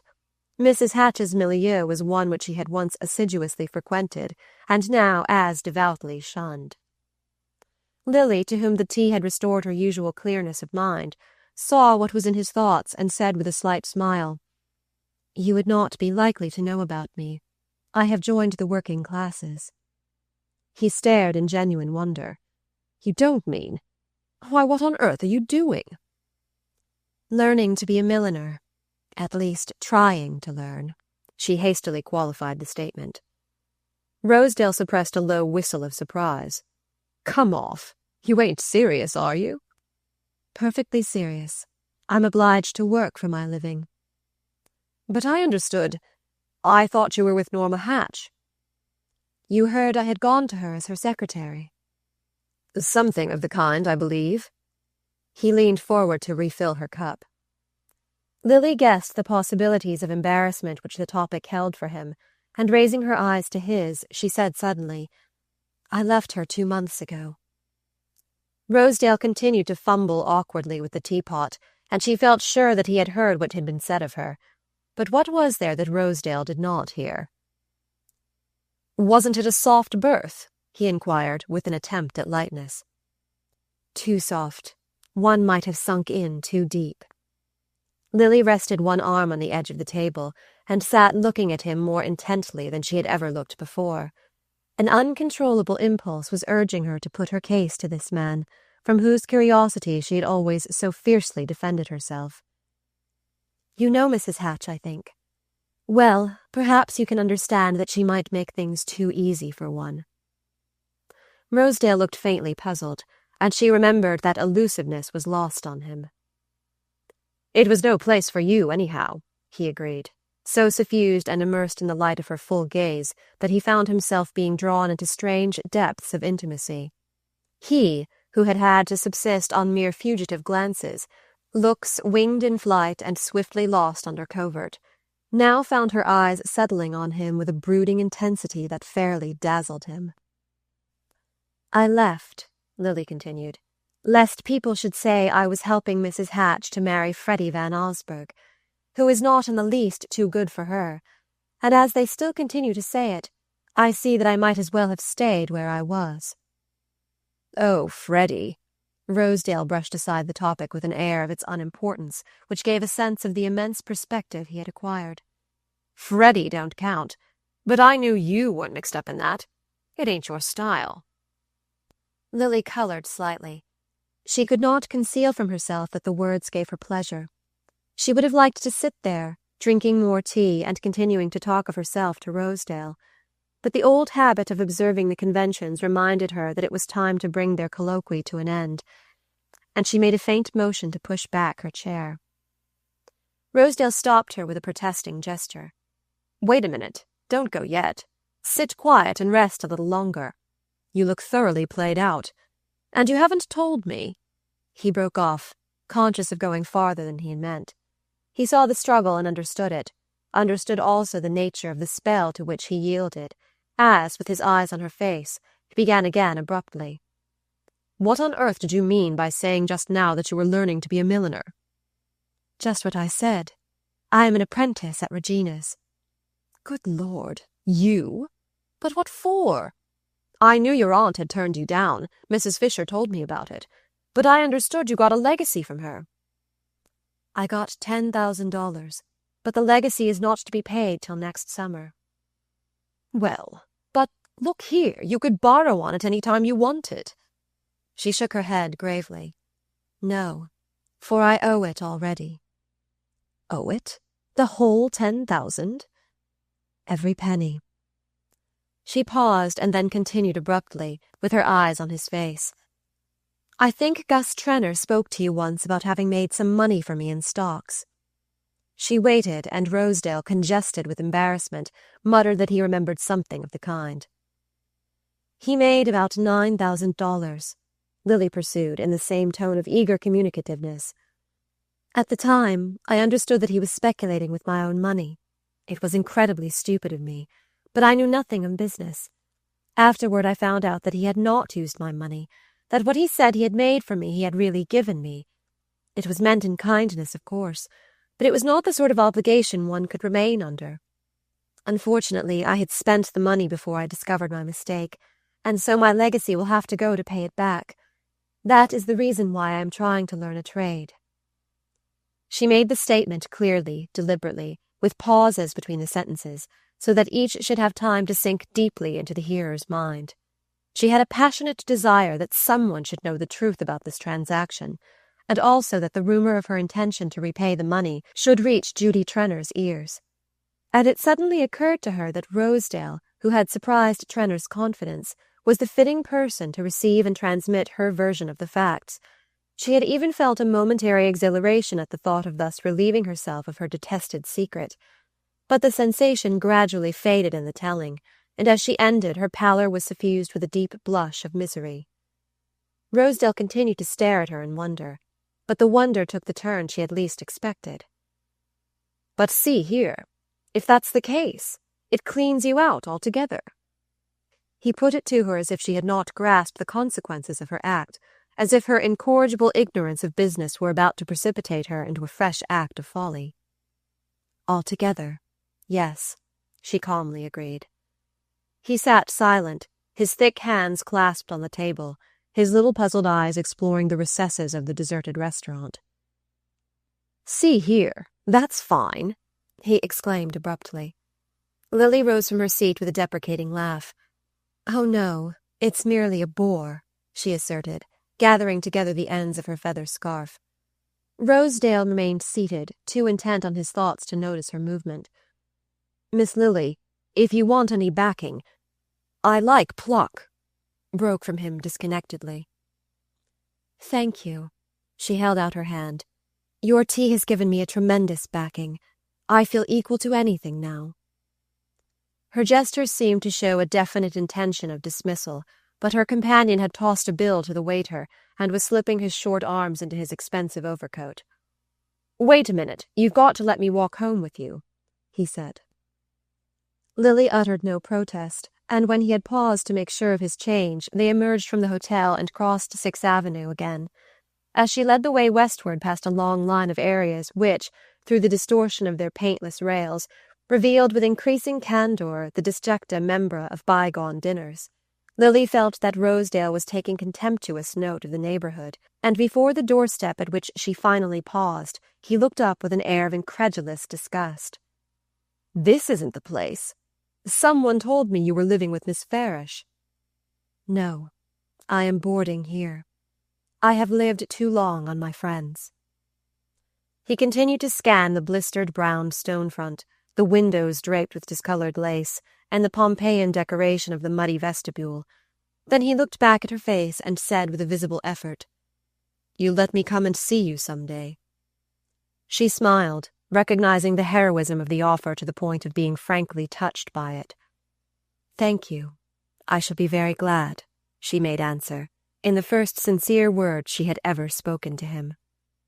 That evening in her own room, Miss Bart, who had fled early from the heavy fumes of the basement dinner table, sat musing upon the impulse which had led her to unbosom herself to Rosedale. Beneath it she discovered an increasing sense of loneliness, a dread of returning to the solitude of her room, while she could be anywhere else, or in any company but her own. Circumstances of late had combined to cut her off more and more from her few remaining friends. On Carrie Fisher's part, the withdrawal was perhaps not quite involuntary. Having made her final effort on Lily's behalf, and landed her safely in Madame Regina's workroom, Mrs. Fisher seemed disposed to rest from her labours, and Lily, understanding the reason, could not condemn her. Carrie had, in fact, come dangerously near to being involved in the episode of Mrs. Norma Hatch, and it had taken some verbal ingenuity to extricate herself.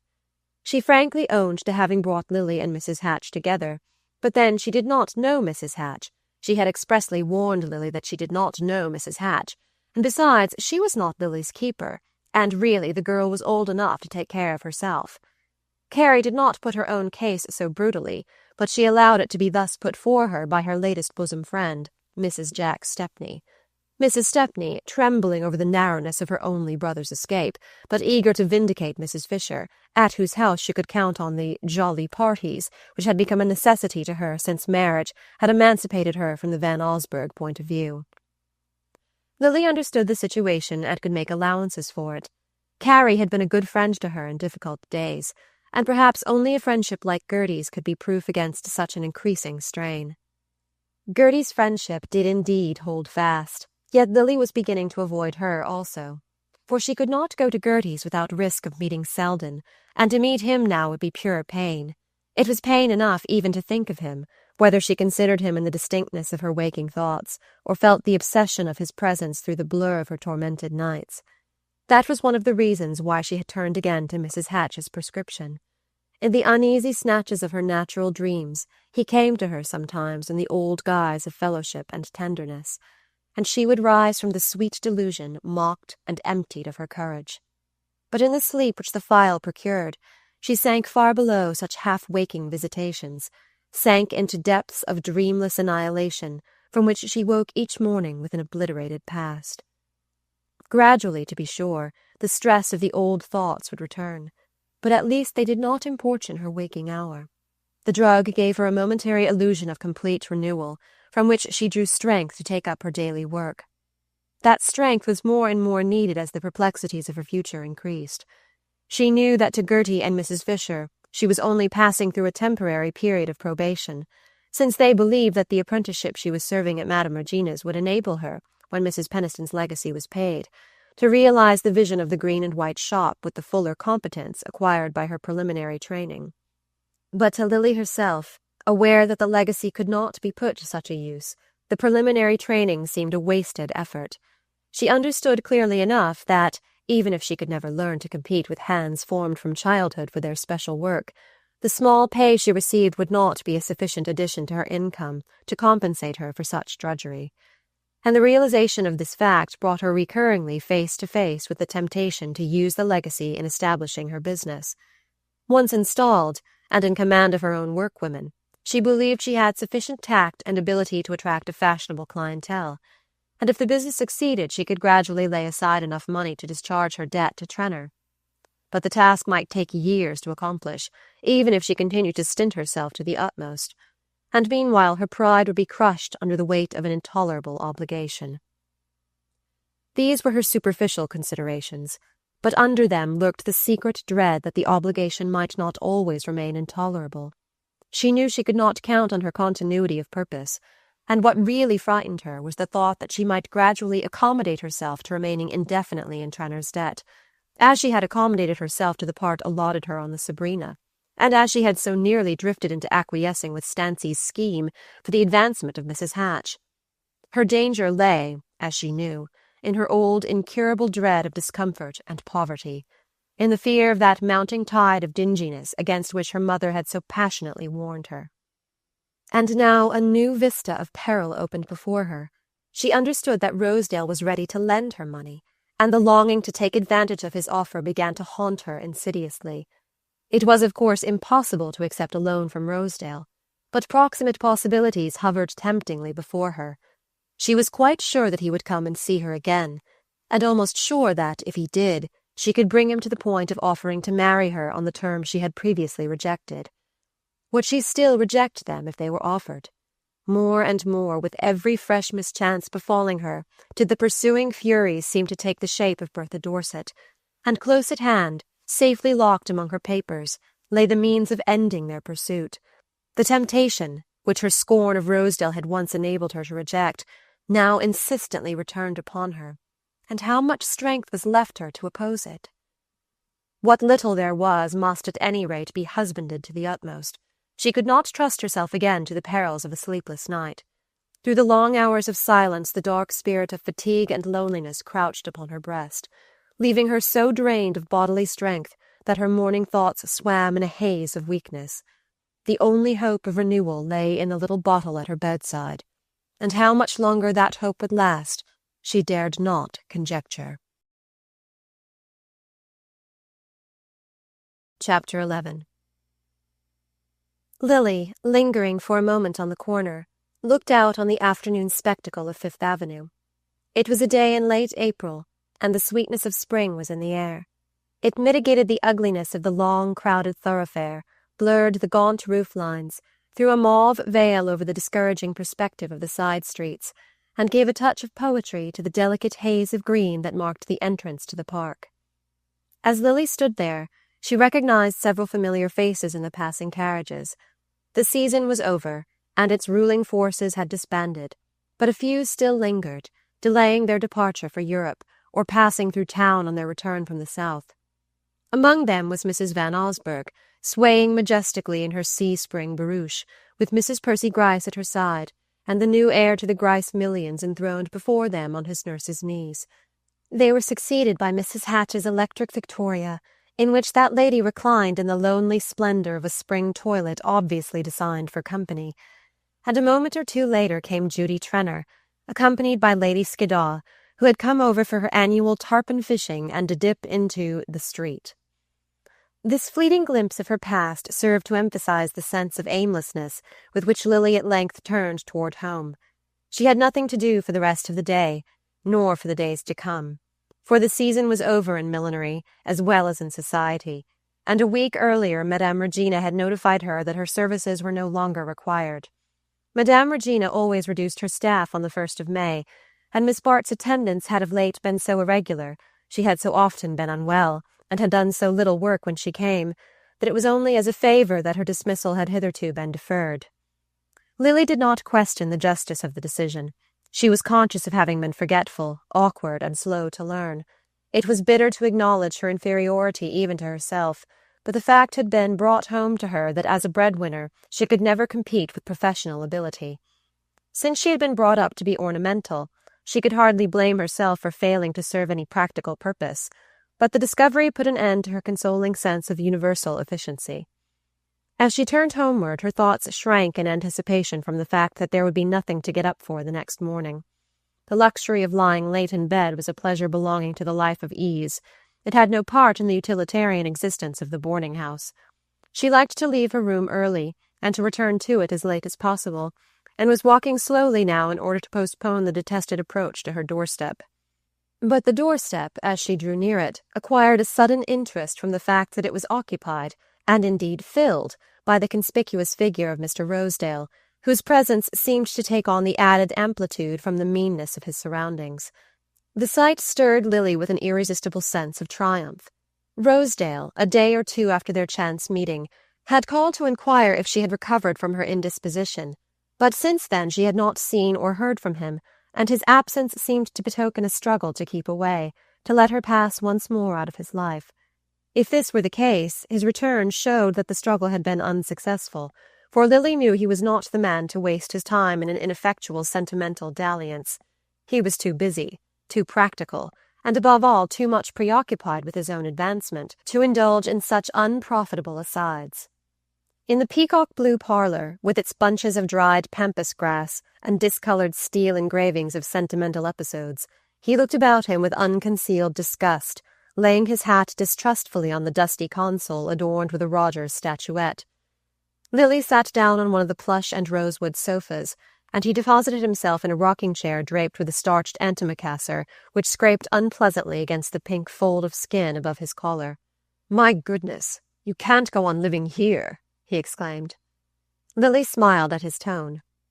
"I am not sure that I can, but I have gone over my expenses very carefully, and I rather think I shall be able to manage it." Be able to manage it? That's not what I mean. It's no place for you. It's what I mean, for I have been out of work for the last week. Out of work? Out of work? What a way for you to talk. The idea of your having to work, it's preposterous. He brought out his sentences in short, violent jerks, as though they were forced up from a deep inner crater of indignation. It's a farce, a crazy farce, he repeated, his eyes fixed on the long vista of the room reflected in the blotched glass between the windows. Lily continued to meet his expostulations with a smile. I don't know why I should regard myself as an exception, she began. Because you are, that's why. And your being in a place like this is a damnable outrage. I can't talk of it calmly. She had, in truth, never seen him so shaken out of his usual glibness, and there was something almost moving to her in his inarticulate struggle with his emotions. He rose with a start, which left the rocking-chair quivering on its beam ends, and placed himself squarely before her. Look here, Miss Lily. I'm going to Europe next week, going over to Paris and London for a couple of months, and I can't leave you like this. I can't do it. I know it's none of my business. You've let me understand that often enough. But things are worse with you now than they have ever been before, and you must see that you've got to accept help from somebody. You spoke to me the other day about some debt to Trenor. I know what you mean, and I respect you for feeling as you do about it. A blush of surprise rose to Lily's pale face, but before she could interrupt him, he had continued eagerly. Well, I'll lend you the money to pay Trenor, and I won't... See here, don't take me up till I've finished. What I mean is, it'll be a plain business arrangement, such as one man would make with another. Now what have you got to say against that? Lily's blush deepened to a glow in which humiliation and gratitude were mingled, and both sentiments revealed themselves in the unexpected gentleness of her reply. Only this, that it is exactly what Gus Trenor proposed, and that I can never again be sure of understanding the plainest business arrangement. Then, realizing that this answer contained a germ of injustice, she added even more kindly, Not that I don't appreciate your kindness, that I'm not grateful for it, but a business arrangement between us would in any case be impossible, because I shall have no security to give when my debt to Gus Trenor has been paid. Rosedale received this statement in silence. He seemed to feel the note of finality in her voice, yet to be unable to accept it as closing the question between them. In the silence, Lily had a clear perception of what was passing through his mind. Whatever perplexity he felt as to the inexorableness of her course, however little he penetrated its motive, she saw that it unmistakably tended to strengthen her hold over him. It was as though the sense in her of unexplained scruples and resistances had the same attraction as the delicacy of feature, the fastidiousness of manner, which gave her an external rarity, an air of being impossible to match. As he advanced in social experience, this uniqueness had acquired a greater value for him, as though he were a collector who had learned to distinguish minor differences of design and quality in some long-coveted object. Lily, perceiving all this, understood that he would marry her at once on the sole condition of a reconciliation with Mrs. Dorset, and the temptation was the less easy to put aside because, little by little, circumstances were breaking down her dislike for Rosedale. The dislike, indeed, still subsisted, but it was penetrated here and there by the perception of mitigating qualities in him, of a certain gross kindliness, a rather helpless fidelity of sentiment, which seemed to be struggling through the hard surface of his material ambitions. Reading his dismissal in her eyes, he held out his hand with a gesture which conveyed something of this inarticulate conflict. "If you'd only let me, I'd set you up over them all. I'd put you where you could wipe your feet on 'em," he declared. And it touched her oddly to see that his new passion had not altered his old standard of values. Lily took no sleeping drops that night. She lay awake, viewing her situation in the crude light which Rosedale's visit had shed on it. In fending off the offer he was so plainly ready to renew, had she not sacrificed to one of those abstract notions of honour that might be called the conventionalities of the moral life? What debt did she owe to a social order which had condemned and banished her without trial? She had never been heard in her own defence. She was innocent of the charge on which she had been found guilty, and the irregularity of her conviction might seem to justify the use of methods as irregular in recovering her lost rights. Bertha Dorset, to save herself, had not scrupled to ruin her by an open falsehood. Why should she hesitate to make private use of the facts that chance had put in her way? After all, half the opprobrium of such an act lies in the name attached to it. Call it blackmail and it becomes unthinkable, but explain that it injures no one and that the rights regained by it were unjustly forfeited, and he must be a formalist indeed who can find no plea in its defense. The arguments pleading for it with Lily were the old unanswerable ones of the personal situation, the sense of injury, the sense of failure, the passionate craving for a fair chance against the selfish despotism of society. She had learned by experience that she had neither the aptitude nor the moral constancy to remake her life on new lines, to become a worker among workers, and let the world of luxury and pleasure sweep by her unregarded. She could not hold herself much to blame for this ineffectiveness, and she was perhaps less to blame than she believed. Inherited tendencies had combined with early training to make her the highly specialized product she was, an organism as helpless out of its narrow range as the sea anemone torn from the rock. She had been fashioned to adorn and delight. To what other end does nature round the rose-leaf and paint the humming-bird's breast? And was it her fault that the purely decorative mission is less easily and harmoniously fulfilled among social beings than in the world of nature? That it is apt to be hampered by material necessities or complicated by moral scruples? These last were the two antagonistic forces which fought out their battle in her breast during the long watches of the night, and when she rose the next morning she hardly knew where the victory lay. She was exhausted by the reaction of a night without sleep, coming after many nights of rest artificially obtained, and in the distorting light of fatigue the future stretched out before her, grey, interminable, and desolate. She lay late in bed, refusing the coffee and fried eggs which the friendly Irish servant thrust through her door, and hating the intimate domestic noises of the house and the cries and rumblings of the street. Her week of idleness had brought home to her with exaggerated force these small aggravations of the boarding-house world, and she yearned for that other luxurious world whose machinery is so carefully concealed that one scene flows into another without perceptible agency. At length she rose and dressed. Since she had left Madame Regina's, she had spent her days in the streets, partly to escape from the uncongenial promiscuities of the boarding-house, and partly in the hope that physical fatigue would help her to sleep. But once out of the house, she could not decide where to go, for she had avoided Gertie since her dismissal from the milliner's, and she was not sure of a welcome anywhere else. The morning was in harsh contrast to the previous day. A cold grey sky threatened rain, and a high wind drove the dust in wild spirals up and down the streets.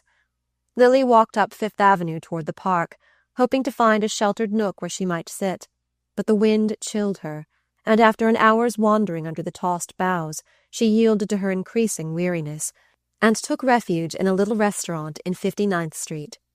She was not hungry, and had meant to go without luncheon, but she was too tired to return home, and the long perspective of white tables showed alluringly through the windows.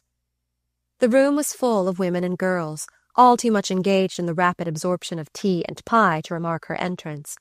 A hum of shrill voices reverberated against the low ceiling, leaving Lily shut out in a little circle of silence. She felt a sudden pang of profound loneliness. She had lost the sense of time, and it seemed to her as though she had not spoken to anyone for days. Her eyes sought the faces about her, craving a responsive glance, some sign of an intuition of her trouble. But the sallow, preoccupied women, with their bags and notebooks and rolls of music, were all engrossed in their own affairs, and even those who sat by themselves were busy running over proof-sheets or devouring magazines between their hurried gulps of tea.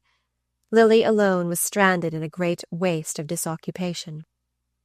She drank several cups of the tea which was served with her portion of stewed oysters, and her brain felt clearer and livelier when she emerged once more into the street. She realized now that, as she sat in the restaurant, she had unconsciously arrived at a final decision. The discovery gave her an immediate illusion of activity. It was exhilarating to think that she had actually a reason for hurrying home. To prolong her enjoyment of the sensation, she decided to walk, but the distance was so great that she found herself glancing nervously at the clocks on the way.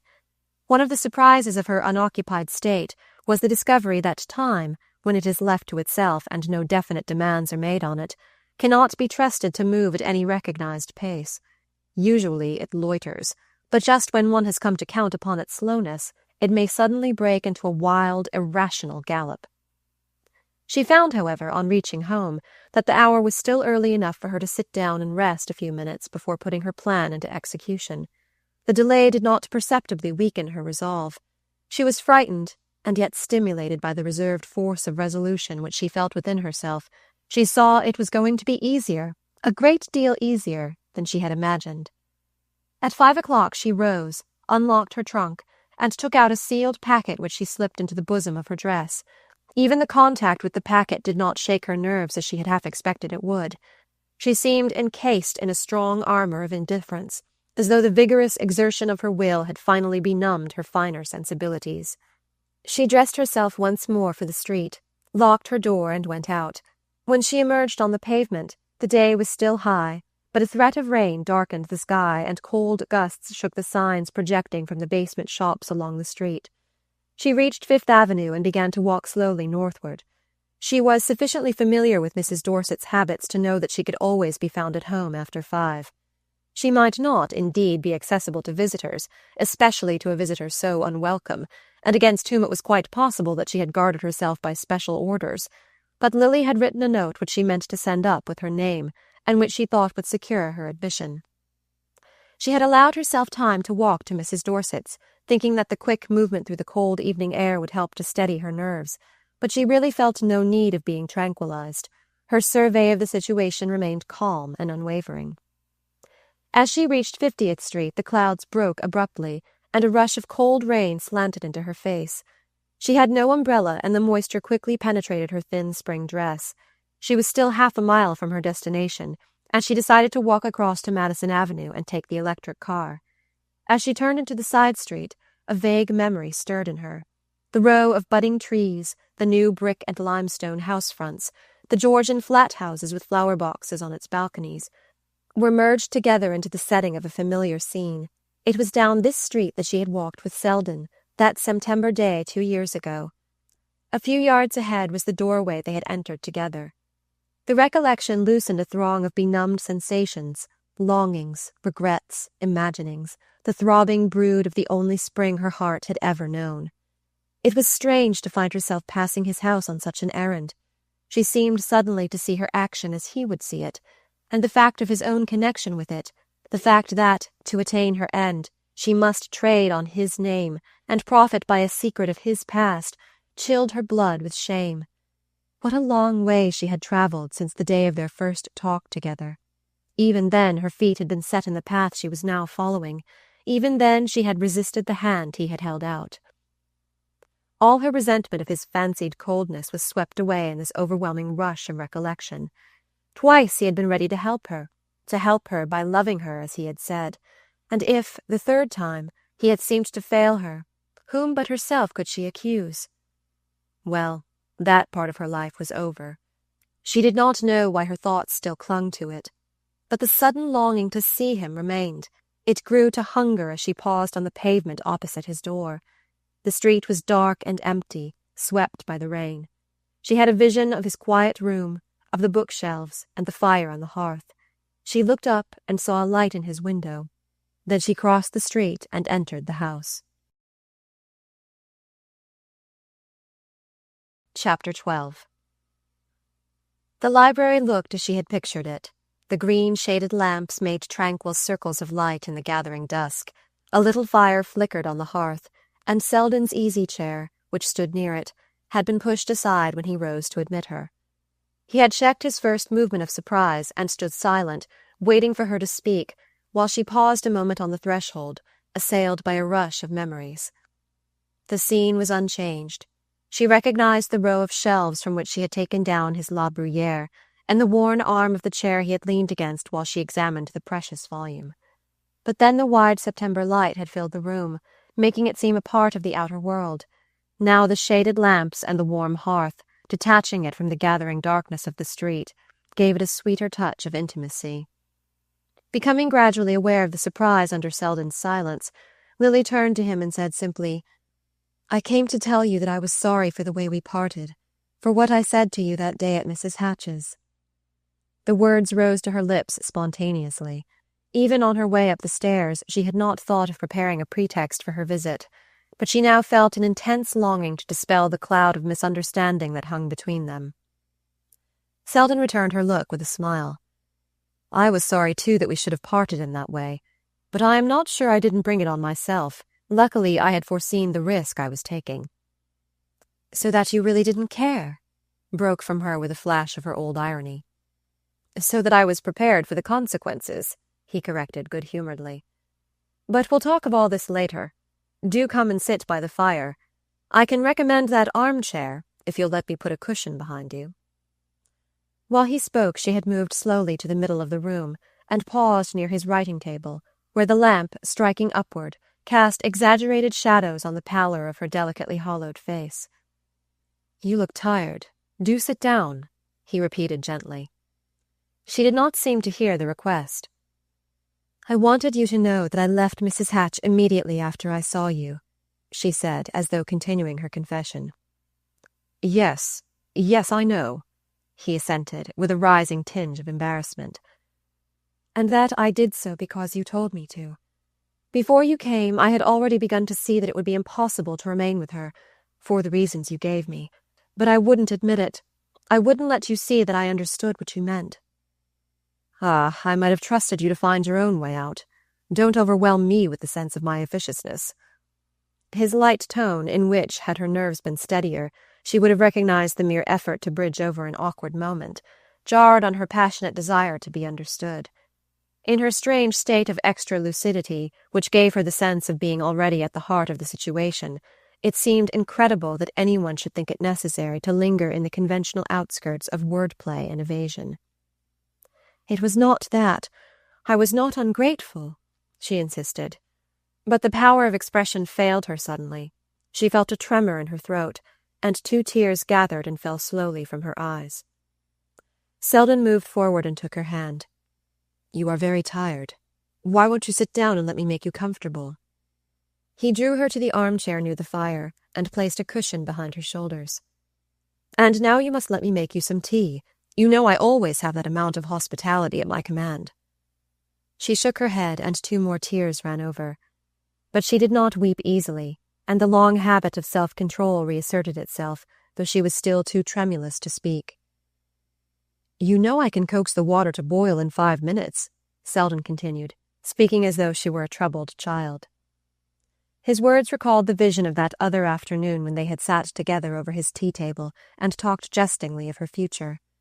There were moments when that day seemed more remote than any other event in her life, and yet she could always relive it in its minutest detail. She made a gesture of refusal. "No, I drink too much tea. I would rather sit quiet. I must go in a moment," she added confusedly. Selden continued to stand near her, leaning against the mantelpiece. The tinge of constraint was beginning to be more distinctly perceptible under the friendly ease of his manner. Her self-absorption had not allowed her to perceive it at first, but now that her consciousness was once more putting forth its eager feelers, she saw that her presence was becoming an embarrassment to him. Such a situation can be saved only by an immediate outrush of feeling, and on Selden's side the determining impulse was still lacking. The discovery did not disturb Lily as it might once have done. She had passed beyond the phase of well-bred reciprocity, in which every demonstration must be scrupulously proportioned to the emotion it elicits, and generosity of feeling is the only ostentation condemned. But the sense of loneliness returned with redoubled force as she saw herself forever shut out from Selden's inmost self. She had come to him with no definite purpose.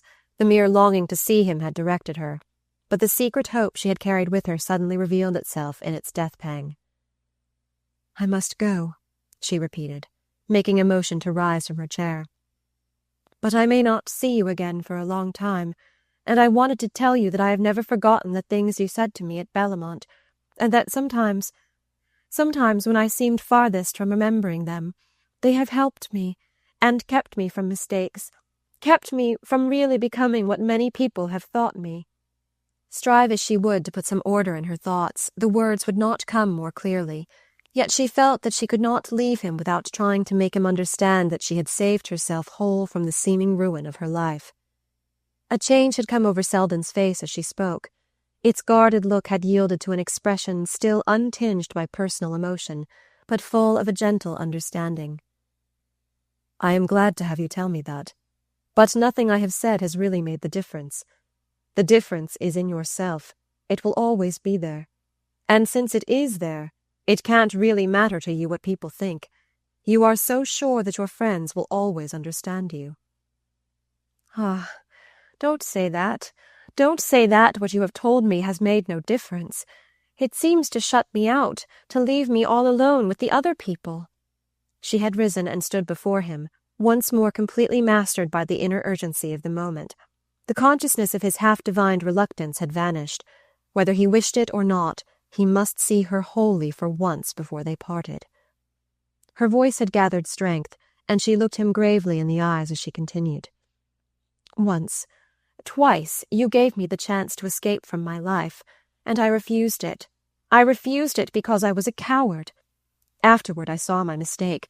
I saw I could never be happy with what had contented me before. But it was too late. You had judged me. I understood. It was too late for happiness, but not too late to be helped by the thought of what I had missed. That is all I have lived on. Don't take it from me now. Even in my worst moments it has been like a little light in the darkness. Some women are strong enough to be good by themselves, but I needed the help of your belief in me. Perhaps I might have resisted a great temptation, but the little ones would have pulled me down. And then I remembered.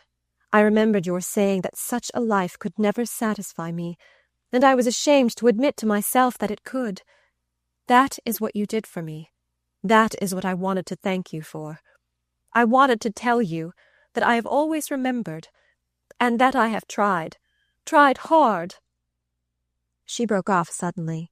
Her tears had risen again, and in drawing out her handkerchief her fingers touched the packet in the folds of her dress. A wave of colour suffused her, and the words died on her lips. Then she lifted her eyes to his and went on in an altered voice.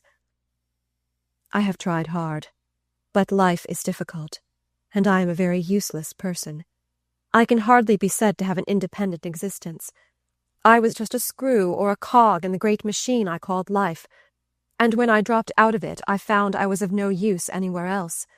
What can one do when one finds that one only fits into one hole?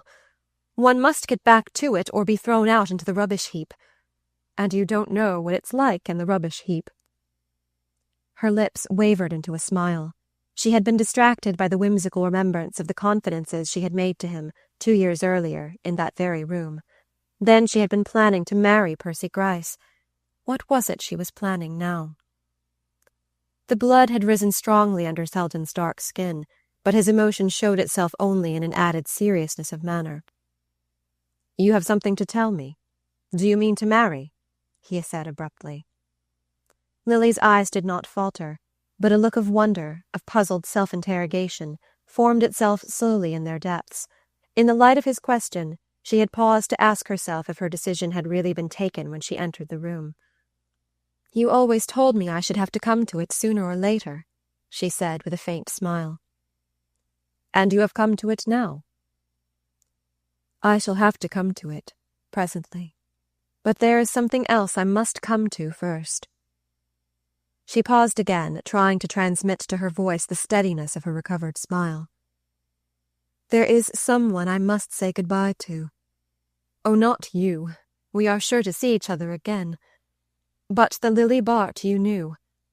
I have kept her with me all this time, but now we are going to part, and I have brought her back to you.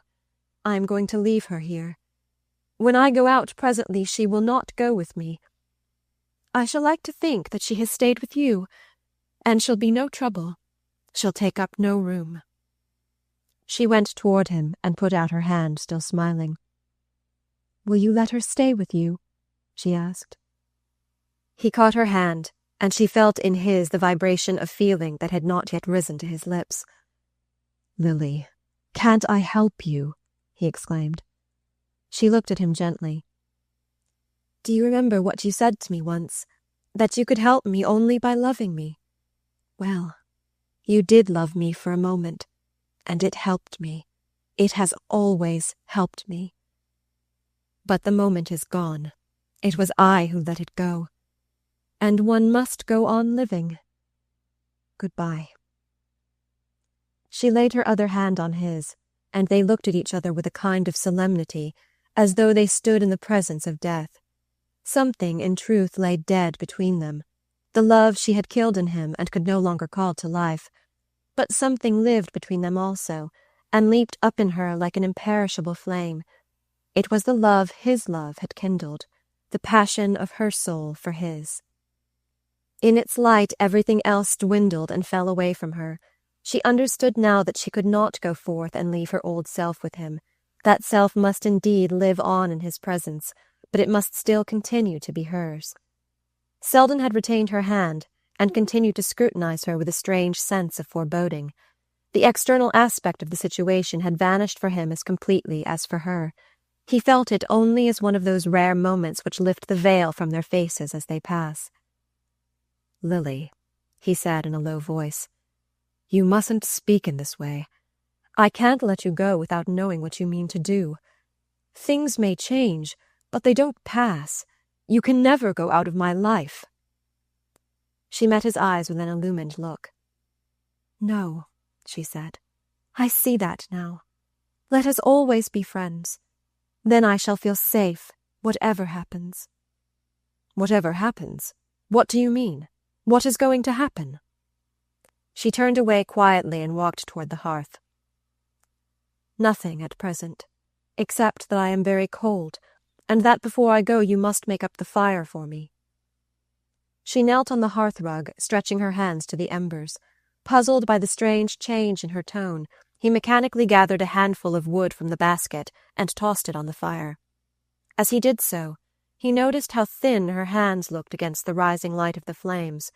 He saw, too, under the loose lines of her dress, how the curves of her figure had shrunk to angularity. He remembered long afterward how the red play of the flame sharpened the depression of her nostrils and intensified the blackness of the shadows which struck up from her cheekbones to her eyes. She knelt there for a few moments in silence, a silence which he dared not break. When she rose, he fancied that he saw her draw something from her dress and drop it into the fire, but he hardly noticed the gesture at the time. His faculties seemed tranced, and he was still groping for the word to break the spell. She went up to him and laid her hands on his shoulders. "Goodbye," she said, and as he bent over her, she touched his forehead with her lips. Chapter 13. The street lamps were lit, but the rain had ceased, and there was a momentary revival of light in the upper sky. Lily walked on, unconscious of her surroundings. She was still treading the buoyant ether which emanates from the high moments of life. But gradually it shrank away from her, and she felt the dull pavement beneath her feet. The sense of weariness returned with accumulated force, and for a moment she felt that she could walk no farther. She had reached the corner of 41st Street and Fifth Avenue, and she remembered that in Bryant Park there were seats where she might rest. That melancholy pleasure ground was almost deserted when she entered it, and she sank down on an empty bench in the glare of an electric street lamp.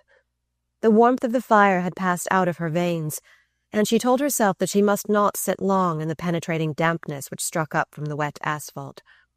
But her willpower seemed to have spent itself in a last great effort, and she was lost in the blank reaction which follows on an unwonted expenditure of energy. And besides, what was there to go home to? Nothing but the silence of her cheerless room, that silence of the night which may be more racking to tired nerves than the most discordant noises. That, and the bottle of chloral by her bed. The thought of the chloral was the only spot of light in the dark prospect. She could feel its lulling influence stealing over her already. But she was troubled by the thought that it was losing its power. She dared not go back to it too soon. Of late, the sleep it had brought her had been more broken and less profound. There had been nights when she was perpetually floating up through it to consciousness. What if the effect of the drug should gradually fail, as all narcotics were said to fail? She remembered the chemist's warning against increasing the dose, and she had heard before of the capricious and incalculable action of the drug. Her dread of returning to a sleepless night was so great that she lingered on, hoping that excessive weariness would reinforce the waning power of the chloral. Night had now closed in, and the roar of traffic in 42nd Street was dying out. As complete darkness fell on the square, the lingering occupants of the benches rose and dispersed. But now and then a stray figure, hurrying homeward, struck across the path where Lily sat, looming black for a moment in the white circle of electric light. One or two of these passers-by slackened their pace to glance curiously at her lonely figure, but she was hardly conscious of their scrutiny. Suddenly, however, she became aware that one of the passing shadows remained stationary between her line of vision and the gleaming asphalt, and raising her eyes she saw a young woman bending over her. "Excuse me, are you sick? Why, it's Miss Bart," a half-familiar voice exclaimed. Lily looked up. The speaker was a poorly dressed young woman with a bundle under her arm. Her face had the air of unwholesome refinement which ill health and overwork may produce, but its common prettiness was redeemed by the strong and generous curve of the lips. "You don't remember me," she continued, brightening with the pleasure of recognition. "But I'd know you anywhere. I've thought of you such a lot. I guess my folks all know your name by heart. I was one of the girls at Miss Farish's club. You helped me to go to the country that time I had lung trouble. My name's Nettie Struther. It was Nettie Crane then, but I dare say you don't remember that either." Yes, Lily was beginning to remember. The episode of Nettie Crane's timely rescue from disease had been one of the most satisfying incidents of her connection with Gertie's charitable work. She had furnished the girl with the means to go to a sanatorium in the mountains. It struck her now with a peculiar irony that the money she had used had been Gus Trenner's. She tried to reply, to assure the speaker that she had not forgotten, but her voice failed in the effort, and she felt herself sinking under a great wave of physical weakness. Nettie Struther, with a startled exclamation, sat down and slipped a shabbily clad arm behind her back. "Why, Miss Bart, you are sick. Just lean on me a little till you feel better." A faint glow of returning strength seemed to pass into Lily from the pressure of the supporting arm. "I'm only tired. It is nothing," she found voice to say in a moment, and then, as she met the timid appeal of her companion's eyes, she added involuntarily, "I have been unhappy, in great trouble." "You in trouble? I've always thought of you as being so high up, where everything was just grand." "Sometimes, when I felt real mean, and got to wondering why things were so queerly fixed in the world, I used to remember that you were having a lovely time anyhow, and that seemed to show there was a kind of justice somewhere. But you mustn't sit here too long. It's fearfully damp. Don't you feel strong enough to walk on a little ways now?" she broke off. Yes, I must go home," Lily murmured, rising. Her eyes rested wonderingly on the thin, shabby figure at her side. She had known Nettie Crane as one of the discouraged victims of overwork and anemic parentage, one of the superfluous fragments of life destined to be swept prematurely into that social refuse heap of which Lily had so lately expressed her dread. But Nettie Struther's frail envelope was now alive with hope and energy. Whatever fate the future reserved for her, she would not be cast into the refuse heap without a struggle. "I am very glad to have seen you," Lily continued, summoning a smile to her unsteady lips. "It'll be my turn to think of you as happy, and the world will seem a less unjust place to me, too." "Oh, but I can't leave you like this. You're not fit to go home alone. And I can't go with you either," Nettie Struther wailed with a start of recollection. "You see, it's my husband's night shift. He's the motorman, and the friend I leave the baby with has to step upstairs to get her husband's supper at 7. I didn't tell you I had a baby, did I? She'll be 4 months old day after tomorrow, and to look at her you wouldn't think I'd ever had a sick day. I'd give anything to show you the baby, Miss Bart, and we live right down the street here. It's only 3 blocks off." She lifted her eyes tentatively to Lily's face, and then added with a burst of courage, "Why won't you get right into the cars and come home with me while I get baby's supper? It's real warm in our kitchen, and you can rest there, and I'll take you home as soon as ever she drops off to sleep." It was warm in the kitchen, which, when Nettie Struthers' match had made a flame leap from the gas jet above the table, revealed itself to Lily as extraordinarily small and almost miraculously clean. A fire shone through the polished flanks of the iron stove, and near it stood a crib in which a baby was sitting upright, with incipient anxiety struggling for expression on a countenance still placid with sleep.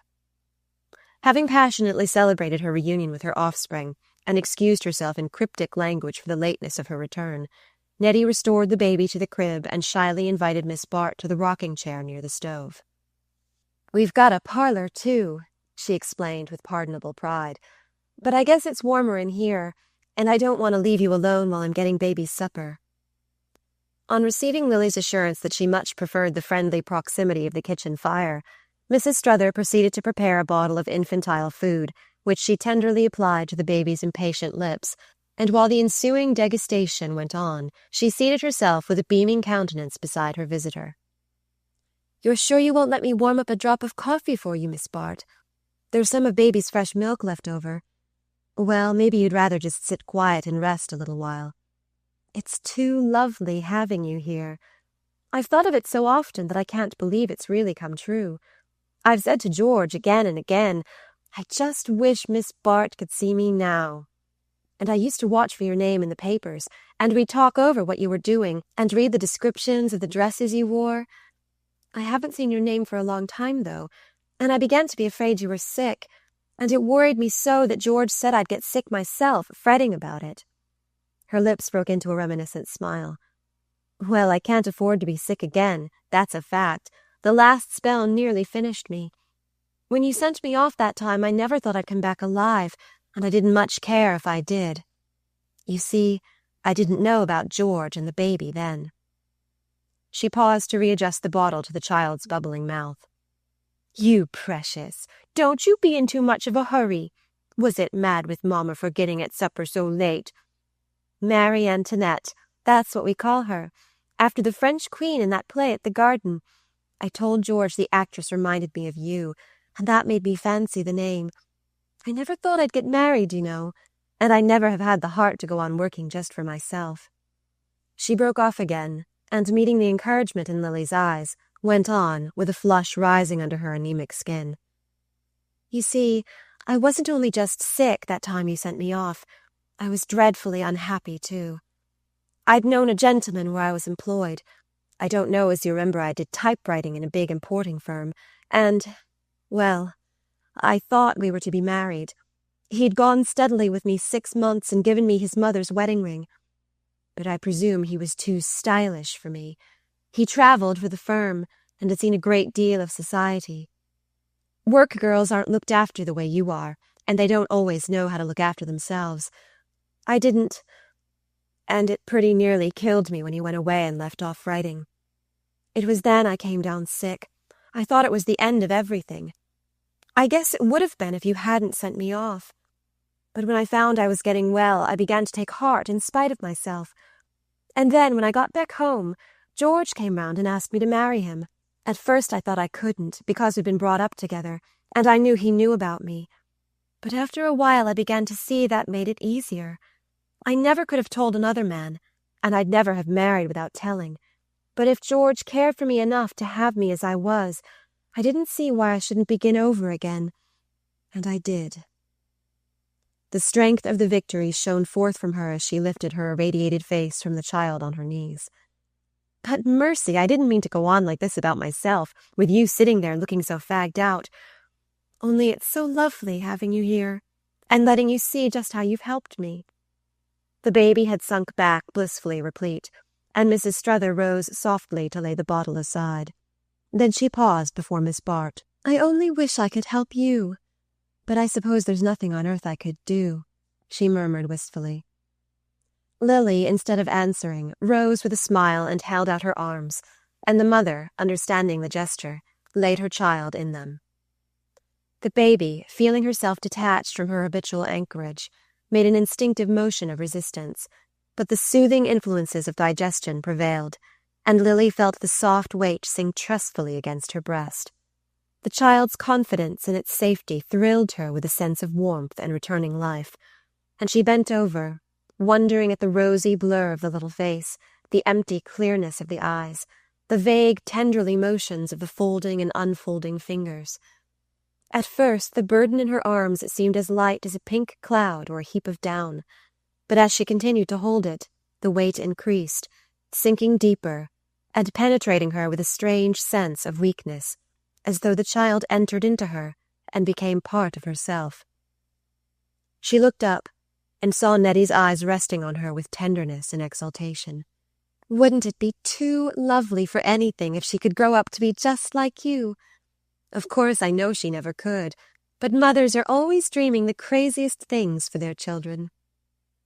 Lily clasped the child close for a moment and laid her back in her mother's arms. "Oh, she must not do that. I should be afraid to come and see her too often," she said with a smile. And then, resisting Mrs. Struthers' anxious offer of companionship, and reiterating the promise that of course she would come back soon and make George's acquaintance and see the baby in her bath, she passed out of the kitchen and went alone down the tenement stairs. As she reached the street, she realized that she felt stronger and happier. The little episode had done her good. It was the first time she had ever come across the results of her spasmodic benevolence, and the surprised sense of human fellowship took the mortal chill from her heart. It was not till she entered her own door that she felt the reaction of a deeper loneliness. It was long after 7 o'clock, and the light and odors proceeding from the basement made it manifest that the boarding-house dinner had begun. She hastened up to her room, lit the gas, and began to dress. She did not mean to pamper herself any longer, to go without food because her surroundings made it unpalatable. Since it was her fate to live in a boarding-house, she must learn to fall in with the conditions of the life. Nevertheless, she was glad that, when she descended to the heat and glare of the dining-room, the repast was nearly over. In her own room again, she was seized with a sudden fever of activity. For weeks past she had been too listless and indifferent to set her possessions in order, but now she began to examine systematically the contents of her drawers and cupboard. She had a few handsome dresses left, survivals of her last phase of splendor on the Sabrina and in London, but when she had been obliged to part with her maid, she had given the woman a generous share of her cast-off apparel. The remaining dresses, though they had lost their freshness, still kept the long, unerring lines, the sweep and amplitude of the great artist's stroke, and as she spread them out on the bed, the scenes in which they had been worn rose vividly before her. An association lurked in every fold. Each fall of lace and gleam of embroidery was like a letter in the record of her past. She was startled to find how the atmosphere of her old life enveloped her. But after all, it was the life she had been made for. Every dawning tendency in her had been carefully directed toward it. All her interests and activities had been taught to center around it. She was like some rare flower grown for exhibition, a flower from which every bud had been nipped except the crowning blossom of her beauty. Last of all, she drew forth from the bottom of her trunk a heap of white drapery which fell shapelessly across her arm. It was the Reynolds dress she had worn in the bride tableau. It had been impossible for her to give it away, but she had never seen it since that night, and the long, flexible folds, as she shook them out, gave forth an odor of violets which came to her like a breath from the flower-edged fountain where she had stood with Lawrence Selden and disowned her fate. She put back the dresses one by one, laying away with each some gleam of light, some note of laughter, some stray waft from the rosy shores of pleasure. She was still in a state of highly wrought impressionability, and every hint of the past sent a lingering tremor along her nerves. She had just closed her trunk on the white folds of the Reynolds dress when she heard a tap at her door, and the red fist of the Irish maidservant thrust in a belated letter. Carrying it to the light, Lily read with surprise the address stamped on the upper corner of the envelope. It was a business communication from the office of her aunt's executors, and she wondered what unexpected development had caused them to break silence before the appointed time. She opened the envelope, and a cheque fluttered to the floor. As she stooped to pick it up, the blood rushed to her face. The cheque represented the full amount of Mrs. Penniston's legacy, and the letter accompanying it explained that the executors, having adjusted the business of the estate with less delay than they had expected, had decided to anticipate the date fixed for the payment of the bequests. Lily sat down beside the desk at the foot of her bed, and spreading out the cheque, read over and over the $10,000 written across it in a steely business hand. 10 months earlier, the amount it stood for had represented the depths of penury, but her standard of values had changed in the interval, and now visions of wealth lurked in every flourish of the pen. As she continued to gaze at it, she felt the glitter of the visions mounting to her brain, and after a while she lifted the lid of the desk and slipped the magic formula out of sight. It was easier to think without those 5 figures dancing before her eyes, and she had a great deal of thinking to do before she slept. She opened her checkbook and plunged into such anxious calculations as had prolonged her vigil at Bellamont on the night when she had decided to marry Percy Gryce. Poverty simplifies bookkeeping, and her financial situation was easier to ascertain than it had been then. But she had not yet learned the control of money, and during her transient phase of luxury at the Emporium, she had slipped back into habits of extravagance which still impaired her slender balance. A careful examination of her checkbook and of the unpaid bills in her desk showed that, when the latter had been settled, she would have barely enough to live on for the next 3 or 4 months, and even after that, if she were to continue her present way of living, without earning any additional money, all incidental expenses must be reduced to the vanishing point. She hid her eyes with a shudder, beholding herself at the entrance of that ever-narrowing perspective down which she had seen Miss Silverton's dowdy figure take its despondent way. It was no longer, however, from the vision of material poverty that she turned with the greatest shrinking. She had a sense of deeper impoverishment, of an inner destitution compared to which outward conditions dwindled into insignificance. It was indeed miserable to be poor, to look forward to a shabby, anxious middle age, leading by dreary degrees of economy and self-denial to a gradual absorption in the dingy communal existence of the boarding-house. But there was something more miserable still. It was the clutch of solitude at her heart, the sense of being swept like a stray, uprooted growth down the heedless current of the years. That was the feeling which possessed her now, the feeling of being something rootless and ephemeral, mere spindrift of the whirling surface of existence, without anything to which the poor little tentacles of self could cling before the awful flood submerged them. And as she looked back, she saw that there had never been a time when she had had any real relation to life. Her parents, too, had been rootless, blown hither and thither on every wind of fashion, without any personal existence to shelter them from its shifting gusts. She herself had grown up without any one spot of earth being dearer to her than another.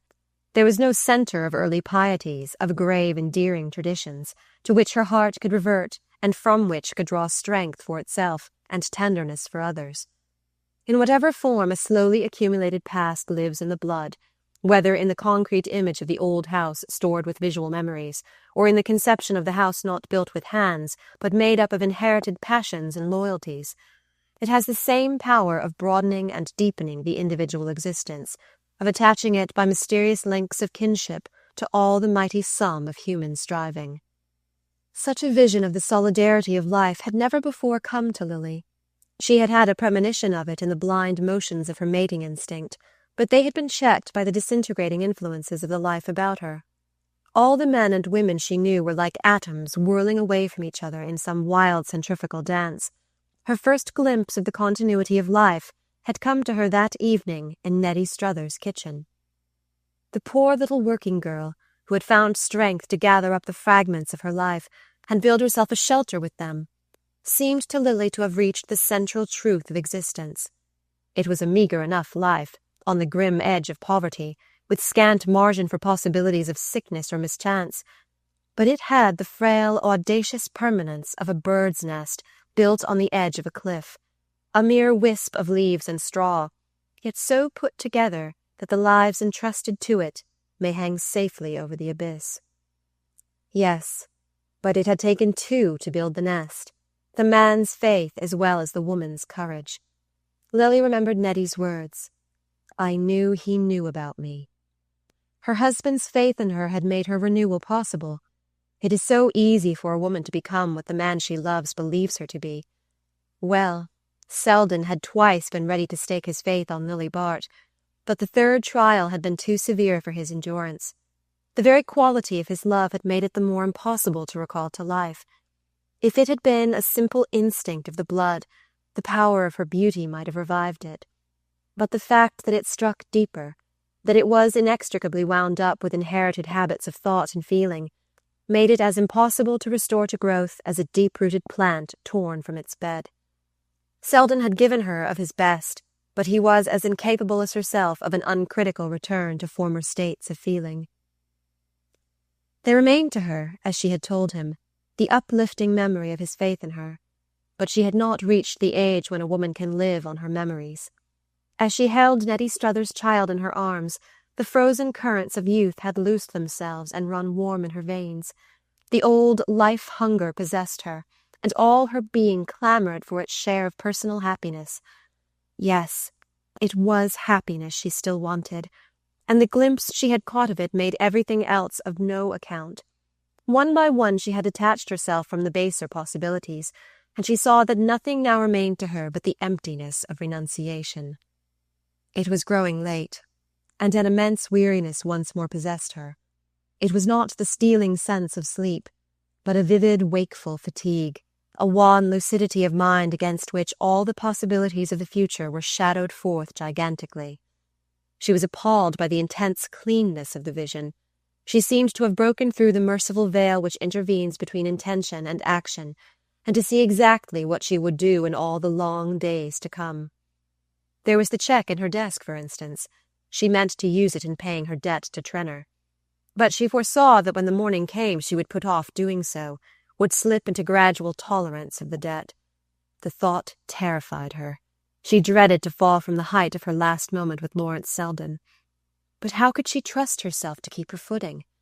She knew the strength of the opposing impulses. She could feel the countless hands of habit dragging her back into some fresh compromise with fate.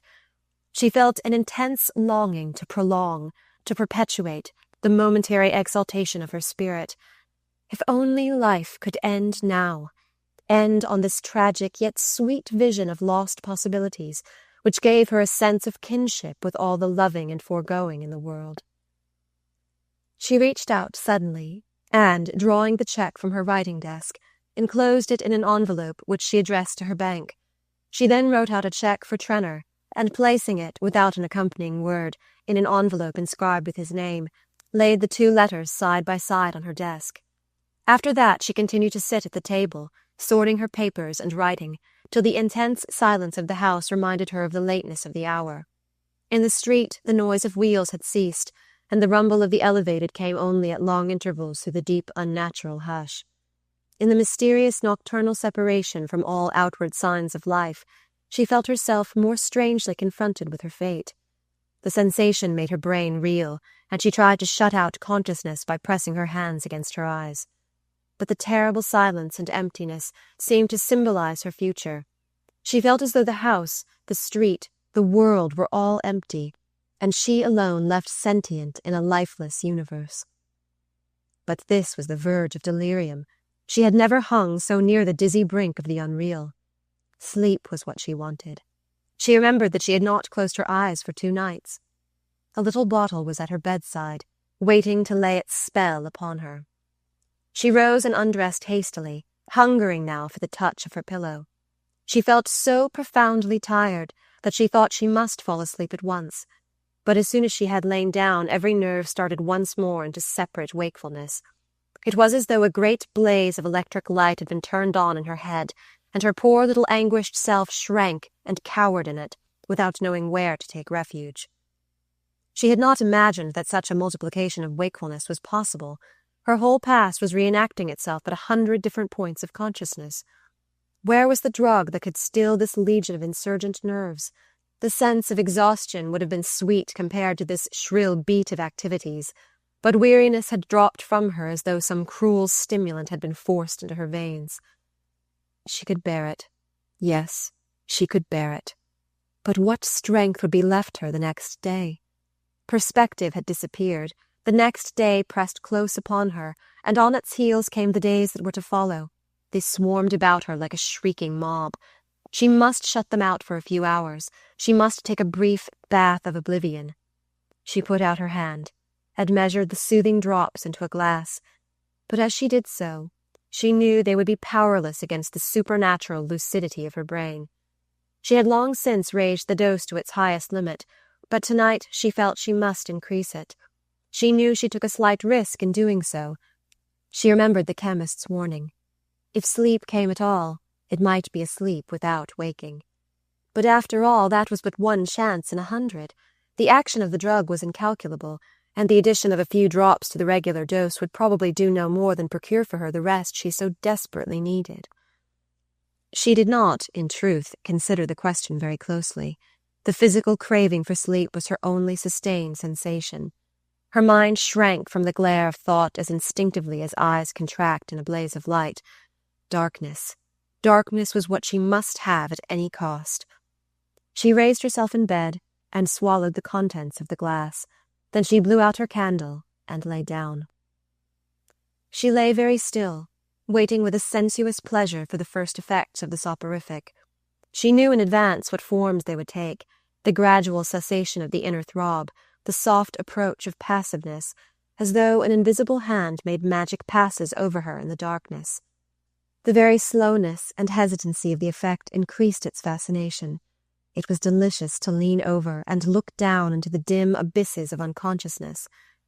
Tonight the drug seemed to work more slowly than usual. Each passionate pulse had to be stilled in turn, and it was long before she felt them dropping into abeyance, like sentinels falling asleep at their posts. But gradually the sense of complete subjugation came over her, and she wondered languidly what had made her feel so uneasy and excited.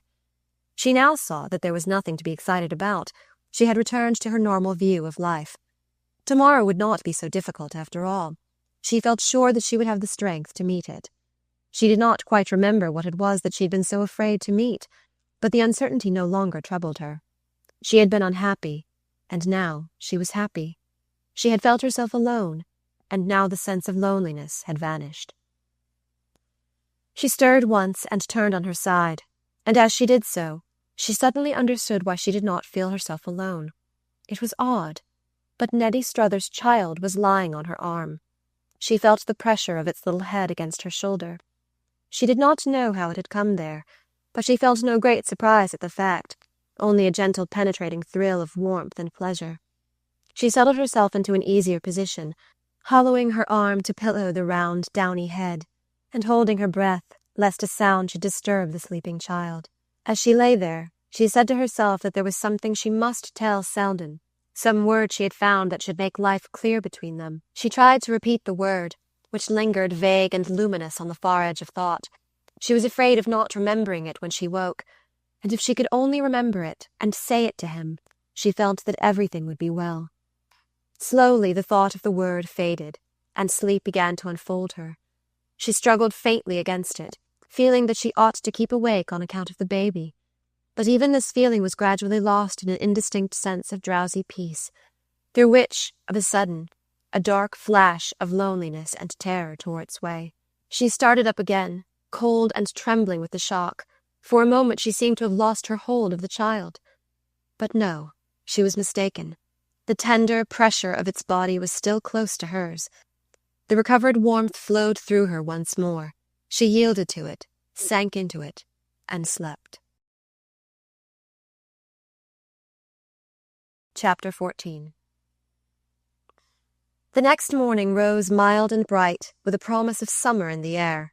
The sunlight slanted joyously down Lily Street, mellowed the blistered house front, gilded the paintless railings of the doorstep, and struck prismatic glories from the panes of her darkened window. When such a day coincides with the inner mood, there is intoxication in its breath, and Selden, hastening along the street through the squalor of its morning confidences, felt himself thrilling with a youthful sense of adventure.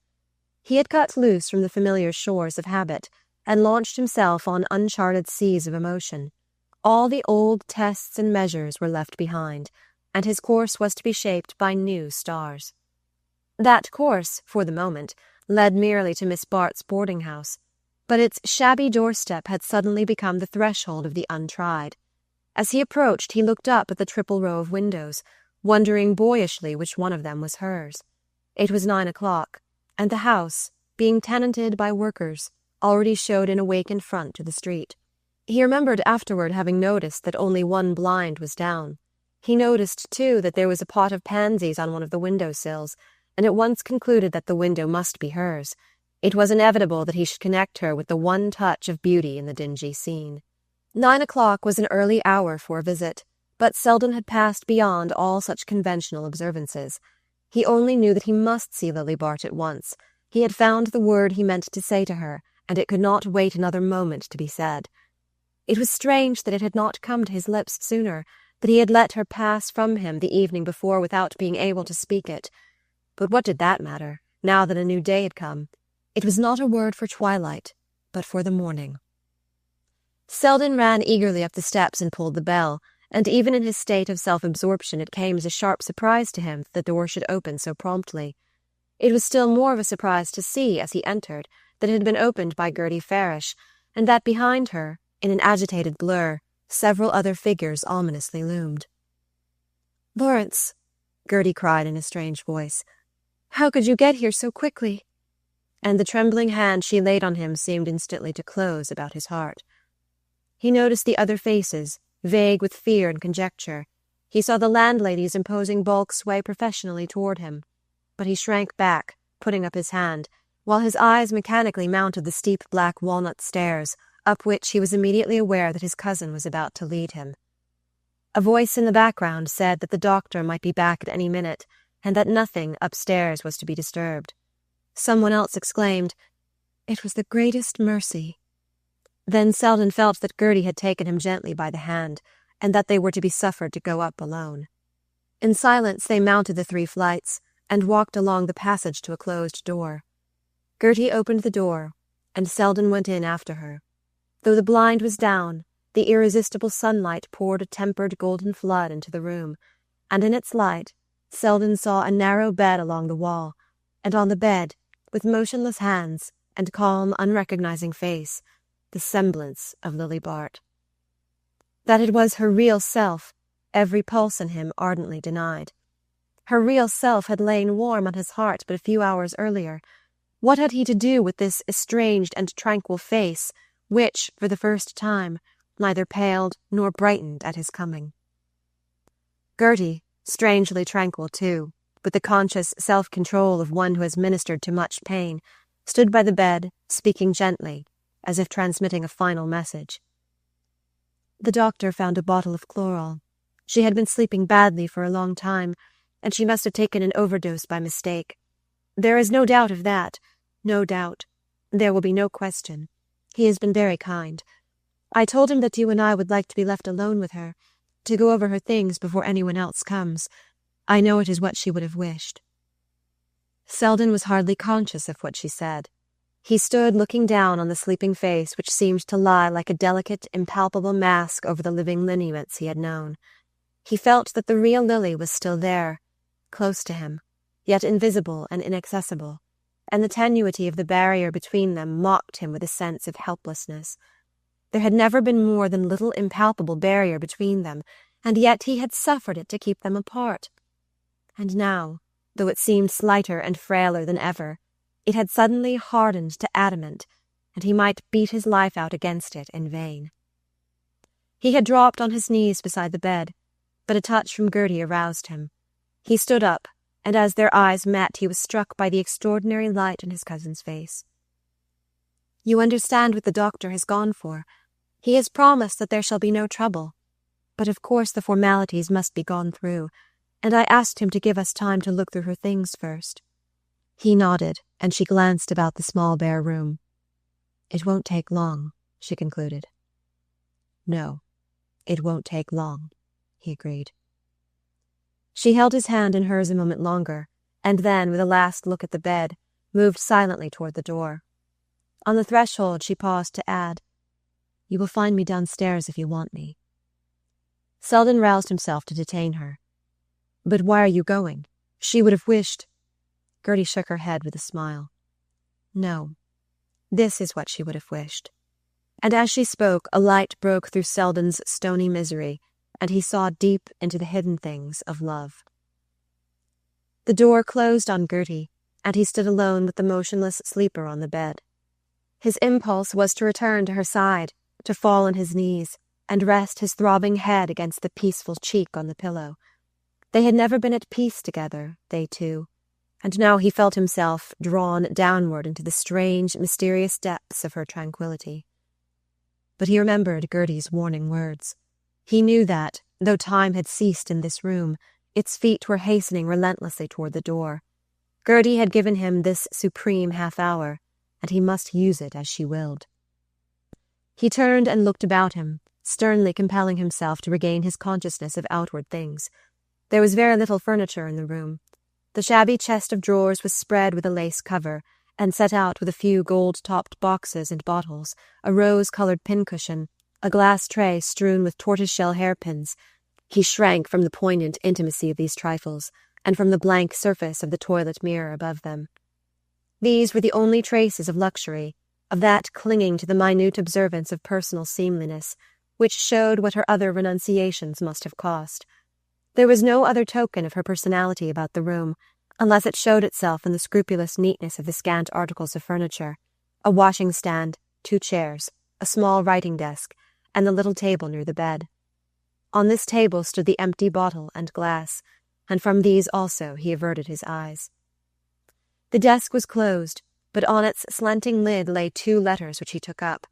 One bore the address of a bank, and as it was stamped and sealed, Selden, after a moment's hesitation, laid it aside. On the other letter he read Gus Trenner's name, and the flap of the envelope was still ungummed. Temptation leapt on him like the stab of a knife. He staggered under it, steadying himself against the desk. Why had she been writing to Trenner? Writing, presumably, just after their parting on the previous evening. The thought unhallowed the memory of that last hour, made a mock of the word he had come to speak, and defiled even the reconciling silence upon which it fell. He felt himself flung back on all the ugly uncertainties from which he thought he had cast loose forever. After all, what did he know of her life? Only as much as she had chosen to show him, and measured by the world's estimate. How little that was. By what right, the letter in his hand seemed to ask, by what right was it he who now passed into her confidence through the gate which death had left unbarred? His heart cried out that it was by right of their last hour together, the hour when she herself had placed the key in his hand. Yes, but what if the letter to Trenner had been written afterward? He put it from him with sudden loathing, and setting his lips, addressed himself resolutely to what remained of his task. After all, that task would be easier to perform, now that his personal stake in it was annulled. He raised the lid of the desk, and saw within it a cheque-book and a few packets of bills and letters, arranged with the orderly precision which characterized all her personal habits. He looked through the letters first, because it was the most difficult part of the work. They proved to be few and unimportant, but among them he found, with a strange commotion of the heart, the note he had written her the day after the bride's entertainment. "When may I come to you?" His words overwhelmed him with a realization of the cowardice which had driven him from her at the very moment of attainment. Yes, he had always feared his fate, and he was too honest to disown his cowardice now, for had not all his old doubts started to life again at the mere sight of Trenner's name? He laid the note in his card-case, folding it away carefully, as something made precious by the fact that she had held it so. Then, growing once more aware of the lapse of time, he continued his examination of the papers. To his surprise, he found that all the bills were receipted. There was not an unpaid account among them. He opened the cheque-book, and saw that, the very night before, a cheque of $10,000 from Mrs. Peniston's executors had been entered in it. The legacy, then, had been paid sooner than Gertie had led him to expect. But, turning another page or two, he discovered with astonishment that, in spite of this recent accession of funds, the balance had already declined to a few dollars. A rapid glance at the stubs of the last cheques, all of which bore the dates of the previous day, showed that between $400 or $500 of the legacy had been spent in the settlement of bills, while the remaining thousands were comprehended in one cheque, made out, at the same time, to Charles Augustus Trenner. Selden laid the book aside and sank into the chair beside the desk. He leaned his elbows on it and hid his face in his hands. The bitter waters of life surged high about him. Their sterile taste was on his lips. Did the cheque to Trenner explain the mystery, or deepen it? At first his mind refused to act. He felt only the taint of such a transaction between a man like Trenner and a girl like Lily Bart. Then gradually his troubled vision cleared. Old hints and rumours came back to him, and out of the very insinuations he had feared to probe, he constructed an explanation of the mystery. It was true, then, that she had taken money from Trenor, but true also, as the contents of the little desk declared, that the obligation had been intolerable to her, and that at the first opportunity she had freed herself from it, though the act left her face to face with bare, unmitigated poverty. That was all he knew, all he could hope to unravel of the story. The mute lips on the pillow refused him more than this, unless indeed they had told him the rest in the kiss they had left upon his forehead. Yes, he could now read into that farewell all that his heart craved to find there. He could even draw from it courage not to accuse himself for having failed to reach the height of his opportunity. He saw that all the conditions of life had conspired to keep them apart, since his very detachment from the external influences which swayed her had increased his spiritual fastidiousness, and made it more difficult for him to live and love uncritically. But at least he had loved her, had been willing to stake his future on his faith in her, and if the moment had been fated to pass from them before they could seize it, he saw now that, for both, it had been saved whole out of the ruin of their lives. It was this moment of love, this fleeting victory over themselves, which had kept them from atrophy and extinction, which, in her, had reached out to him in every struggle against the influence of her surroundings, and in him had kept alive the faith that now drew him penitent and reconciled to her side. He knelt by the bed and bent over her, draining their last moment to its lees, and in the silence there passed between them the word which made all clear.